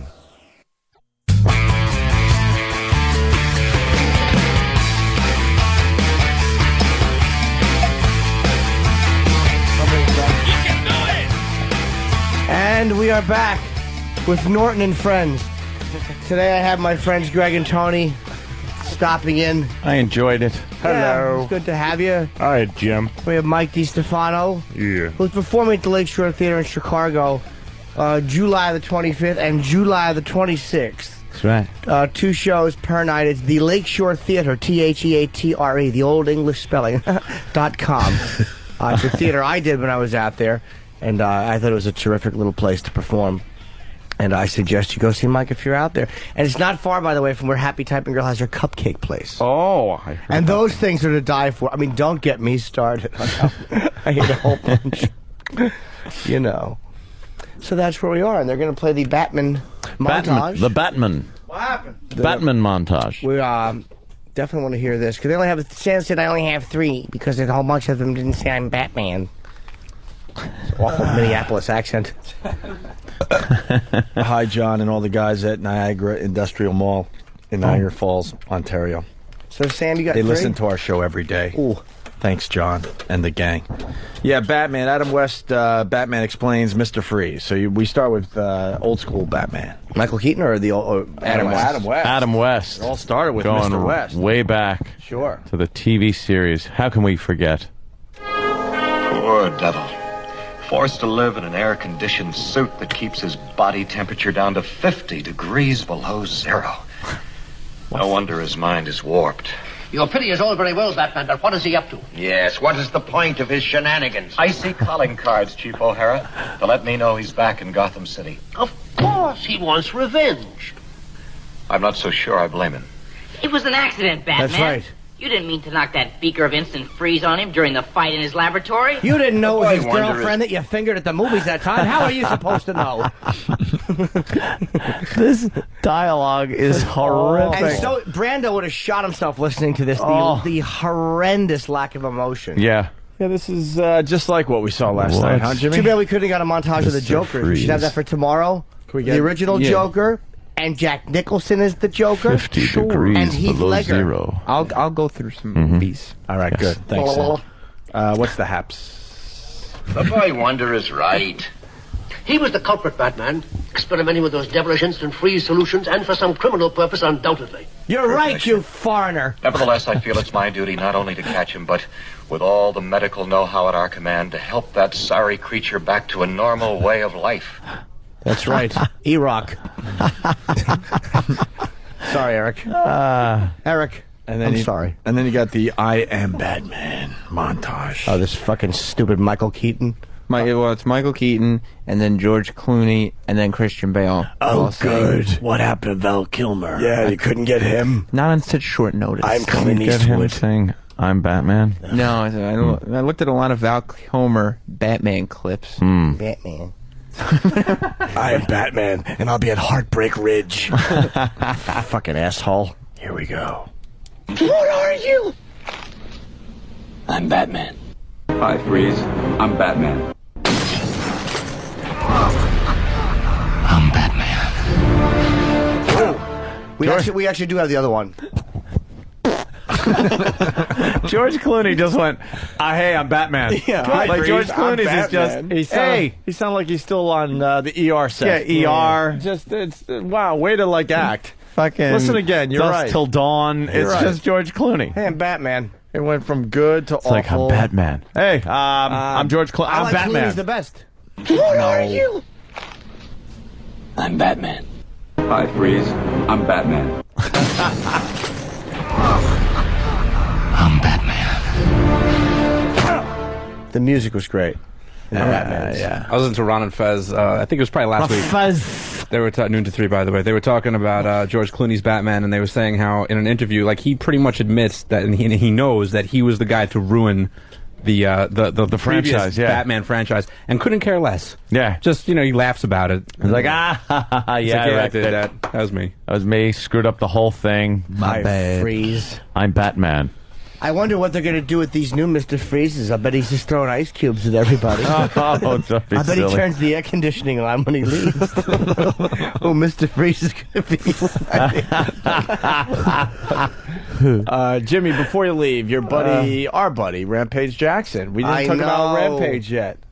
What happened? Does anyone know? He's not my buddy. I don't know him well He enough. did a He did little hit and run? apparently. Yeah. What's the hit and run all about? A little accident? That's when you hit something, you don't No, stop. But I mean, how bad? Was it like a little don't fender know. bender? Did Nobody he run was- over a kid? What's... Nobody was hurt except he got into a couple accidents, I think, and then the cops started chasing him, and then he started driving on like the median, and then on the sidewalk, and people started darting out of the way of his massive truck that has a giant picture of Rampage Jackson By on the way, side of it. the lesson today is if you're going to do a hit and run, you shouldn't do it in a car that has your face on the side of it. Unless Morgan Freeman has built it for you. Oh, who are you? Who is this guy, a wrestler Batman. or something? I'm Batman. I'm Batman. Who's and I'm the Jackson? same guy you saw in every other movie. We get it. Freckled blackface. Andy freckles. Dufresne. And to do frame. Shut up. Rampage. Everything after glory he's sucked in. Rampage Jackson fights in the UFC. Yeah. He and I had a few incidents. Yeah. A few run-ins. Not at all. So they held him by gunpoint, right? He was Yeah. on the ground. I saw that Yeah. picture. Yeah, how else are you going to pin him? No one's jumping on him. No one's putting him in a fucking... the old Greg Valentine figure 4 leg lock. I got to go, guys. I'll see you tomorrow. But Jimmy, you're going to miss Daddy Hunt. Yeah. Please, so if you think I don't belong to this site, I'll give you my fucking password. Oh, God. Yes. Daddy Hunt. Where the hell? It was Derek who found Daddy Yes. Hunt? Unsurprisingly, Travis, I am this Yes, amazing. of course he did. Yes, my username is Steve, and the password is lazy. Oh, shit. Travis was actually looking for Mommy is he? Hunt, but came up with this instead. Where is he? That's a bad joke, sorry. All right, Jimmy. I'll see you guys tomorrow. All right, Good Jimmy. Bye, Jim. All right, Thanks. Jimmy. We'll see you later. Yeah, I got to go get a CAT scan, motherfucker. No. Yes. There goes Jim Norton. Jimmy. And that's how it ends for Jimmy, his last appearance on our show. Oh. Who knew it would Don't say end like that. that, with him just casually walking out, Yeah. saying he's got to get a CAT scan. Oh, well. don't say that. Knock wood. Mike. Yes. DeStefano. No, it's for his sinus stuff. Yeah, he's got problems. He might have sleep apnea, he said. I have sleep apnea. Do you? Yeah. If to wear a machine, I have to sleep with a... You have to do the machine. Yeah, it's awful, man. How do you get a good night's sleep with a mask on your face? You know what? It's supposed to make you sleep better, but it once you doesn't get used to it, it's not that you don't even... used to sleep 12 hours. I could sleep 10 hours a night, but I wake up tired. Yeah. Not anymore. The CPAP, it's called, it makes you sleep well. And this morning I woke up. It was, unfortunately, I hate Jews now. Why? Why? Out of the CPAP machine, it must have blew some kind of anti-Semitism into my system. What? I don't know. I'm just trying to be funny. I want people to come see me in Chicago. No Jews are going to come. Yeah, you just no alienated your audience. I believe there's a few Jews in Chicago. Are there, too, my friend? Yeah. Well, yeah. The Jews caused AIDS. Wow. All right. That is a bold statement. I didn't know we were having Homeless Charlie back on the show. Gay Jewish right. monkey. Yeah. Why don't we do What's the Haps before we get to line of the day? Great. We're going back to What's the Haps with young Sam Roberts. So, Sam, what's the Haps? I don't know. I went down to the All-Star game, I guess was yesterday, and they had a massive parade. Huge parade. And they shut down all these streets. Red carpet running down 6th Avenue. For 18 blocks. 18 blocks, barricades set up, lots of people lining 6th Avenue as all of the All-Stars drove up 6th Avenue. Old timers, too. Yogi Berra was in the back of one of those trucks. What does Yogi Berra have to do with baseball? I never understood that. His ears were flapping pretty good, though. So you talk to the peeps on the street for What's the Haps? Asking them, what's the Haps? I see this big red carpet and all these people and barriers. Now I want to find out what's the Haps. What's the Haps? Why would you steal Jimmy's What's the Apps, by the way? Okay, well, and come up with What's the Haps. If we go back, it's on the record. What's the Haps was created before What's the Apps was created. So. I would say you have to prove that somehow. Did you trademark What's the Haps? Or it's in the process of being trademarked. Oh boy! No, I mean, but what's the Apps? I mean, no, because What's the Apps was done several days. Maybe now you just week. sound like you're trying to explain yourself. I want to hear some What's the Haps. All right, let's do it. We meet Ray, who was at the All-Star Parade. All right, so we're here outside the baseball parade with Ray. Ray, what's the Haps? I can't hear you. I said, what's the Haps? You heard it. Today's parade should be a big one, and I hope the American League wins. Are you emotional about the fact that this will be the last All-Star game in the stadium? Yeah, being the fact that I was at the one in '77. Unfortunately, I can't be the one tonight. But yeah, I'm sorry to see the stadium go down. But times got to change, and time for a new stadium. Don't you think it'll be pretty much exactly the same at the new stadium? It's probably going to look better, but it's going to take a while to get used to it.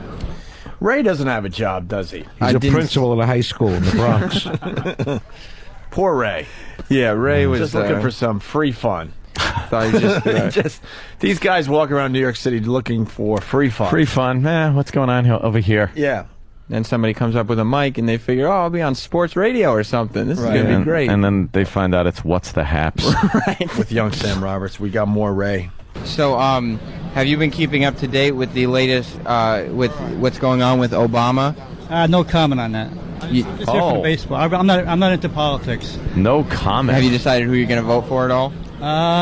Tell you the truth, no. As of today, no. I'm still 50-50. But you're hoping the American League wins tonight? Yeah, sure. And I hope the Yankees make it to the World Series and win number 27. All right, great. Well, thanks a lot. You're welcome. Yeah, Ray was a douche. Guy's got a lot of wishes. I like how he has no comment. Oh, yeah, what about that Obama thing? No comment. No comment. Get these cameras out of my face. Big important guy that he is. No one that is of no importance. No. You should not ever say no comment. Plus, he had a well-formulated opinion on who he wants to win the All-Star game, but couldn't figure out who he wants to be the president yet. I love the people that are, they're protecting their vote, who they're voting for. It's a secret ballot. It's a secret. We have been given the right to secret ballot. Right. Like no one gives a fuck who you're voting for. Like the Nazis, they're going to come and take you away if you have the wrong answer. Yes, you voted for the wrong guy. It's either that dope or that dope. Right. Which dope you voting for? Right. Exactly. What are you protecting? New poll: just 5% of blacks have a favorable view of McCain.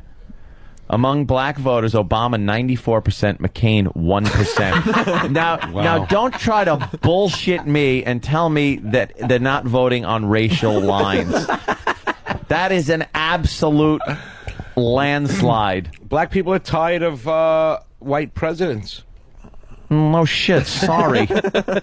Anyone else notice that McCain is the only white guy that his skin color is lighter than his white hair? Yeah, that's amazing. He is never seen that ultra before. white. Yeah, this is And, going to be and that rough. goes with what I said earlier. So you got 94% in favor of Obama, right? Obama? Yeah. That's going to be a lot of people disappointed when they realize that things are not going to drastically change. Right, they're not. You're right. They're not going to drastically change. They are going to be so disappointed. Of course. Somewhere around this time next year. They're going to be like, what the fuck? Yeah, every 4 years, everyone expects that, it's going to all change. The world, shut the fuck up. It's only, 3 million people who vote.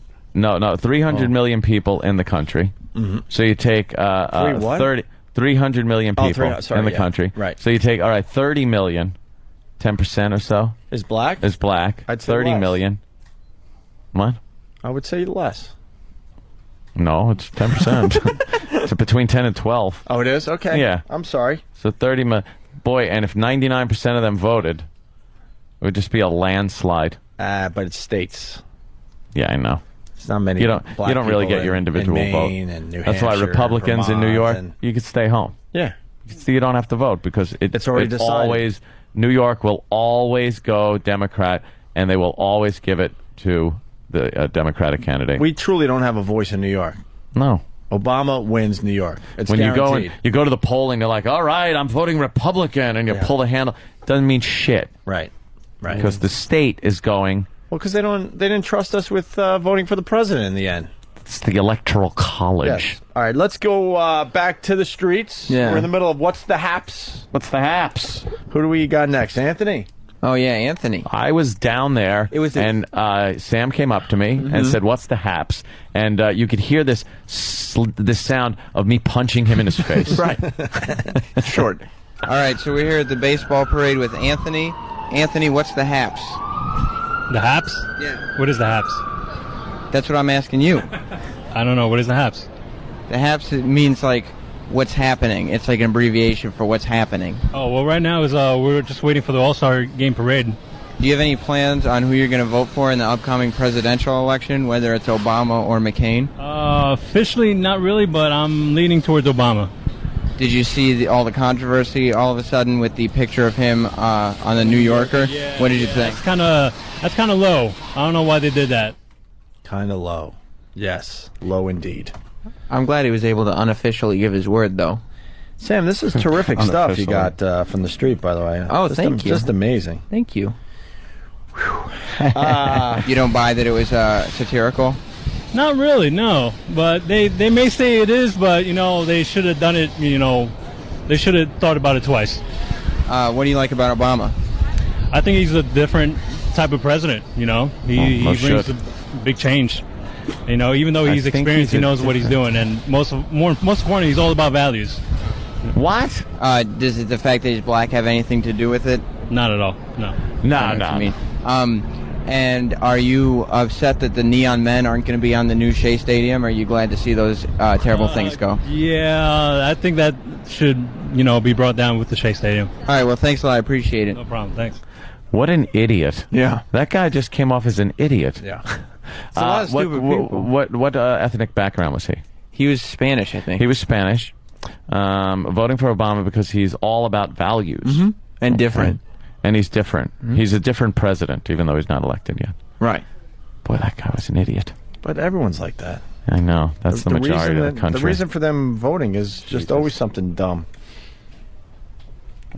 Oh, boy. Here we go. We meet non-specific Colin. What is this about? Well, Colin wouldn't take a stand on some of my first line of questioning. Ah. You don't buy that it was satirical? Not really, no. But they may... What happened? We did that one already, right? Yeah. Who could tell? That means you'd have to be paying attention. Well, come on. Let's. All right, here's Colin. All right, so we're outside the baseball parade with Colin. Colin, what's the haps? I don't know. What's happening today? What's this all about? Okay, this is some old All-Stars and Hall of Famers are coming down the parade to give them a red carpet here. Who are you looking forward to seeing? Really, all of them. There's a lot of these guys I grew up with. Who'd you like watching play when you were younger? Really, everybody. Just enjoy the game. Do you have any favorites? They all were. You know, he's got a lot of whatever. favorites. Yeah, this guy. They all are. You know, this guy's a cunt. I grew up with them. Yeah. No, you didn't. You grew up watching them. Everyone. Just loving everyone. Colin doesn't want to answer a question, huh? No. Are you a Mets fan or a Yankee fan? Mets fan. Are you depressed that they're tearing down Shea Stadium? Yeah. Why? Do you think it's time for a new stadium? Yes. Do you think they'll put those goofy neon men on the new building? I have no idea. Oh, jeez. What about that awful apple that pops up? They said they're going to do it. You think they The should? new apple or the old apple is going to go up. Why? It's part of the symbol of Shea. Fans wanted it. Did you want it? It's fine. How do you think Mr. Met's head got so big? What do you think's wrong with him? Absolutely nothing. Except that he's probably very hot. I'm with you on that one. Thanks a lot, Colin. Okay. I loved his improv skills were fantastic on that piece. Scott from Hop Hog writes, what's the name of this segment again? Thanks for the naps with Sam Roberts? No, it's called What's the Haps? It's where we go out and find out what's happening. Well, Scott thinks it's called What's This Steaming Pile of Crap with Sam Roberts. Well, unfortunately, Scott is an idiot. Oh, damn. Take that, Scott. Mike, I actually like it. You can wake I up think from it's your good. nap, Mike. What do you think of what's the I think it's haps? great, man. It's fucking good stuff, little buddy.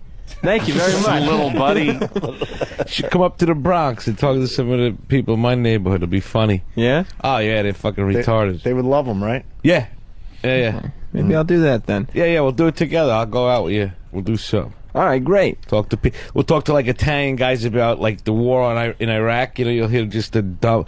You gotta go over there with a fucking baseball bat and just start cracking people's fucking heads open, eh? I'm roasting Big Pussy in a couple of weeks over at that club, the fucking fag joint. That's a great plug. That'll get people there, What's Mike. it called? No, you can't come. Well, I don't know. With all that info, It's what's that? that fucking club over there, that fucking fag joint. The roast place where they do all the roasts. Friars Club? The Friars Club, yeah. That fucking fag joint. Why do you think it's a fag joint? I don't know. It's just. I hear a lot of guys like to, go for steam over there. Steam, the whole steam thing is just a little odd. Yeah, it's like a fucking Go gay for a bathhouse. steam. Wow. But I'm roasting Big Pussy, and I'd rather just fucking shoot him. Because he's just such a fucking nothing. Like, like, You really know how to get the heinies in the seats there, Mike. Is this not good marketing? Am I not marketing myself properly? Basically, you're making sure no one sees you roast Big Pussy. No, you can't come. It's not a public thing. All right. It's being done in private is some shit. That's so funny. I'm tired now, man. I think we should just fucking try doing this every morning, Mike. Eh? Yeah. Can't do it. Line of the day, sponsored by Carbonite.com. Carbonite backs up your computer hard drive so you never have to worry about losing any of your files. Check it out at Carbonite.com. Yes. Promo code XM. Are you wearing a skirt? Skirt? Oh, okay, I thought I was seeing some. Oh, really? Someone in the front row looked like they might have had a skirt on and their legs might have been wide open. Oh. Thank God it's only black shorts because I had a few comments to make. Did you have fun today? You didn't have fun today? Oh, okay. Nod, yes. Here is a runner-up line of the day. Because I got it from him, I got it from higher up than him. Why are you still here at 1, 2, 3 o'clock in the afternoon? Oh, well, I had I just all got this in. to do. I remember that. That was good. That was a good slam on Mike, you, you Ron. remember That was when great. that happened? I remember that shit. That was back over there. Back in the old days Back over in at the the other day. place. I was over there, now we're over here. Hey, I'm over here now. See what happens? Runner-up line of the day. We got another one. Of course. You don't want me at your pool party. I do. Yeah, why don't you want us at your I pool? want to make a I duty of the do. pool. Everybody's invited. But you're You want to make a duty in my pool? I do. Don't make a duty. I want nothing more than to get out and just giggle and point to the middle of the pool and have you go get your stupid net. It's amazing. You like that one too, Mikey? I like it all. It's all funny shit. Norton. What's up with you today? Are you tired now? Yeah, I'm pretty wiped out. I didn't sleep at all. I went through the whole night. Why don't you guys sleep before you come on the show? Because I was at... Everyone says the same thing. They don't sleep before they do our show. Because we're all nervous. No, because I did spots last night till like fucking 1 o'clock in the morning. Get home at 2:30. You don't sleep. Yeah, sleep for a couple hours, right? Yeah. I'm tired, man. Here's another runner-up line of the day. Yeah, we make him talk like that because he looks like he's British. He looks English. So now we don't even acknowledge that he's from New Jersey. He looks anymore. like a female tennis player. I got one. Never heard that one before. It's about time Mike D got the fucking joke of the day. No, you got the runner-up line of the So day. what? At least I'm on it. I've never been on it. Yeah, but think about it. Who really saves their silver medals from the fucking Olympics? Who gives a shit? It's all about the gold. But you know what, my friend? I'll tell you what. Yeah? The less people that are on the show, comic-wise, yeah, the closer I get to getting up. What? In other words, there were no other comics on today but me. And Norton. I mean, but he's here every day, so. Yeah. So you just stepped up into Norton's spot now that Norton's gone, too. Yeah. For, the last 15 minutes of the show or whatever it is. That's right. Here, Mike, I think you need some 5-hour energy. What you won't feel is jittery or crash. Why don't you try the 5-hour energy, Mike DiStefano? Doesn't jack you up with sugar, caffeine, and herbal stimulants. I'm supposed to make this sound natural. So try that 5-hour energy, Mike. Instead, it's packed... Oh, wait, it doesn't have that stuff. Oh, yeah. Instead, it's packed with stuff that's good for you, Mike. Like B vitamins, amino acids, Mike, and enzymes, Mike. Right. All right, so you enjoy that. See what I could do. That's a freebie on us. Thank you. First one's free. You know how that works, right, Mike? Yeah. Oh, shit. Mike knows how that shit works, right? Yeah, that's right. Here's the first one. It's on me. Yeah.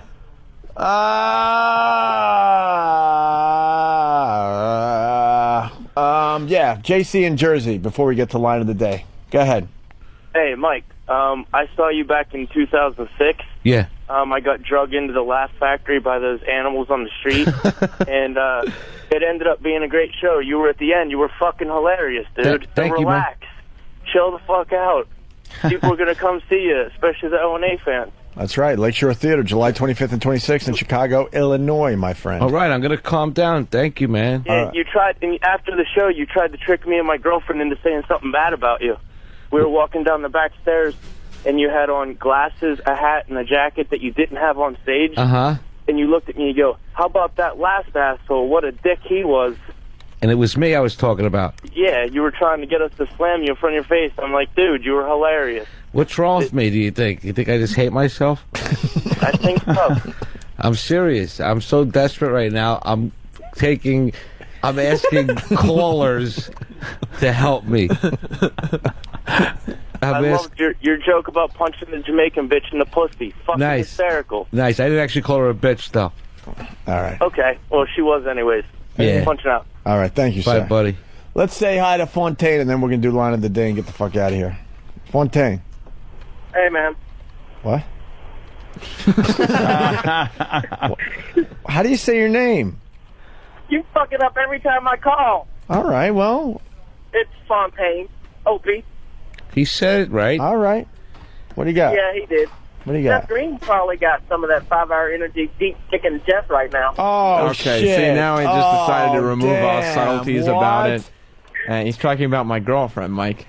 Oh, wait. What did he say, this little fuck? He said Seth Green is taking some of that 5-hour energy drink and deep D'ing my girlfriend. Oh, come on, Fontaine. That's...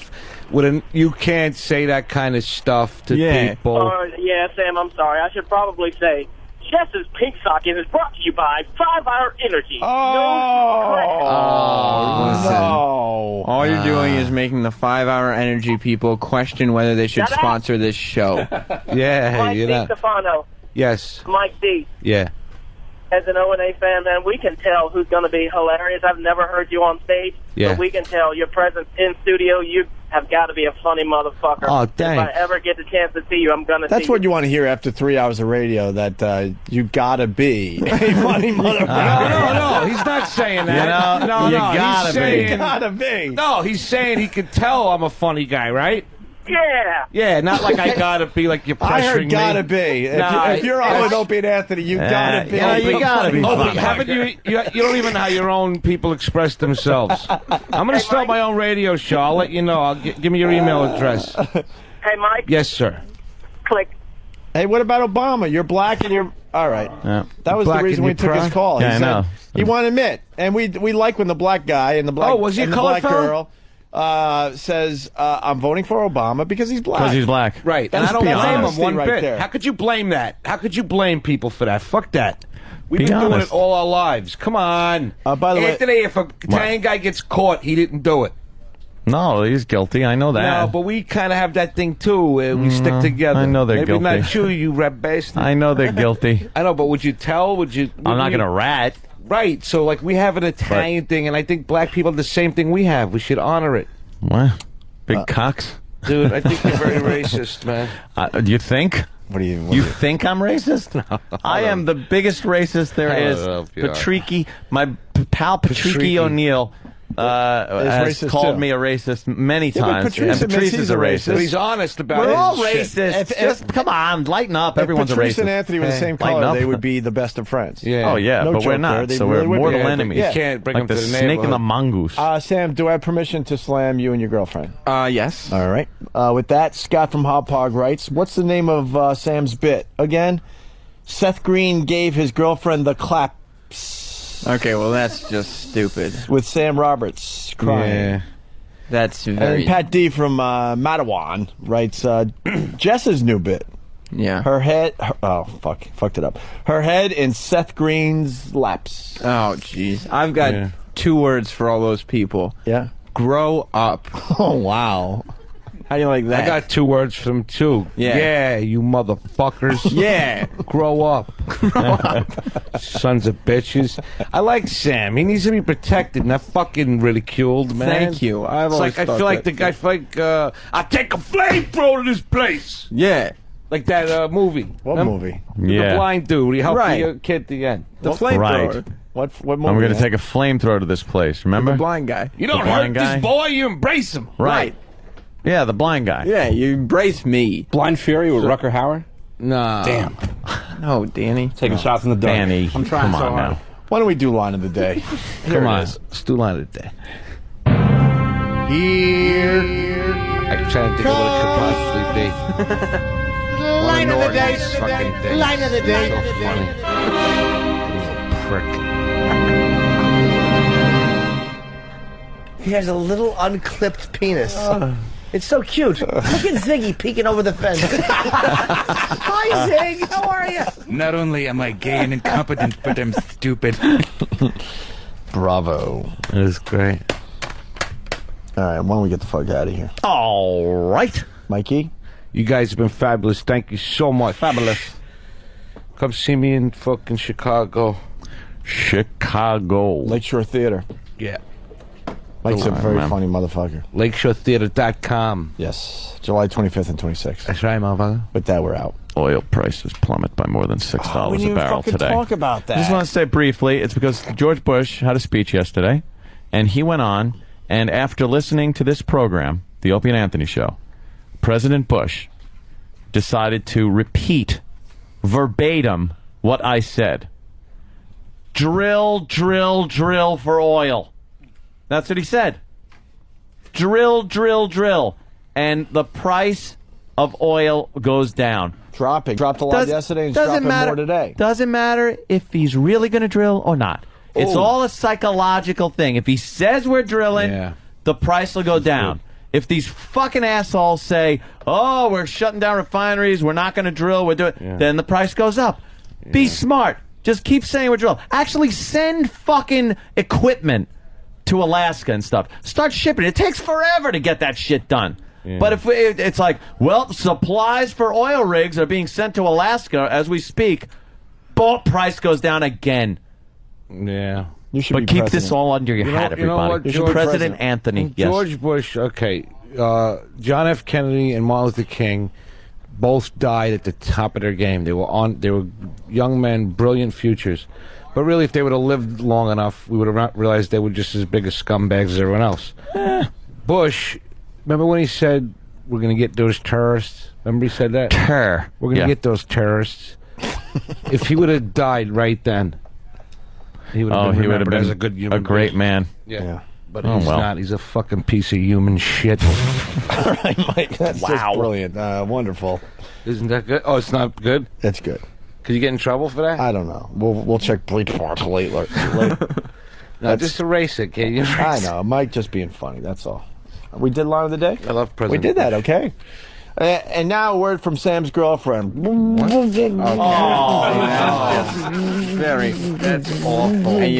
Today is our 3-year anniversary, so thanks a lot. Hey. Thanks a lot. Happy anniversary. Oh, happy anniversary. Happy anniversary. Happy anniversary. Happy anniversary. You got just that thing you were talking about? What thing? That thing. There's no thing. You said you're going to get us something real nice. Oh, what kind of thing? Hey, could we? I didn't say anything. Could we make an announcement today so we can help our own future? Yes. We're going to start drilling into Fareed. We got to get that stock price up. We're going to start drilling into Fareed. That's a Citadel stock joke, everybody. See you tomorrow. Later. The Norton and Faggot Show. That's what we should call the program. I know how to handle cock. All my cocks got in. iPods, corn on the cob, smoothies, egg white omelets, bagels and seltzer. Never. Starbucks apple cake. Absolutely. And rollerblading. White cocks, black cocks. Two fruits. I know how to handle cock. Not only do I know how to handle cocks, I love doing it.